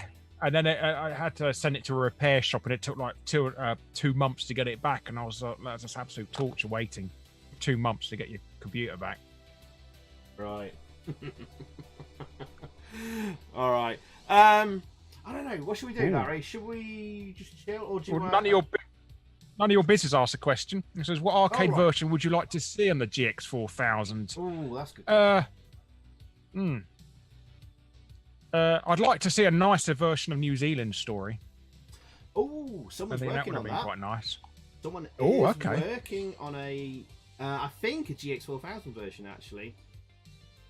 But I've seen the graphics. It's on Twitter somewhere, and the graphics look very nice. The graphics are all done apparently, but he's looking for a coder. I think that's what I heard. Okay. So yeah, New Zealand Story would be good. That'd be nice. Or maybe they could do an 8-bit port of the sort of sequel. I forgot Liquid Kids, because Ocean sort of worked on it, didn't they? So, well, they made an Elite and Amiga port. They realised they hadn't got the rights to it, so they never released it. That's happened a few times to them. I didn't know that happened with them. I found out Airwolf. Airwolf was meant to be an Ocean game. They were half finished on that, and then Elite. Is it the same game that Elite released, or not the same game? No. As far as I know, but Ocean had a handshake deal with the rights for Airwolf, but then Steve Wilcox popped in with a better offer and just stuck it from them. And they've been working on it for months. I found. There you go. Oh, well, they could do a Blue Thunder or something. Good old Steve Sticky Fingers Wilcox. Yeah. Have you heard much about him recently? Because we had a bit of hoo-ha a few years ago with him.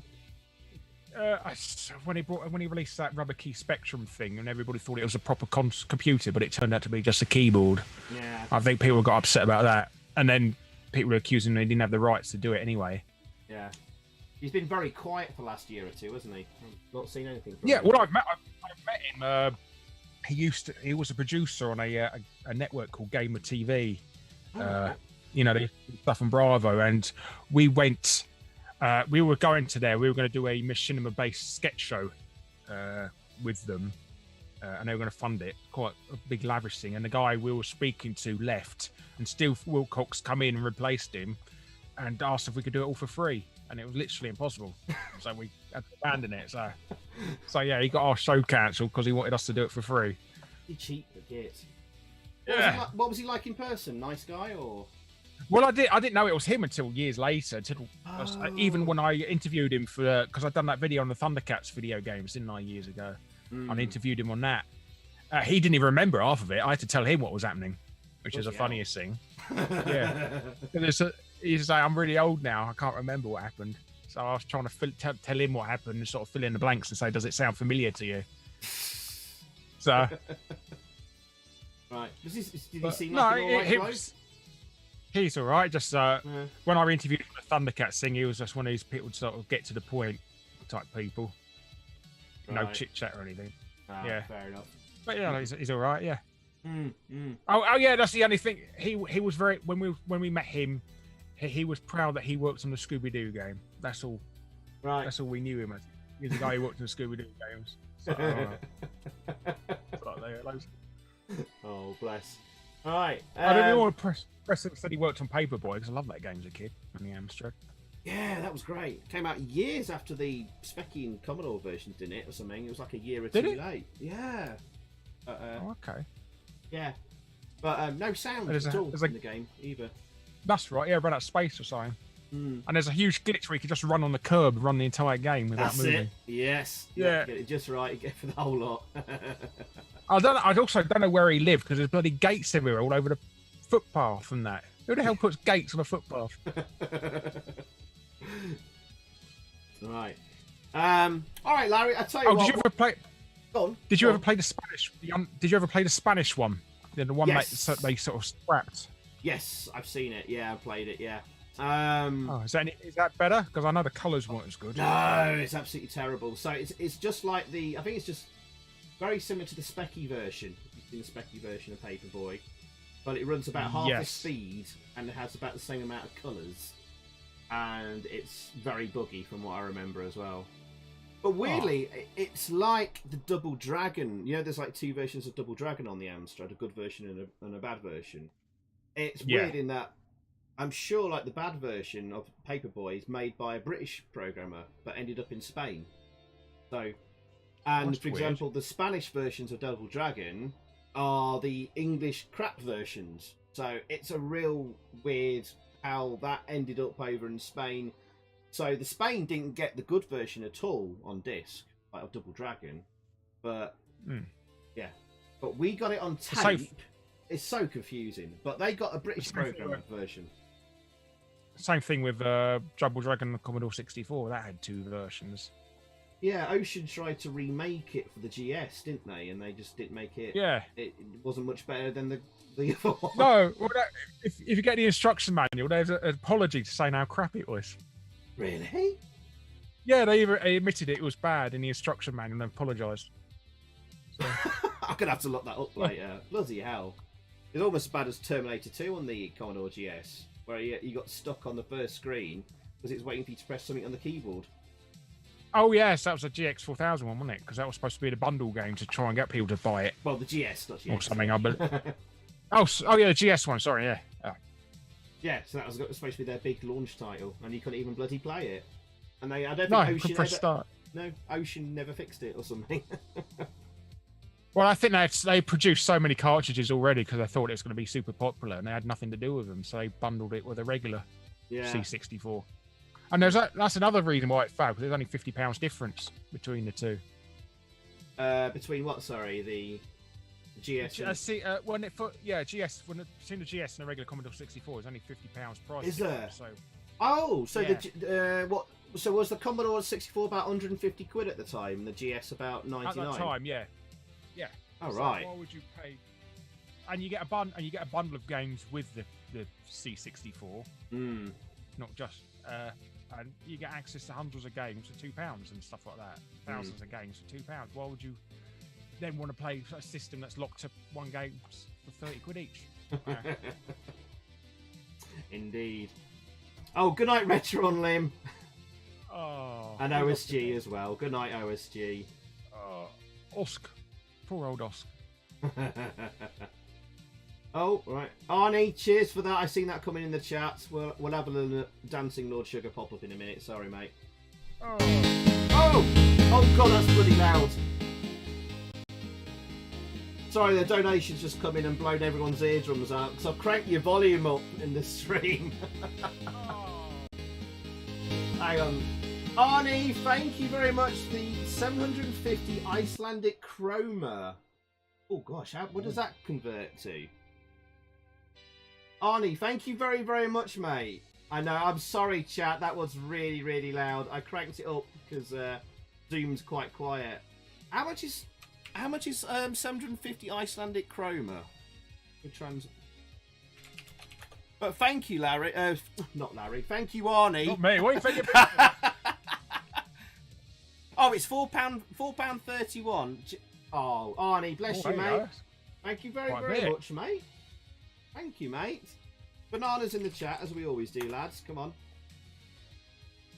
Thank you, Arnie. Cheers, dude. Well, thank you, Larry, as well, for giving us your valuable time this evening. Oh, that's all right. It's either that or go to bed, so... Alright. Have you got anything final to say about the GX4000 at all, Larry, before we head off? It's getting late, isn't it? you had the bloke who done the who was doing the Sonic ports, didn't you, on earlier? Yes, that's right. Yes. Oh, how's that coming along? It looks bloody great. You want me to play it on the stream for you? Go on then. Have you got it open so you can watch? Thank you, Rachel. I've got the stream open. Yeah. All right. Okay. Let me just pause the music here. Rachel said thank you for coming. Oh, bless you. Thank you, Rachel. And Yellow Brellies just said rustlers. Actually, we'll put the music on as well.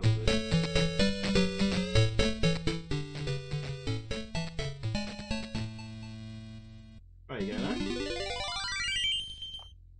Oh, is this a bit loud, lads?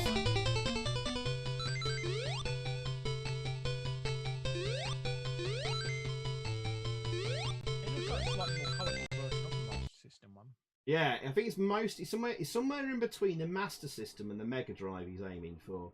And by the way, but as well, this is full screen on the AMSTRAD monitor, so no black borders. It's just how YouTube has done the the stuff at the side. Yeah. Right, I'll carry it on.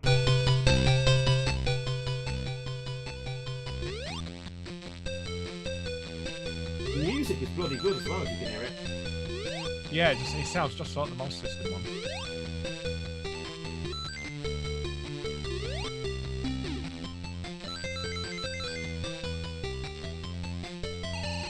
Another face. I wonder what Ocean would have thought of this if somebody pitched this to them. Come to their offices but what do you think of this? Well, it would have been bloody US Gold that got the Sonic license, not US. They did have the license to Sonic, but Sega took it off them when the Mega Drive version was become really popular. Oh yeah, someone said that earlier on the stream tonight that they did have a license for home computer versions, but Sega took it off them in the end. Yeah, Sega took it off them because the Mega Drive version exploded in popularity, and they just realised they'd basically given away the cherry. Ah. So that's why they stopped having it. But yeah, I mean, I talked about it in that first ever Cameo Sonic video. Oh, I think I've seen that. Yes, I remember now. Which I got wrong because apparently Sonic appeared in another game just a couple of weeks before, which was Art Alive. What was that called again? Sorry. Art Alive. He was in that game slightly before Quick and Silver. Art Alive. Yeah, basically it was the Mega Drive version of Mario Paint. Oh, I never heard of that. Bloody hell. Well, there you go. It was a bit rubbish. Yeah, that was very impressive actually. Yeah, it looks really good. And again, as I was saying, it is full screen in the monitor.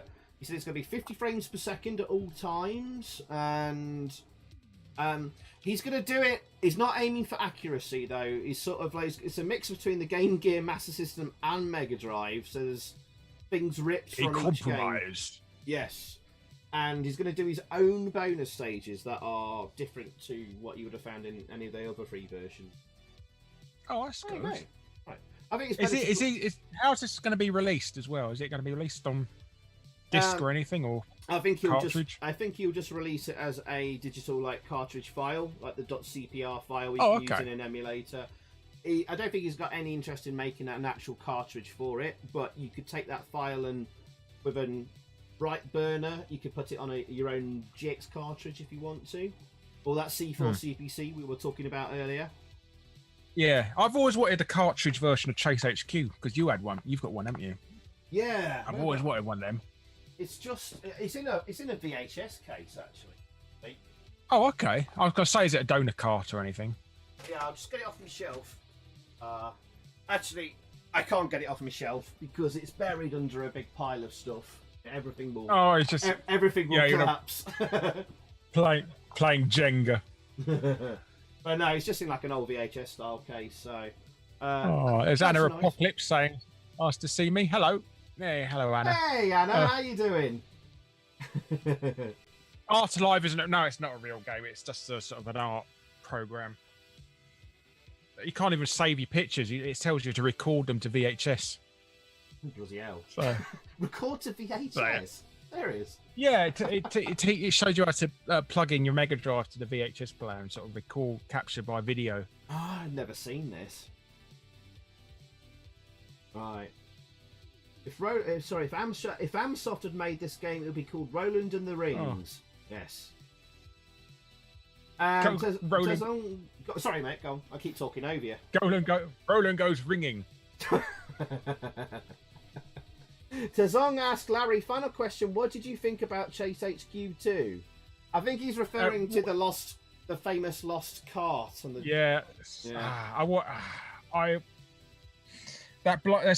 I got offered it years and years ago for £1,000. Really? For a cartridge of it. The bloke who's got a video of it on YouTube, I spoke to him and said, do you fancy selling it? Is that the... Oh, I remember his name now. Something the opposite of Jesus, I think his name was.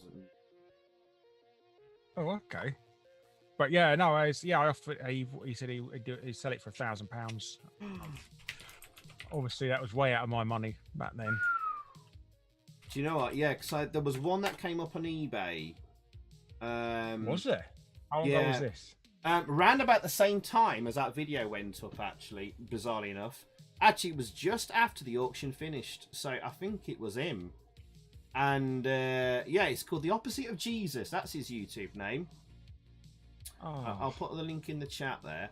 And it went for, I'm pretty sure it's either 800 or 900 and something. I think I would have paid that. I know. I think you would have got a lot more for it now because there's some. Oh yeah, we'd probably get double for that.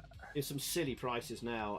The light gun on the GX4000, the Trojan Light Phaser with a Z, with skeet shooting enforcer cartridges, that went for over £1,000 on our Facebook group last August. Oh, wow. I know. I was bidding on that, and I was like, ugh, I pulled out fairly early on that. But yeah, that Chase HQ 2. It's gonna be at least $2,000, I reckon. But the annoying thing was it was advertising the bloody Amstrad Action for months in a Wave, I think the name of the company was, in like a mail order thing. They were advertising Chase HQ for bloody months. I remember seeing it in Amstrad Action, and I never. Should I buy it? Should I not? Left it. Biggest regret. That is my biggest gaming regret, probably. Well, I mean, you might not have gotten it even if you had ordered it. I mean, they might have just saying it's a pre-order or something.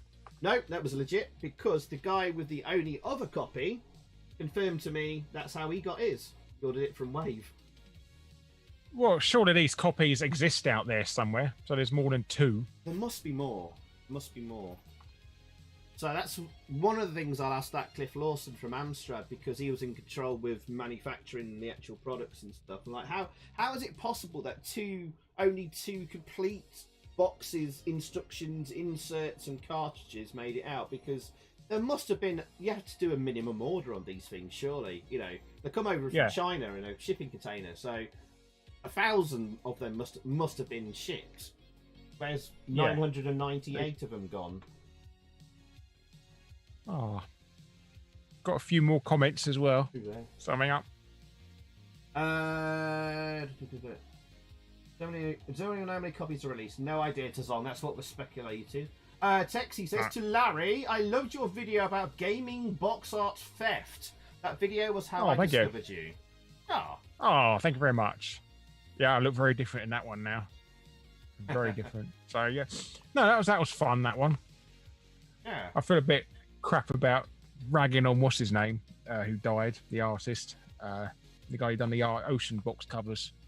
Bob Wakelin. Bob Wakelin, yeah. Hi, what did you say about him, Larry? Well, I just said he sort of used to rip off his own artwork. But then he kind of said that himself though on his own website. Did you ever see his website? Oh, okay. I didn't. No. Because I think a lot of them, he used to put comments about each of his paintings and stuff, and he used to say, this one's a pile of crap that I just like redid from previous Ocean games. So he was pretty harsh on himself. Yeah, he was pretty. I think he used to saying poses a lot. Athena's got the same pose as Psycho Soldier. I think, is that right? Yeah, that rings a bell. That rings a bell. But then again, you had to treat him like any of the programmers at Ocean. It was like a factory line. You've got to get this out in 3 weeks, and same with his art. You know, he had little time to do a lot of them. So yeah, he just. That's a shame. Yeah, I mean, yeah. Well, I mean, if he knocks him out really quickly, he deserves everything. You know, you have to make some compromises and cut some corners. No, but that's the fault of Ocean, not him, is it? Hmm. To Larry, do you remember how you came up with the idea for Fact Hunt? That's from yes. J. Yes, it was basically it was a video I worked. The very first one was Games You Never Knew Had Sequels. That was originally supposed to be a Games Yanks Can't Wank video, but since half the games were released in America, it didn't make any sense. And also at the time, I was speaking to Game Theory, Matt Pat, about putting a show on his channel. And he wanted me on there and that because he really liked what I was doing, and I pitched that as a new show and that, and he really liked it, and he never done it. He stopped talking to me. Oh, so that was nice. Yes, yeah, it was. Yes, so he ignored me, so I put it on my channel, and I got loads and loads of views out of it. So that sort of really took off. I think the Games You Can't Beat was a video that really took my channel off, though. That's knocked me over 100,000 subscribers. Right. Games that you can't beat. It's the unbeatable games thanks to the dodgy developers like Ocean. You can't beat Dennis the Menace on the Amiga because they ran out of time, so they just made the final level impossible to beat. So yeah, stuff like that. And Great Gorianos, they didn't have an ending to the game because they ran out of memory, so they just made the final boss impossible to beat. Things like that. Oh, that was a David Perry one, wasn't it? Yeah. That's all. But are you going to bring back Games Yanks Can't Wank? I would like to. I would like to. Yeah, I know. The only reason I haven't sort of concentrated on that is because Fact Hunt has done so well for me. Yeah, so why? Really. And so, yeah, you got to go where the money is, unfortunately. Yeah. But yeah, I'd like to do another one. I've got a couple of really obscure Japanese games and stuff like that, and I think some more British ones coming up. Excellent. But yeah, no, I would like to. I want to do some more films Yanks Can't Make, old British PSAs and stuff like that. PSAs. Oh, public. Like the. Oh, I know what you mean. The ones they used to show in school, like the railway. PDFs, like PF, yeah, public information films, yeah. So yeah, loads of basically horror snuff films for children, essentially. Which one was your favourite? The one that sticks out in my mind that haunted me for years is the one where I think the kid fell in a not a pool, but it was like some water, like a, what do you call it? Oh, a quarry. Oh, Quarry. He went swimming in a yeah, quarry. He slowly sunk I was into at the that water. Deathly Hallows, and the Grim Reaper's voiced by that bloke out of Escape to Witch Mountain. Oh, right, I forgot was his it? name. And it was in I've forgotten his bloody name. But yeah, no, I know what you're talking about. I wanted to do one. It was a slurry tank. I'm sure it was like a quarry, not a slurry tank. Oh, are you talking about the film? He thinks of the farm one I did, Apaches, where a kid drowns in a vat of cow shit. So. Oh, sorry, hang on, Larry. Bloody hell, it's blown everyone's eardrums out. Sorry, we had another download come through.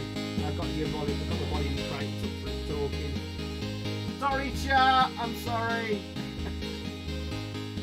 Aaron Phillips, thank you very, very much, mate. Much appreciated, dude. Cheers, Aaron. Says $2.99, split it. What, between me and Larry? Oh, there you go, Larry. You've earned yourself. Oh, thank you. You've earned yourself. I'm getting donations on here. Oh, hey, thank you. Got a quid. Thank you, Aaron, mate. How you doing, buddy? Anyway, you just back from the pub? He's often in the pub, Aaron is, and comes in about this time drunk. How you doing, mate? Have a dancing Lord Sugar on the stream. There you go. Bananas in the chat. Thank you, mate. Oh, there you go. It's covered Larry's fee for the night. Thank you, dude. It is, yes. We were talking about public information films, weren't we? Are these yes. Am I thinking the same ones, the ones that were shown at school? Are you talking about ones in yes. workplaces? No. Well, there's the school ones I want to do because they're so scary and that, and people would start permanently scarred from it. Yeah, like I said, the Apaches one was a kid dying on a farm. There's one called Building Sites Bite I want to do as well, where kids die on a building site. Lovely. And there's some really gory ones in that. Like one of the kids falls off and hits his head on a brick, and they actually got bits of mince and put it on the corner of the brick to make it look like his brain had fallen out. No. We had really gory. What was that? Oh, what was that one about? All the kids are on like the railway line, and it's like a really. Bizarre... Oh, that's the finishing line. The finishing line. Where they had. Ashen's it's like favorite. The 70s. Yeah, it's like the 70s version of the Hunger Games, really, wasn't it? Battle Royale. So yeah, they decided to hold Olympics games on the train tracks. So. Oh, hang on, Larry. Oh, Betty, how you doing, buddy? Larry, Betty is my favourite streamer of all time from the Betty Show. How you doing, buddy? Hello. You will have no idea what we're talking about. In UK schools, we showed horrific. Horrific. Well, they showed us. How would you describe it, Larry? Mentally scarring. Mentally basically, scarring. they shop tactics into scaring kids into behaving and not doing silly things, playing real life Frogger on motorways and stuff. Yeah, I think the one I remember, there was two kids playing with a frisbee, and the frisbee, they go to the pylon thing. Yeah, lands on the electrical substation or something like that. Little Johnny's about they to extended make a mistake here and grab his frisbee, and then you see the kid. They extended that. They actually extended that into a full movie as well. Well, it's only like 30 minutes long, but they turned it into a full movie. Did they really? Yes. Is that on YouTube? The full. I'll have a look for that. Later. I think so. I don't know what it's called though, but yeah, look up public information film and stuff like that. There's all the horrible ones. Oh. I thought that was a bit of Ashen's domain as well. He loves all that stuff. I've seen him playing it on his Twitch. Oh, okay. He did a big Twitch stream on a lot of them, I think, as well. Oh, maybe you could collab. The mind work, is it? Yeah, that would be nice. Yeah. I've done a video of him recently. I went up to Norwich and saw him, so hopefully that'll come up soon. Playing a board game. Did you go and see his that new arcade in Norwich? That him and no, it was literally just the week after lockdown had opened up, so it was still closed.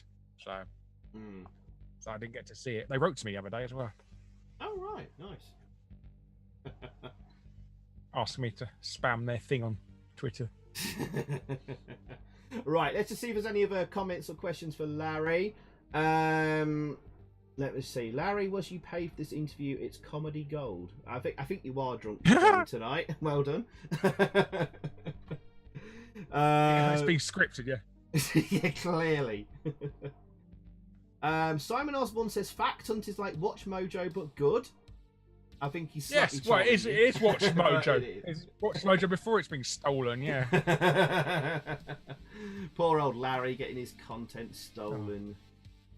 I've actually got the guy who used to narrate the Watch Mojo videos. I got him as a guest in one of my future videos, so that'd be quite fun. Oh, excellent! Is he going to spill the beans a bit, or? No, it's just voicing a couple of lines from videos. Okay. But I was going to do a video on really good games that received terrible review scores because the reviewer wanted to be edgy. Right. Like Games Master Magazine gave Sonic 2 60%. Just to look cool. Yeah. Bellends. So, well, their complaint was it's too much like the original. Oh, that's what people want. Yeah. Right. Well, Larry, I'm gonna call it there because I'm gonna have to go to bed soon, and we ought to get a bit more gaming in before we finish. It's 1:30. It is, and I've got an early start tomorrow. Larry, thank you very, very much for coming on tonight, mate. Oh, thank you for having me. Even though I'm not the greatest interview in the world, and I've made zero preparation for this, it was quite good. Well, you're no Nova Bug, let's be honest, but yeah, but you're improving. All right, mate. Well, thanks, Steve. Oh God! Ah! Sorry, another dono came in. It's just blown everyone's eardrums out. Aaron, thank you, matey. Does know all the commands on the feed? Oh, it's actually a dono with a question for you, Larry. Aaron asks. Okay. Does L know all the commands on Pod on the Beeb? I don't think I've ever played Pod on the Beeb, unfortunately. So sorry, Aaron, but thank you for the dono there. Bananas in the chat as always. There. No, I've never played. I'm not really a BBC person. We had them at school. They linked them up. Here's an anecdote. They linked them up once. They had done a diet thing where you enter in what you eat, right, and stuff like that. It's like some sort of survey they're doing. So they linked up all the computers together, and somebody managed to fry the entire server. When it asked you, the first question was sex. It started to type in male or female. It put yes, please, and it fried the entire server. So. Awesome. Aaron says, got him, Pod can fart. Okay. Thank you, Aaron. Okay. So, are you playing any more H1Z1 in the future? This will Betty will know about this. Betty, I first met watching him stream H1Z1. That's why I fell in love with the Betty man in the chat there. I actually had a little game of it last week, actually. Oh, okay. You rusty at all? I played for about 20 minutes. The first game was full of Chinese hackers, like teleporting all over the place. Which, yeah. China number one and the Red Army. Yeah. Game number 2, I killed some off spawn, and he said go die of cancer and screamed at me until he got kicked out of the game automatically. So that was lovely. Oh, did you stream this or? No, I just thought I'd have a little play offline, and then I got a 6-kill win.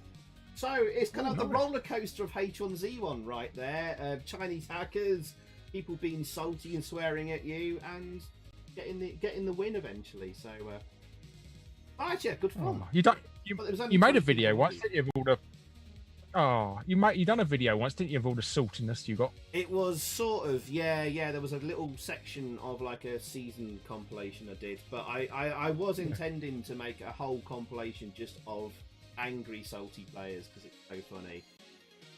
It's so easy to get them as well. I think Betty knows this as well, because if you're overly polite to them when they're being rude, it just makes them worse. Yeah, GG, man.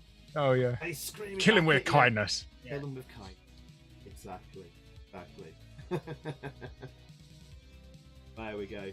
But no, I haven't done the PlayStation version. It was the PC I was playing because They changed. Yeah, they changed the map on the PC, but they changed the map on the PlayStation version. It's a bit more basic. It looks a bit crap, really. It looks like most of the players have left it. I don't know. I haven't updated. Well, they all gone over to Modern Warfare. Yeah, Warzone, haven't they? Yeah, because it's free. They'll jump on the bandwagon. Yeah, and Fall Guys and stuff like that. It's a shame because we both got the hoodies, haven't we, Larry? We've got the H1Z1 hoodie. Yes, mine one don't fit me anymore now. It's too baggy. Did you buy it before or after me, the hoodie? I bought it after you. Okay. I did have my eyes on it because my in-game character was wearing that same hoodie for about a year. Yeah, I love it. It gets loads of attention walking out with it. I know. You get loads of the chat here will have no idea what we're talking about. I wish I could go and grab it. It's in the wardrobe upstairs, and I'll wait Mrs. iPhone. I don't know. Yeah, that's where mine's gone. Yeah. Not with your. No. Indeed. No, yeah, so you always get lots of attention from girls wearing it and stuff like that. So. I think I'm going to wear it to a Play Expo. Oh, nice. We could wear it together and then get upset. Yeah, I was going to wear it to Blackpool actually, but it was too hot. Oh. Well, just you staying in one of the hotel rooms there. You'll soon cool off. There we go. Right, Larry, I'm going to have to call it there, mate. It's going to get late. So thank you very, very much again, Larry, for joining in. I'm getting kicked. Oh, you can stay longer if you want. I could.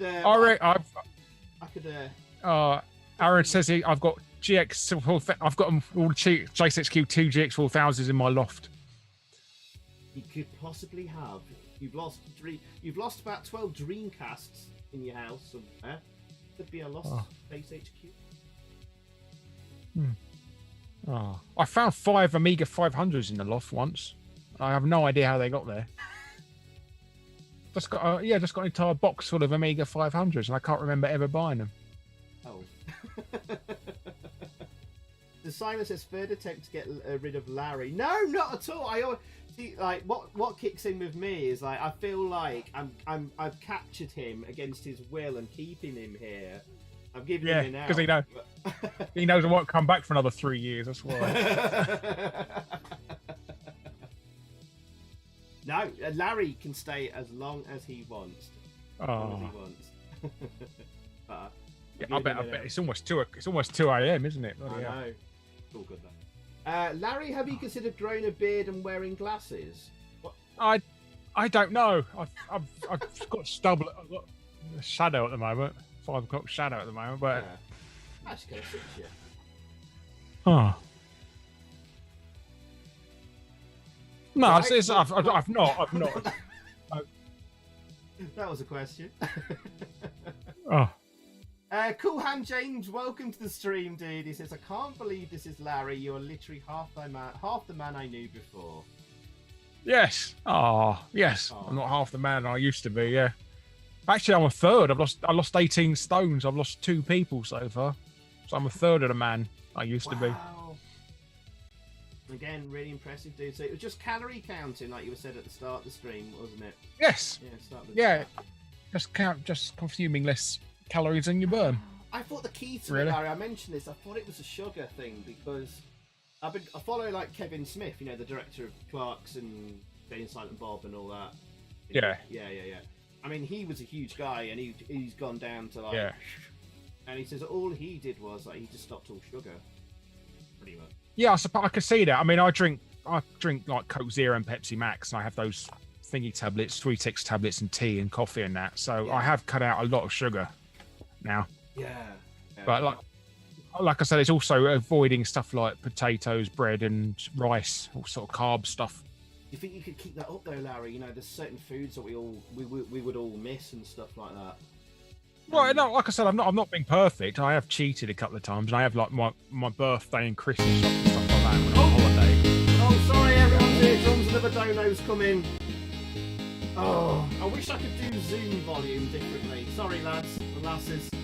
Joe Khalil, sorry I didn't get a chance to say hello to you earlier, Joe. Thank you very, very much there for the £5. Hey, you guys. At Exifo, hey dude, don't kick LBJ. Ooh, wow. Thank you very You're much, really Joe. raking it in this stream, aren't you? Hi. I've got to turn you back up now, Larry. Sorry. Ah, hello. Those of you just joined in, Zoom is really, really quiet for us for some reason, so I'm cranking up the volume. And of course, when a dono comes in, it blows everyone's eardrums out. Anyway, but Joe, thank you very, very much, mate. Mate, I know it's been months before you've been able to join in the stream, so it's really lovely to see you again, mate. I did see you earlier in the chat, but I was in mid-chat with Larry about something then. But welcome, Joe. I hope you're doing all right, mate. And don't kick LBJ. Oh, it's Larry Bundy Jr. Oh. Of course. No, I won't kick him. Of course not. He can stay as long as he wants. But lovely to see you, Joe. Welcome back, matey. I hope you're doing all right. Oh, I bought some of them plant-based burgers from Morrison's a couple of weeks ago. Oh yeah. They got it tastes like really, really strong sausages. They're all right, Yeah. but yeah, like I said, I love meat. And meat you can have as much as you want because it's protein. So Right. So yeah, so I'm all right with stuff like that. And Andrea, sorry, yes, I'm more than aware that Betty's in the stream there. I did say hello to Betty. Betty, did you hear me say hello? Oh. I'm sure we've mentioned you a few times. But yes. Sorry about that. I just need to make sure Betty knows. If Betty knows he was my favourite streamer. The brilliant guy. Betty was the funniest guy I've ever seen in H1Z1, Larry. Oh. Anyway, I won't embarrass him. Did he go around winding up the people he killed as well? Yeah, but he did it with like such good humour. Like he'd kill a guy in a game. Betty, I'm really sorry, mate. I'm going to do a really bad impression of you. And he'd go, I don't know, how'd you like them tacos, baby, or something like that. And yeah, the guy would be like, what are you talking about? And get salty or angry or laugh, and then the stream would go on from there. Usually he'd wind up a duo partner in a nice way. Yeah. So he'd do a random duo, you'd have a guy with him and, he'd break through the barriers of what gamers are normally like talking to each other in game. And just asking random questions like, do you like, I don't know. I can't do an impression of Betty. But, no, you just like asking bizarre questions and to see how they would react, and often it would lead to much hilarity the next hour or whatever. But sadly, H1Z1 is no more, so that's the thing about H1Z1 though. You could do proximity chat with everyone, so the mic was always open. Like a lot of like Fortnite and all that, you can't do proximity chat. So you miss out PUBG you can, because.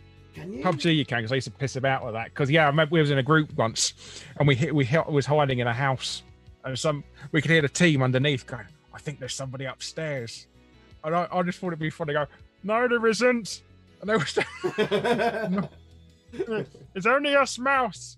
It's only us mice up here. Go away." Oh my god, yeah. And we immediately got killed. Do you like buckets? Yes, that's the sort of thing Betty would ask his friends, his teammates. Yes. Betty is like the Brian Blessed of gaming with his lovely booming voice. Hello. Gordon's alive. Tell you what, Larry, have you got the stream open at the moment, but is it muted or whatever? I have, yes. I'll tell you what we can do. We ought to have some more AMSTRAD content. What if I just brought up some random GX4000 games in an emulator? Oh, that's good. And you could perhaps give your reaction to it. Right, I'm going to make this... Hang on. Oh, no, that's... Right, I'm going to turn the volume on this. This is, like, really loud. Hang on. Turn the volume right down. Oh, thank you, Andrew. Let's go down a bit further. Oh. Well, is Andrea saying something nice? Yeah, she says I'm so easy to listen to. I'm listening to male. Oh. I used to hate my voice as a kid. I used to think it's too high pitched. Really? I think all of us hate our voices. It took me a long time to use my voice in videos and stuff like that. Oh. It seems to be a common thing. Right, I'm going to put you in the corner of the GX4000. Oh! There you are. Is that alright? Yeah, tiny, Right. tiny. We can make me a bit smaller if you want. I think that's alright. I think we see enough of the game there. Lost even more weight now. You squished me. Or we can make you thinner if you want to. There you go. Okay. Hang on, is that about right? I think that's about. There we go. I think so. This is Super Pinball Magic, Larry. What do you reckon to this one? Let's have a look. Oh, it's top down. There are other tables to this, so you got to get through the exit at the top. And you got to hit enough markers, and it'll open the exit, and then you move to another table. Then you don't get the springy thing anymore.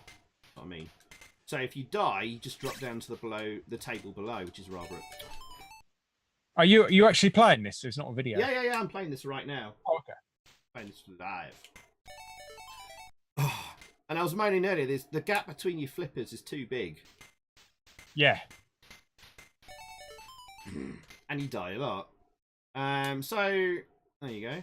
You probably can't hear the sound. The sound effects are all right.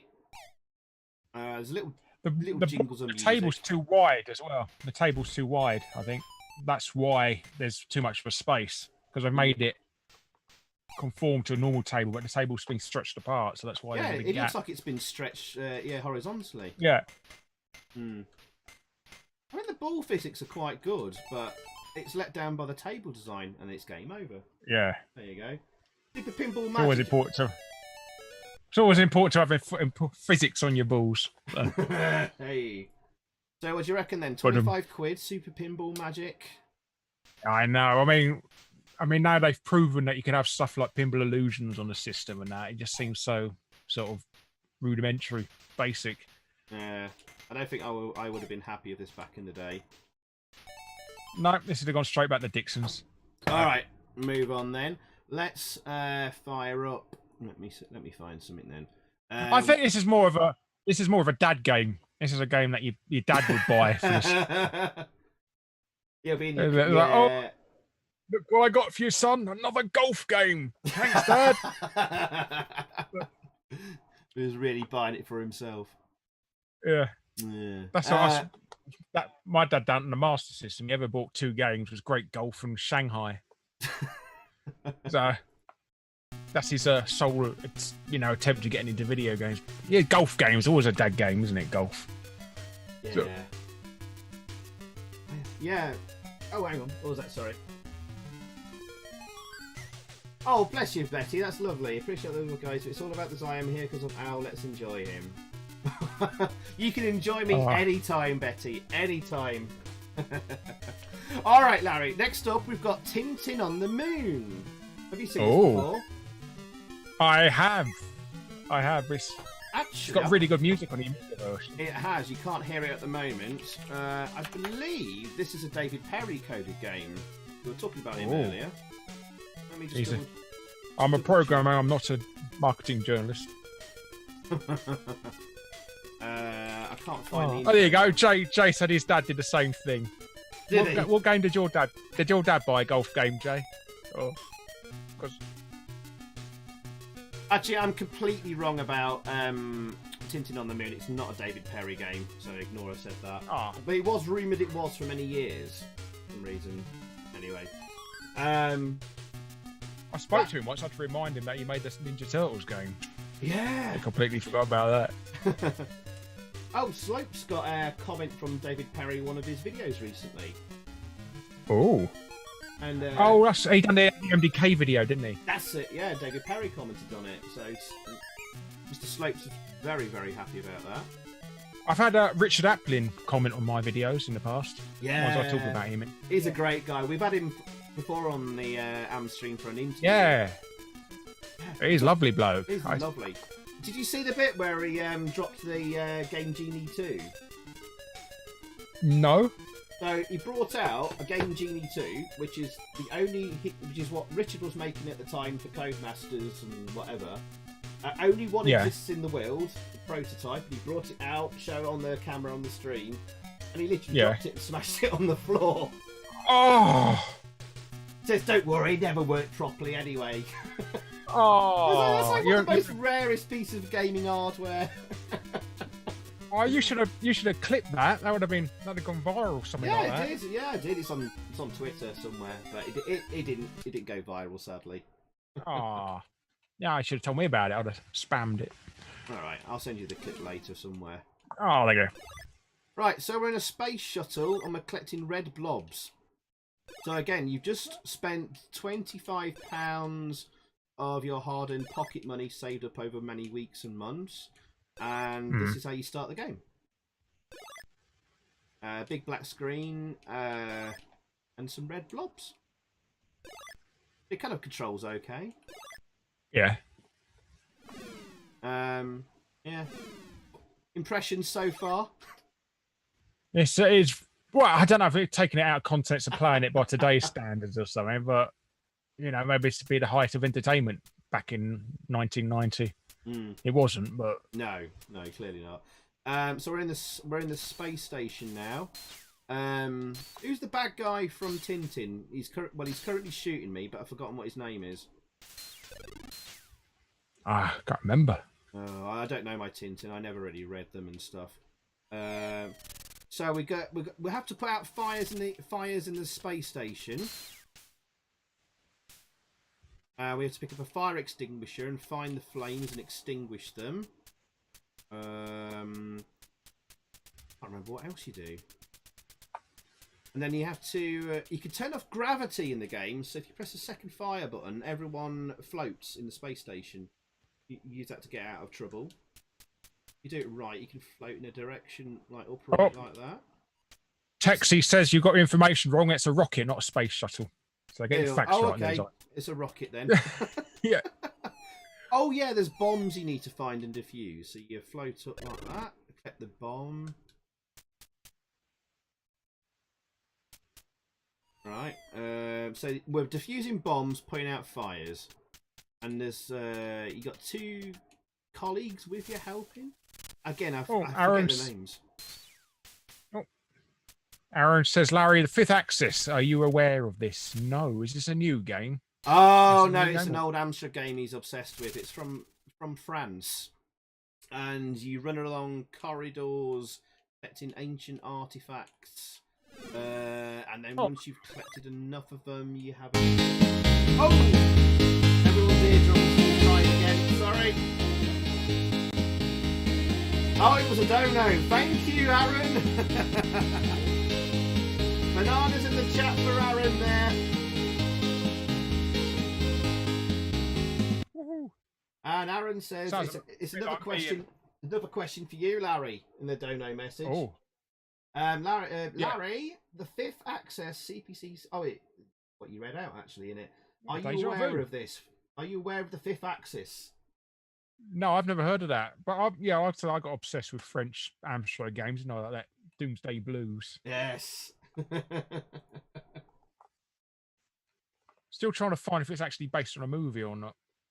Yeah, you mentioned that last time, and yeah. I couldn't work it out. I did have a look on CPC Power website. It's usually like the resource for all things like, you know, history of games and stuff on the AMSTRAD, but it doesn't have anything for that. So oh, weird. I don't know. Oh, Betty, take care, matey. He says, Al, thank you for the entertainment, man. I need to get some dinner, man. Much love, everyone. Talk soon. Betty, lovely to have you here, mate. Don't be a stranger. Pop in any time you want, mate. And lovely to see you again, man. You take care. Take care and good night, dude. Oh, Betty, that's the worst some mothers do have an impression ever. He has no idea what that is, though, sadly. Betty's from America, so... oh, okay. That's why we were explaining the public information films in school and stuff earlier. Well, they had them as well, didn't they? I think so. Maybe Betty can answer that quickly before he goes. I don't know. But we shall let you go, Betty. Don't worry, man. Take care. Good night, dude. Go and get your dinner. You must stay. You must stay. Yes, you must stay, Betty. There we go. All right, that was the first level of Tintin on the Moon there, dude, and then it just repeats over. It's about 5 stages. It's incredibly easy. You will complete it on your first go, guaranteed. Oh, wow. But I will say this is probably aimed at kids, like the consoles was supposedly. Oh, Betty says, what's the question? Did you have scary public information films shown in your school when you were growing up? They call PSAs in America. PSAs? Public service announcers. Yeah, public service announcements. Because like we in the UK got some freaky, scary ones where lots of kids died in horrible accidents, and it gave us nightmares and. It's like really gory deaths, aren't they? Really horrible, gory deaths. So these poor kids died. And which one was that? That was Apaches, and that a kid fell off a cliff riding a tractor and stuff like that. And I don't think I ever got to see that one. So I had okay. The ones I saw. Well, I think that was more if you're in the rural areas. I mean, it didn't make much sense if you lived in the middle of the city, watching a film about dangers of working on farmyards. Right. So what's a farm? Yeah, I think the ones I got was the one with the kid drowning, and there was one with the kid getting fried on the electrical substation. That's the two I remember. Yeah. Right, I think that's probably enough Tintin. Any last thoughts? Oh. Yeah, like Betty. No, did Betty says like not to do drugs? Yeah, stuff like that. Yeah. Did we ever? They didn't really. We probably did, but they were more concerned about us getting killed on farmyards than taking drugs. Yeah, and we had Grange Hill for the anti-drugs thing anyway. Yeah. Whatever his name is. Oh, we had Grange Hill. Yeah, we had Grange Hill. So ironic because Zammo and Rowley both got arrested for taking drugs in real life. Did they? Rowley actually got put away because he was actually importing them, pushing them. He was a massive drug smuggler, and he got put away for it. Bloody hell! I never knew that. Then again, I've not really followed the careers of everyone from Grange Hill. Well, just assume they went on to do nothing, really. Just say no. Betty says, just videos to do drugs, like a kid smokes a joint and falls over dead, laughing my ass off. So they literally just smoke a joint and then just keel over in the video. Amazing. You got to check out the American ones then, Larry. I know there's one from the 1950s that confuses being homosexual with being a paedophile. Oh God! It's like it's sort of a thing. The same. Yeah, they say it's the same thing and stuff like that. So some really horrible sort of ones like that. And the old duck and cover, isn't it? Hiding underneath your table when the nuclear bombs helps, because small bits of plywood is a well-known fact to deflect nuclear radiation. No, you just need to hide in your fridge like Indiana Jones in that bloody awful movie. Yeah. Oh, Betty says yes. It's just like that, is it? Hey, one day, if you don't mind PMing me like a link to a YouTube video of like your American PSA films or PFA, what are they called? PSA, sorry. I'd love to see that one. The kid just smoking a joint and just keeling over dead. That'd be amazing. And I'll send it over to Larry then as well. I'd love to see that. I've seen some of the Canadian ones where they use puppets and stuff like that. I would probably go hunting for it now on YouTube, Larry, but I've learnt my lesson. I've been hit by so many copyright strikes recently by paying what I thought was innocent footage on YouTube, but I'm not going to do it anymore or tonight. Oh no. If it was Twitch, anything goes. But I'll probably get smacked on the bum again. I mean, I played a really old clip from a computer show from 1984 or something like that no one has ever heard of. And I got, oh bloody hell, I got Fremantle. Who was that? Contacting me. Oh, okay. Was it what? Oh. I think it was called like the Computer Men or something like that, and it's just like some stuffy old men with beards and glasses and pipes talking about computers. Oh, they sitting around the table. Yeah. It's an American show. Yeah, I've seen that. Yeah. No, it's a British show, and they were reviewing the BBC Micro, AMSTRAD, and something else I can't remember now. But like, literally had like 10 views on YouTube. So yeah. taking that precious YouTube money away for a fraction of a penny from their 10 views. All right, Larry, we've got up a very rare GX4000 game called Copter 271. Oh, a sequel to Copter 270, my favourite. It's got a lot of stand up for it. Is this one you're looking to add to your collection? I would do. I've heard it's not very good. But... No. This September 1991 this came out. But this is exactly a year after this console launched. And by then was going for £30 in shops, in high street shops. So ironically, this game cost more than a console. It was yes, pretty much. Just like today. Yes. All right. We'll leave all the effects on. You got two players. I got a load of French text, by the way.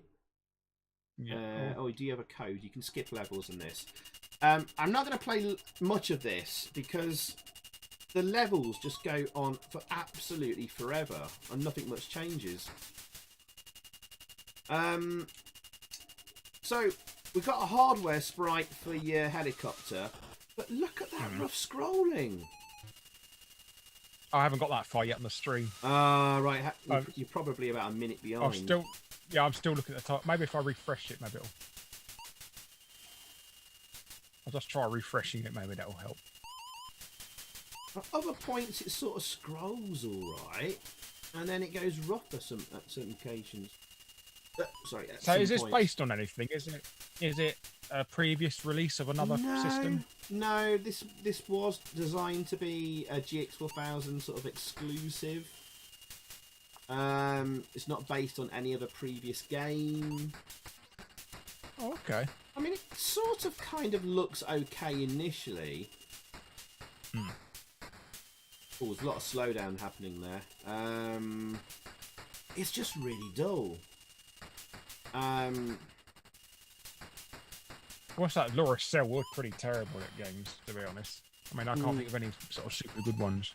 They'd done that in Wild Streets, wasn't it? That was a... Oh, we were playing that just before you joined. You can complete that on your first go. Because you can just literally jump through the entire game without being hit. Nice. We completed it on pretty much our second go in under 10 minutes. That was £25. Actually, no. Wild Streets was Titus. Oh. You were in the right country there, though. Oh, there you go. Yeah, most French. I think it's Ocean pretty much carried the GX4000, to be honest. Yeah.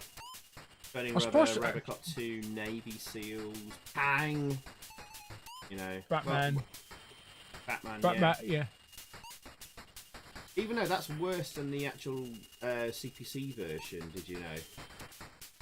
I didn't know. What's wrong with it? It's got horrible slowdown, which wasn't present in the CPC original. So that's weird. If you go on the first level and go to the very top of the plane area, anywhere near the top, you'll get horrendous slowdown. How bizarre. It's missing a few sound effects and stuff like that. It's like they couldn't find the codes for like the final version and release like a prior version of the game that they haven't quite bug fixed. But like we found that version, let's bung that out on the cart, which is a bit of a shame. It still plays well though, still a good game. So it looks a bit shoot 'em up construction kit. This video. This one, game. yeah. Except I don't think the AMSTRAD had one, did they? I know the Commodore did. Commodore and the Amiga did, but it looks like a game that would be on it. It's sort of a very basic. But again, I had it, and the only games I used to make on it was about beating up policemen for some reason. Why? I was pretty twisted as a kid. Did you have some runnings with the law as a kid, Larry? No, I didn't. I just thought it'd be funny to make a game called Fuck a Copper.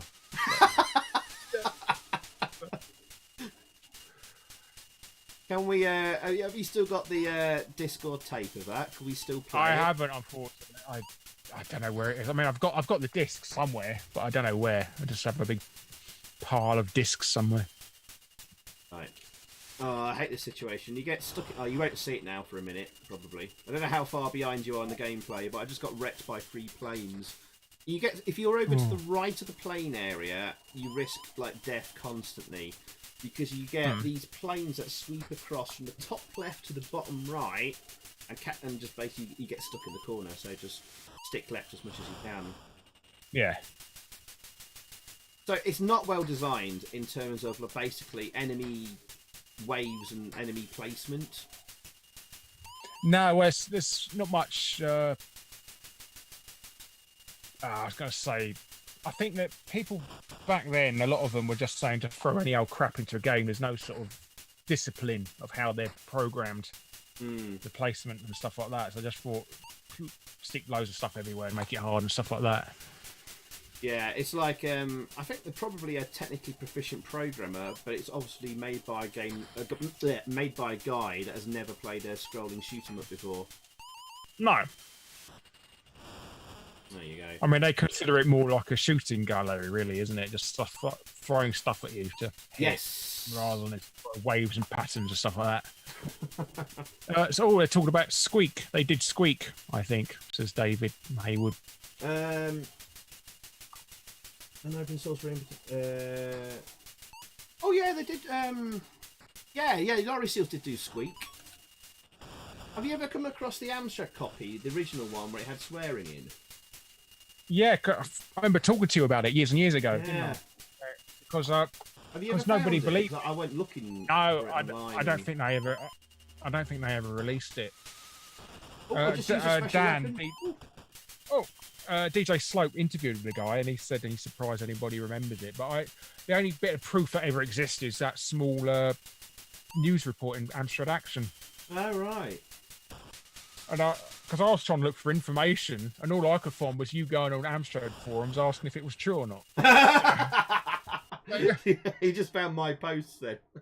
Yeah, I just found your post asking. Oh, this guy on YouTube keeps saying it was recalled because somebody was swearing. So I'm doubling back on my own information.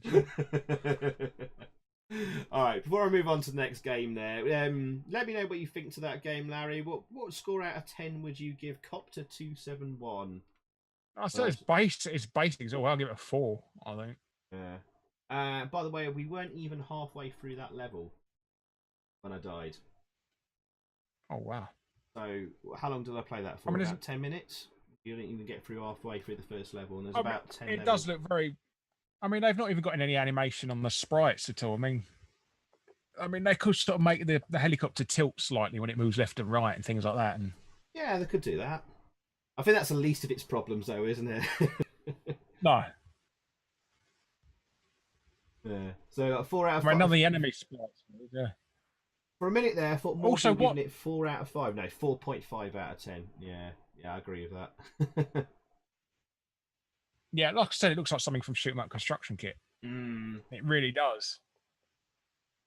But on the Amstrad for £25 of your finest English sterling currency. That was a lot back then. What's that? Andrea says 50 viewers this time of night. Yeah, that's pretty good, Andrea. Yeah, we're doing pretty good tonight. I think our special guests have helped. Let's see how much £25 was. Are you doing the conversion? Yeah. Yeah, Aaron Phillips says Lorry Seals did the 5th axis. Oh, we don't upset Aaron with his 5th axis. Oh no.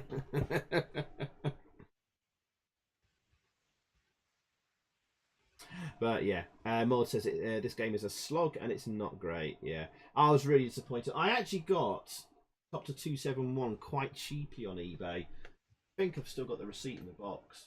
All the £500. What was that? What I said? How much was quite cheap for you? Oh God! I thought you were going to tell me the conversion of what £25 in 1990 money was. I was like, nice. No, I think I only paid about 120 quid for it. Still quite a bit. That is quite a bit. But I've seen auctions go for £300 plus back in early 2000s. There was a copy that went for about 400 quid in about, I don't know, mid 2005. So me getting it for that was a bargain at the time, but you'll probably go for a lot more these days. No, yeah. Aaron, take What is care, the most buddy. you've ever? So Sorry. what is the most you've ever spent on a game? I wouldn't do it now because there's misses and kids now. I would never. Yeah, because you're married. Yeah. Yeah, I would never do that. Well, I am tempted to buy that arcade one up arcade, whatever they're called, Star Wars cabinet. You know, they redid the Atari Star Wars. It's my favourite game of all time. Yeah. But they've not released it in the UK up until a few months ago when they've done a sit down version of it. You've seen that? Oh, okay. I thought it was a mod somebody's made. I didn't know it was official. It's a real thing. They've done quite a few cabs. Because the only way of playing Atari Star Wars is with that proper yoke controller. Yeah. If you try playing it with a mouse or joypad or anything like that in MAME or whatever, it's just not the same as the original. Yeah. But I'm tempted that it's like £400-500, but it won't fit in my house. Sit down version. I just want the stand up one that the Americans have you got like a garage or a shed you could put it in? Or no, I'm actually in my garage at the moment. It's been converted to an office. Oh. And my shed is falling to bits and leaking, and often has wasps' nests in there, so be good. But no, that would be the most expensive. Otherwise, bizarrely enough, maybe Copter 271 is the most expensive. But no, Panzer Kickboxing for the GX, that was about £200-ish, I think. Oh, I got that quite cheap. I got my 50. Yeah, that one. You lucky thing. Then again, I have been quite lucky. I mean, I got Pang for about £60 fully boxed. That's all right. And even back then they were going for quite a price. But I haven't bought a GX4000 game since like the mid 2000s. So, oh, okay. Well, it's just hard to find them now. Really, it's just the same 3 games you always see on that eBay. Really. Yeah. Always like copies of RoboCop 2 for sale on there. I mean, what we've been trying to find out for the video is like what games actually got put on sale when the console was released. I think there was like reports in like the January of 1991 that you could only find Fire and Forget 2, RoboCop 2, Crazy Cars 2, Barbarian 2, and Batman. They were on World of Sports. They were about the only GX4000 games you could buy for like the first few months. But that's what I was going to ask you earlier. I was hoping you bought one on the GX on the date of release and tell me what games are actually in shops. We're trying. I mean, I only bought RoboCop 2 and then I gave it straight back. Yeah. All right, let's show you another crap game on the GX. This is probably, arguably, I think, the worst game on the GX4000. This is No Exit. Do you own this one, Larry? I think I do. Oh. Like I said, most of them I've not even played because I know they're crap. So. This was written by a bunch of demo coders, and you can tell by the title screen here when it pops up on your end. I know you're a bit delayed. I think. Yeah, I'm still on Copter 271. Oh God! I just refreshed it. Man, it's really slow. I've refreshed it again. It's just so slow tonight for some reason. I don't know why. No worries, dude. You'll see the screen in a sec. Johnny Boy in the chat there, thank you for the top tip there, mate. Dude, that was like the worst experience of my life. I walked in my shed and there was a giant wasp's nest there. I didn't know what it was. I thought it was like one of the kids' footballs. And I put my hand into it. And I literally got chased down. You know, like in cartoons where you see people being chased by a swarm of wasps? Yeah. It really does happen in real life. Oh. I literally so how did you avoid them? I didn't. I ran out to my front garden. I was running around the cul-de-sac where I live. I was screaming. They got under me clothes, under me t-shirt, in my jeans. They were proper swarming on me, and I was rolling around in front of my neighbours screaming. I think eventually I got in the house and shut the door and got sprayed with what's the sprayed or whatever it's called. And, I think you have to run into the shower or something to get rid of them and stuff like that. Oh, worst experience I've ever had, I think. Did you get stung much? Oh God, yes. All over. arms, legs, body, everywhere. Oh, so did you exact revenge on the nest in the end? Oh yeah, I went in dressed like the Michelin Man. I got like a leather jacket on. I got a gaffer tape around my wrists and gloves on, and well, I think Mrs. Ifo as well did the same thing. We went in there and just absolutely blasted it with ant powder. I think we found some that apparently kills them as well. Oh, okay. No, we did get rid of them. But Jesus, I never thought they would chase you in a proper swarm. Went on for about 10 minutes, I think. Oh, did they form an arrow like in the cartoons as well? When they... Not quite. Not quite. No, no. All right. Are you seeing no exit now? No, I'm still. It's really crapped out my streaming. All right. It's going to make it hard for you to comment, but oh well. I'll just start the game so the chat sees something. This is a one-on-one beat 'em up when you eventually get to it.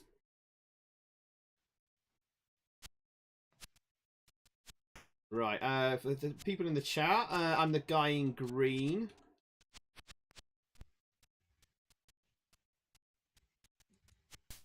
There we go. And it's an utterly terrible beat 'em up. Right, it doesn't even use the second fire button, I think, at all. Oh, I've turned into a giant monster. So I think they were inspired by the film Nightbreed. Have you ever seen that, Larry? Okay. Yeah, I watched it. Where you're you're human, and then at points you can turn into a monster or whatever. So the idea is you can build up a meter to turn into a monster for a short period of time. You're fighting someone.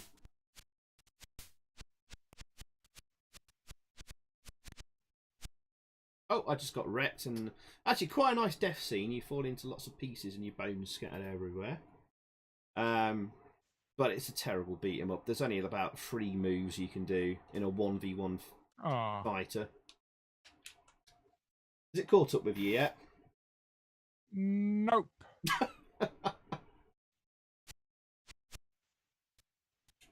No, it's not liking it for some reason. I'm still on Copter 271. Alright, you try dropping the resolution down or something. I think it's all across. All my windows are sort of really slow. For some reason, I don't know. Oh, I killed him. Yeah, something's not. Next level. I'm just trying to look what's for sale for the AMSTRAD GX4000 on eBay at the moment. Somebody is selling a console with Burning Rubber and Barbarian 2 for £200. Be lucky. Is it boxed and all that? Or is it loose? I can't see. I'm hoping at that price. That's hopeful. £300. Somebody.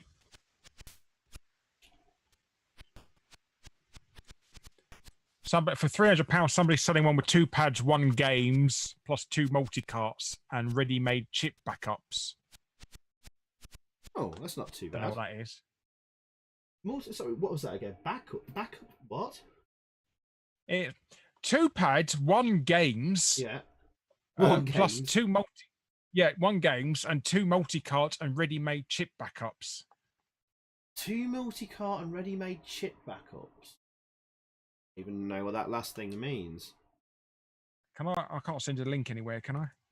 You can do it on Facebook, yeah. Actually, I could probably show it on the stream then as well. Okay. There we go.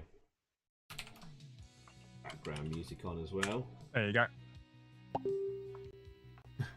Ba-ding! Yeah.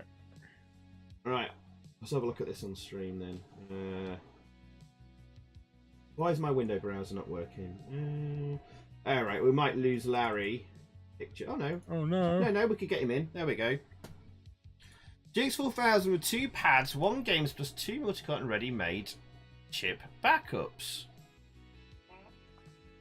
The hell is this? Multi-cart with 6 chips, pull in and out multi-cart with pulling tool. Oh, I think we'd all like a pulling tool. Yeah. I think it's one of those ones that you pull the chip in and out to replace the games before they've done the let's have a look at the pictures then. Pictures up. Oh, he's got like literally the ROM. Oh my god! Right.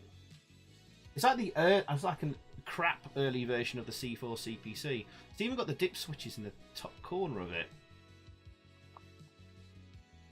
Oh yeah, he just pulls the ROM in and out. That can't be nice to do. Well, it's quite inconvenient, really, isn't it? Yeah. And those ROM chips would have been taken out of an existing actual cartridge. So who would have? Why would someone have done that? Unless these are chips that they've burned games to. Yeah, they've burnt the games themselves, haven't they? That's what it is. Oh, and there's one of those horrible multi-carts. I don't like the look of them, but a lot of people like them. No. Though. If you want one, go for it. But it's kind of pointless when there's a C4 CP thing out. That's the SD card thing we were talking about earlier. Yeah, it's a bit scruffy, Yeah, that it's obsolete console. now, really. The pads are a bit yellow. The console's a bit yellowed as well. I don't think this is not worth £300. He's bought all this years and years ago and just dumped it in the attic for years, isn't he? That's what he's done. Oh, good night, Tazong. He says, fantastic stream. My ribs really hurt from laughing. Thank you. For all the wrong reasons, apparently. Thank you, Larry. You two must do this again. Night, night. Oh, bless you, Tazong. All right, night, night, dude. Oh, good night. So, yeah, that's not worth £300. Oh, what's this? I've never seen the Commodore 64 GS gamepad before. That actually looks quite nice. I didn't know they were all in black with green and red. Quite cool. Anyway, what do you reckon, chat? Do you like the look of that compared to the GX pad?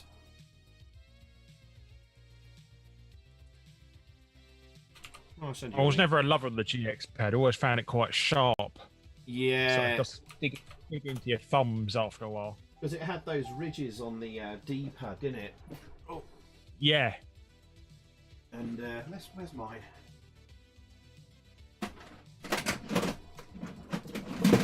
Oh, blimey. Things collapsing on my shelf again. Yeah, that's it. Because what they did was they put arrows. They put bloody arrows on the D-pad. It's like as if you didn't know what was up, down, and left and right. And they had a little circle divot in the middle. Oh, I can see it now. Oh, are you up to speed now? Yeah, I can see it now. Yeah. Yeah, no, I didn't like that. Very uncomfortable. Oh, that used to shred my thumb to bits after about half an hour in burning rubber. And it's quite stiff as well. It's not as.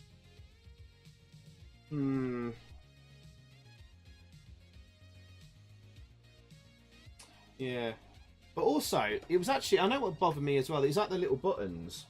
They stuck out too high, and there's like a bit of an edge on the buttons. So if you rub your thumb over the button, you can actually bit like a cheese grater. It's not nice. So if you're switching your thumb between the buttons, that actually hurts after a while. Good job they never released Daley Thompson for it, really. Oh God. All right, let's get rid of that then.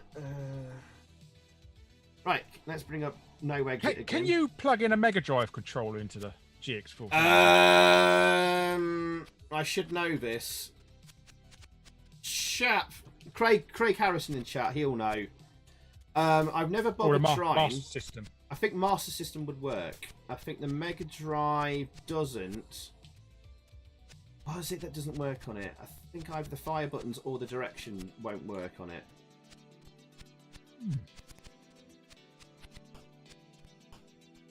Can you see no exit running now, by the way, Larry? I can. Yeah, I can now. Yes. This is the fantastic... I said that statue behind him is incredibly bored. It's a giant statue of a 6-armed Guile from Street Fighter.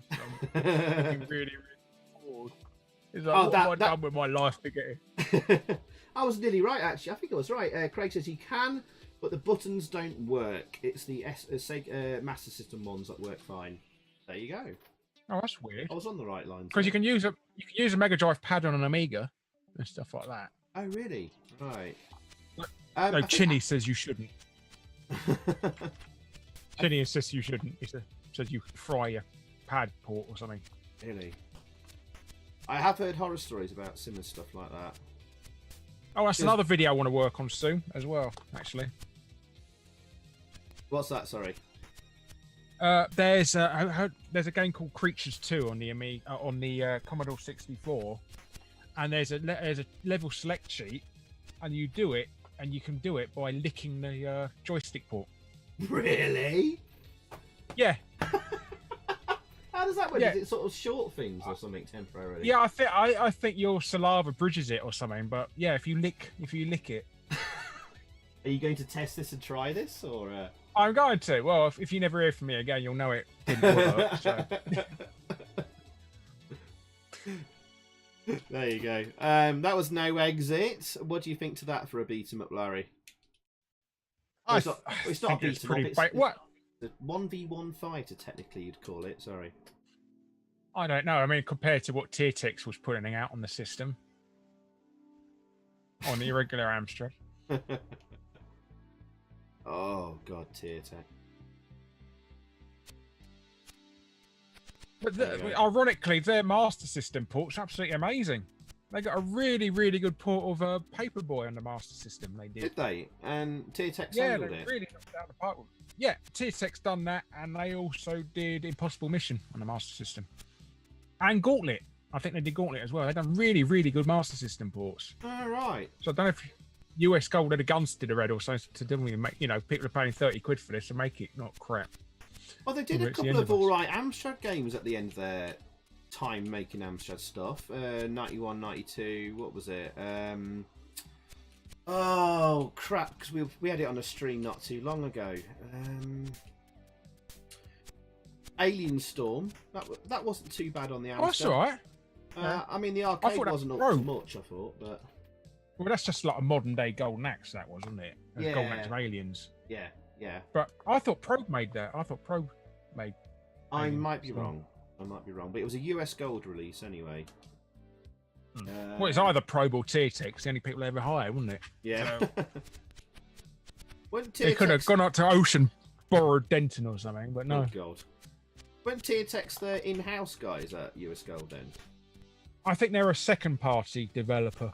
Where they owned 50% of the company, so that's why they done it. That's why they hired them a lot, because they were cheap, because they owned half the company. Right, I see. Right.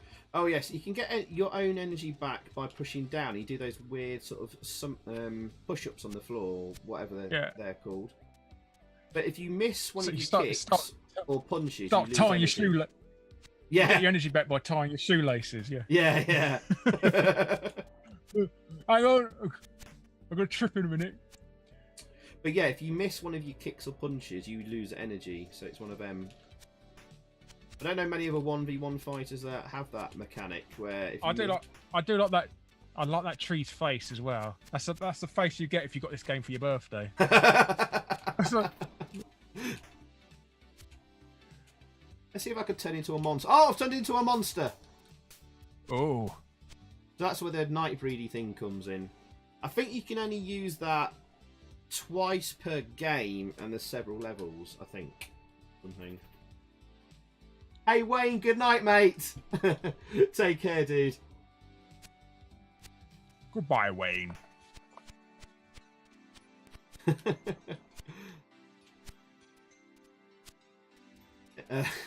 Craig's pointing out I'm still playing the game, so it's obviously not that crap.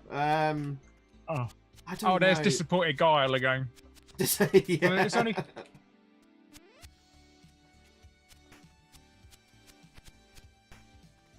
Let's turn into the monster again. There we go.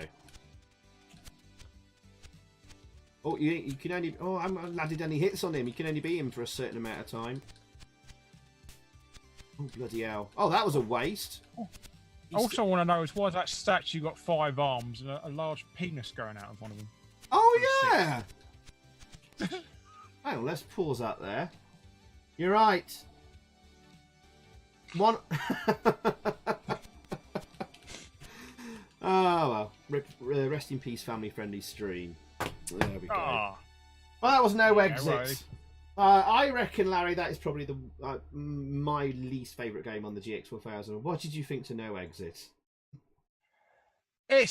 I don't know, it reminds me of Shaq Fu, and that was a French fighting game, wasn't it? I mean, that sort of leaping about doing some crap. You haven't got really all the control on it. Yeah, it reminds me of Shaq Fu a little bit. And that's not a good thing. I wonder if really. any of the same. I wonder if any of the same people worked on this Shaq Fu, because that was a. I've forgotten their name. Well, this is a really bizarre company. It's a company called Tomahawk who made this one. And I think... Oh, you said they were crackers or something, didn't you? Or... I think they started off as like demo makers and stuff. Well, they should have stayed there, shouldn't they? Really? Yeah, and then I think this was like their first... I think this was their first proper game.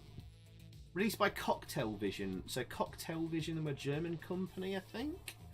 And they... Oh, okay. And this is and they released it under a name of Tomahawk, of all things. So, yeah, design was a guy called Noel Fixon and Joseph Kloitmans. They did no other games to the Amstrad, I'm not surprised. Have you tried looking up on Moby Games, see if they worked on anything else? I'm just about to. Alright, let's get the Moby Games up. Oh, there is a listing for him. Only 1 credit, no exit. I'll have a look for the other guy, Joseph Kloitmans. Look. I think it's quite sad when these people only ever worked on one game. It's like you wonder what they've done with the rest of their lives. I know. Really. I know. Oh, he's apart from hide and shame. All right, this guy's done quite a lot. Okay. Stopped in 1995. I brought it up on the stream anyway. There's literally nothing I've heard of there. Cougar Force, that was planned to be a GX4000 game, but ended up just on the Amiga and Atari ST. I heard it wasn't very good. No, I've not heard of any of these other games, and he seemed to have stopped in 1995. He had a bit of a career, not much of one. There's a game called Krusty Bat, The Last Dynasty. Is that a famous one? Oh, I don't know. No, just like it looks like pretty unspectacular Windows 95 type games. Yeah, these are sort of bargain bin shovelware exactly, stuff. Bargain bin stuff. Yeah, unlucky. Oh well, never mind. Where are we up to now? Oh bloody hell! It's getting towards 3 in the morning. Yeah, sorry. Oh, it's my fault. Bloody hell. Copter Vision was a French company. Oh, my apologies, Syntax Horror. I thought they were Germans. It does look French. It does look French. Yeah. And there was like Joseph Kloitmans. That does sound very German or Dutch, maybe. I don't know. Sounds like somebody trying to clear their throat when they say they tell you their name. What's your name? Joseph.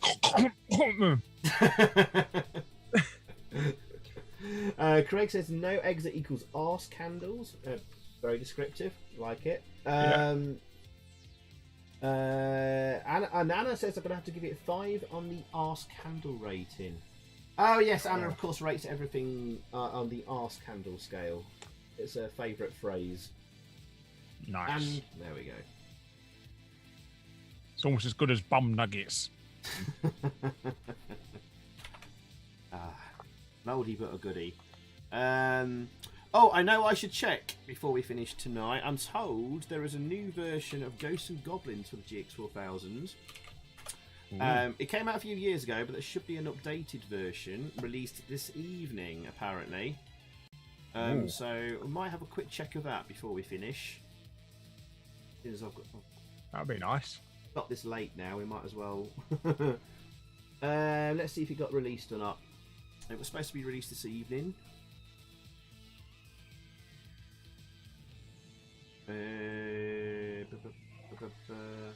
It's not been released by the looks of it. Oh, that's a shame. Oh, and on that bombshell. And on that bombshell, yeah, I'm gonna have to end. I've got to be up early tomorrow potentially. So, well, there you go, guys. I hope you enjoyed that second part of the GX4000 special. We might. I don't know if we'll do GX4000 next week. It depends when I get interviews done. We might have Cliff Lawson, who was like the other guy at Amstrad, alongside Roland Perry and just under Lord Sugar. He's got back to me today. He wants talk. So we'll see what happens with that. Roland Perry's indicated he wants to do another interview. We're trying to organise that. Who else? Oh, one thing I can't talk about. Yeah, we're going to get Alan Sugar himself. Oh, that'd be awesome. That would be brilliant. I mean, Retro Gamer got him for a little interview recently. Meaning to pump them for information on how they got him. But yeah, so next week, guys, probably... We might do GX4000 again, but we might do Plus, because the Plus machines were celebrating 30 years at the same time. The 464 Plus and the 6128 Plus. So we could look at all the Plus games, like Prehistoric 2, Bluff, and other releases. There's not many of them. There's only about 15 Space Gun, isn't it? Space Gun, yes. Anna's favourite. There we go. Yep, Space Gun. That's a real shame. Have you played that one, Larry? Not the Amstrad one, no. Was that supposed to be a GX4000 game? Yes, it was going to be destined. I think what happened to it, same thing that happened with the Toki game that got cancelled. It was going to need a bigger cartridge. Not size physically, but in terms of like space on the cartridge. You can get those AMSTRAD GX4000 cartridges can be 256k, 512k, or like just over 1 megabyte in size. But obviously, as you go up, the cost gets more higher. Toki was going to need to be a 512k or a 1 megabyte card. Oh wow! And it finished half the game, and it was really, really good apparently, according to the programmer. Ocean. So does the new game contain any of the original code, or no? It's done from scratch and done for the CPC. It's a shame. Apparently, it was really, really good. And Space Gun, similar issue, so they just shoved it out on disc instead in France. I don't think it got a UK distribution. Space Gun. Oh, okay, that's a shame. Yeah. But it's not well. You'll find out next week if you tune in. But it's all right. It uses hardware sprites for your crosshair. The crosshair moves really silkily nicely around the screen. But I was going to say, is it going to be light gun compatible as well? No, sadly not. But it lags like anything. So when you shoot your bullets, it feels like an eternity before it hits an object or alien, and you don't know if you're actually making contact. And then the whole thing just grinds to a whole. Real shame. Real shame. Oh, that's a shame. Yeah. Anywho, thank you there, Johnny Boy. This is a great stream. Nice one, Larry, as well. Andrea says, thank you. Loving Larry, keeping. He's all right. Wink face. Oh, bless you. Anna says, great stream, Zypher and Larry, and thanks for the company. All I appreciate, even though I've been quiet tonight. Hey, no worries, Anna. No worries at all. Please no space, not Space Gun. We'll see. I might change my mind next week. I might. I might. I have altered the plan. I don't alter it further. Oh, blimey. Lucas, thank you, mate, as well. PS1, 25 years soon, too, as well. All right, PS1 will be 25 years this year, apparently. Over here, it's the September 29th. It'll be 25 years in the UK. Oh, right. Okay. A few days away, then. Yes. Wants to do something to celebrate that somehow, I don't know. Lucas, again, thank you, mate. Maud, thank you. Says thanks, Larry and Zypho. Cool, man. Cheers, dude. Thank you. Thank you. Thank you, everyone, for tuning in tonight. Thank you, Rachel, there as well. Thank you, Johnny Boy. I think I said that already. Thank you, Johnny. Any final words to leave us with, Larry, before we sign off? No, absolutely none. Do you know what? I think we should have done this when we first started talking tonight. I think we should just fire the game up and just comment and then just talk about random things in between, like we have done. I think that was much better. That would have been good. Yeah. Yes. I think me writing out questions in advance was be pointless. Yeah, just get the stream to do all your work for you in future. Really, that's all you need to do. Yeah. Questions from the chat. But at the same time, same stream next week. Andrea wants the same. Right. Well, you're welcome back anytime you wish to, Larry. Oh, thank you very much. We shall Yes. arrange this soon. Okay, good stuff, good stuff. All right, guys, everyone, thank you very, very, very much for tonight. Thank you again, Aaron and Joe, for those late on donos, and Arnie the Viking there as well. And thank you earlier for Pete Walker from Pete Walker as well, Demetrius, Simon Osborne, Lewis, and Gorka the Lost Bananas. Thank you, guys. Thank you very, very much. Take care all. Have a fantastic weekend. Larry, you take care too, mate. You too. Lovely to have Okay. you here. And we'll see you all again very, very soon. I'll see you on Monday on Twitch, hopefully, most of you. All right, guys, take care. Good night, and see you all soon. Bye-bye. Bye-bye. Bye. Bye-bye.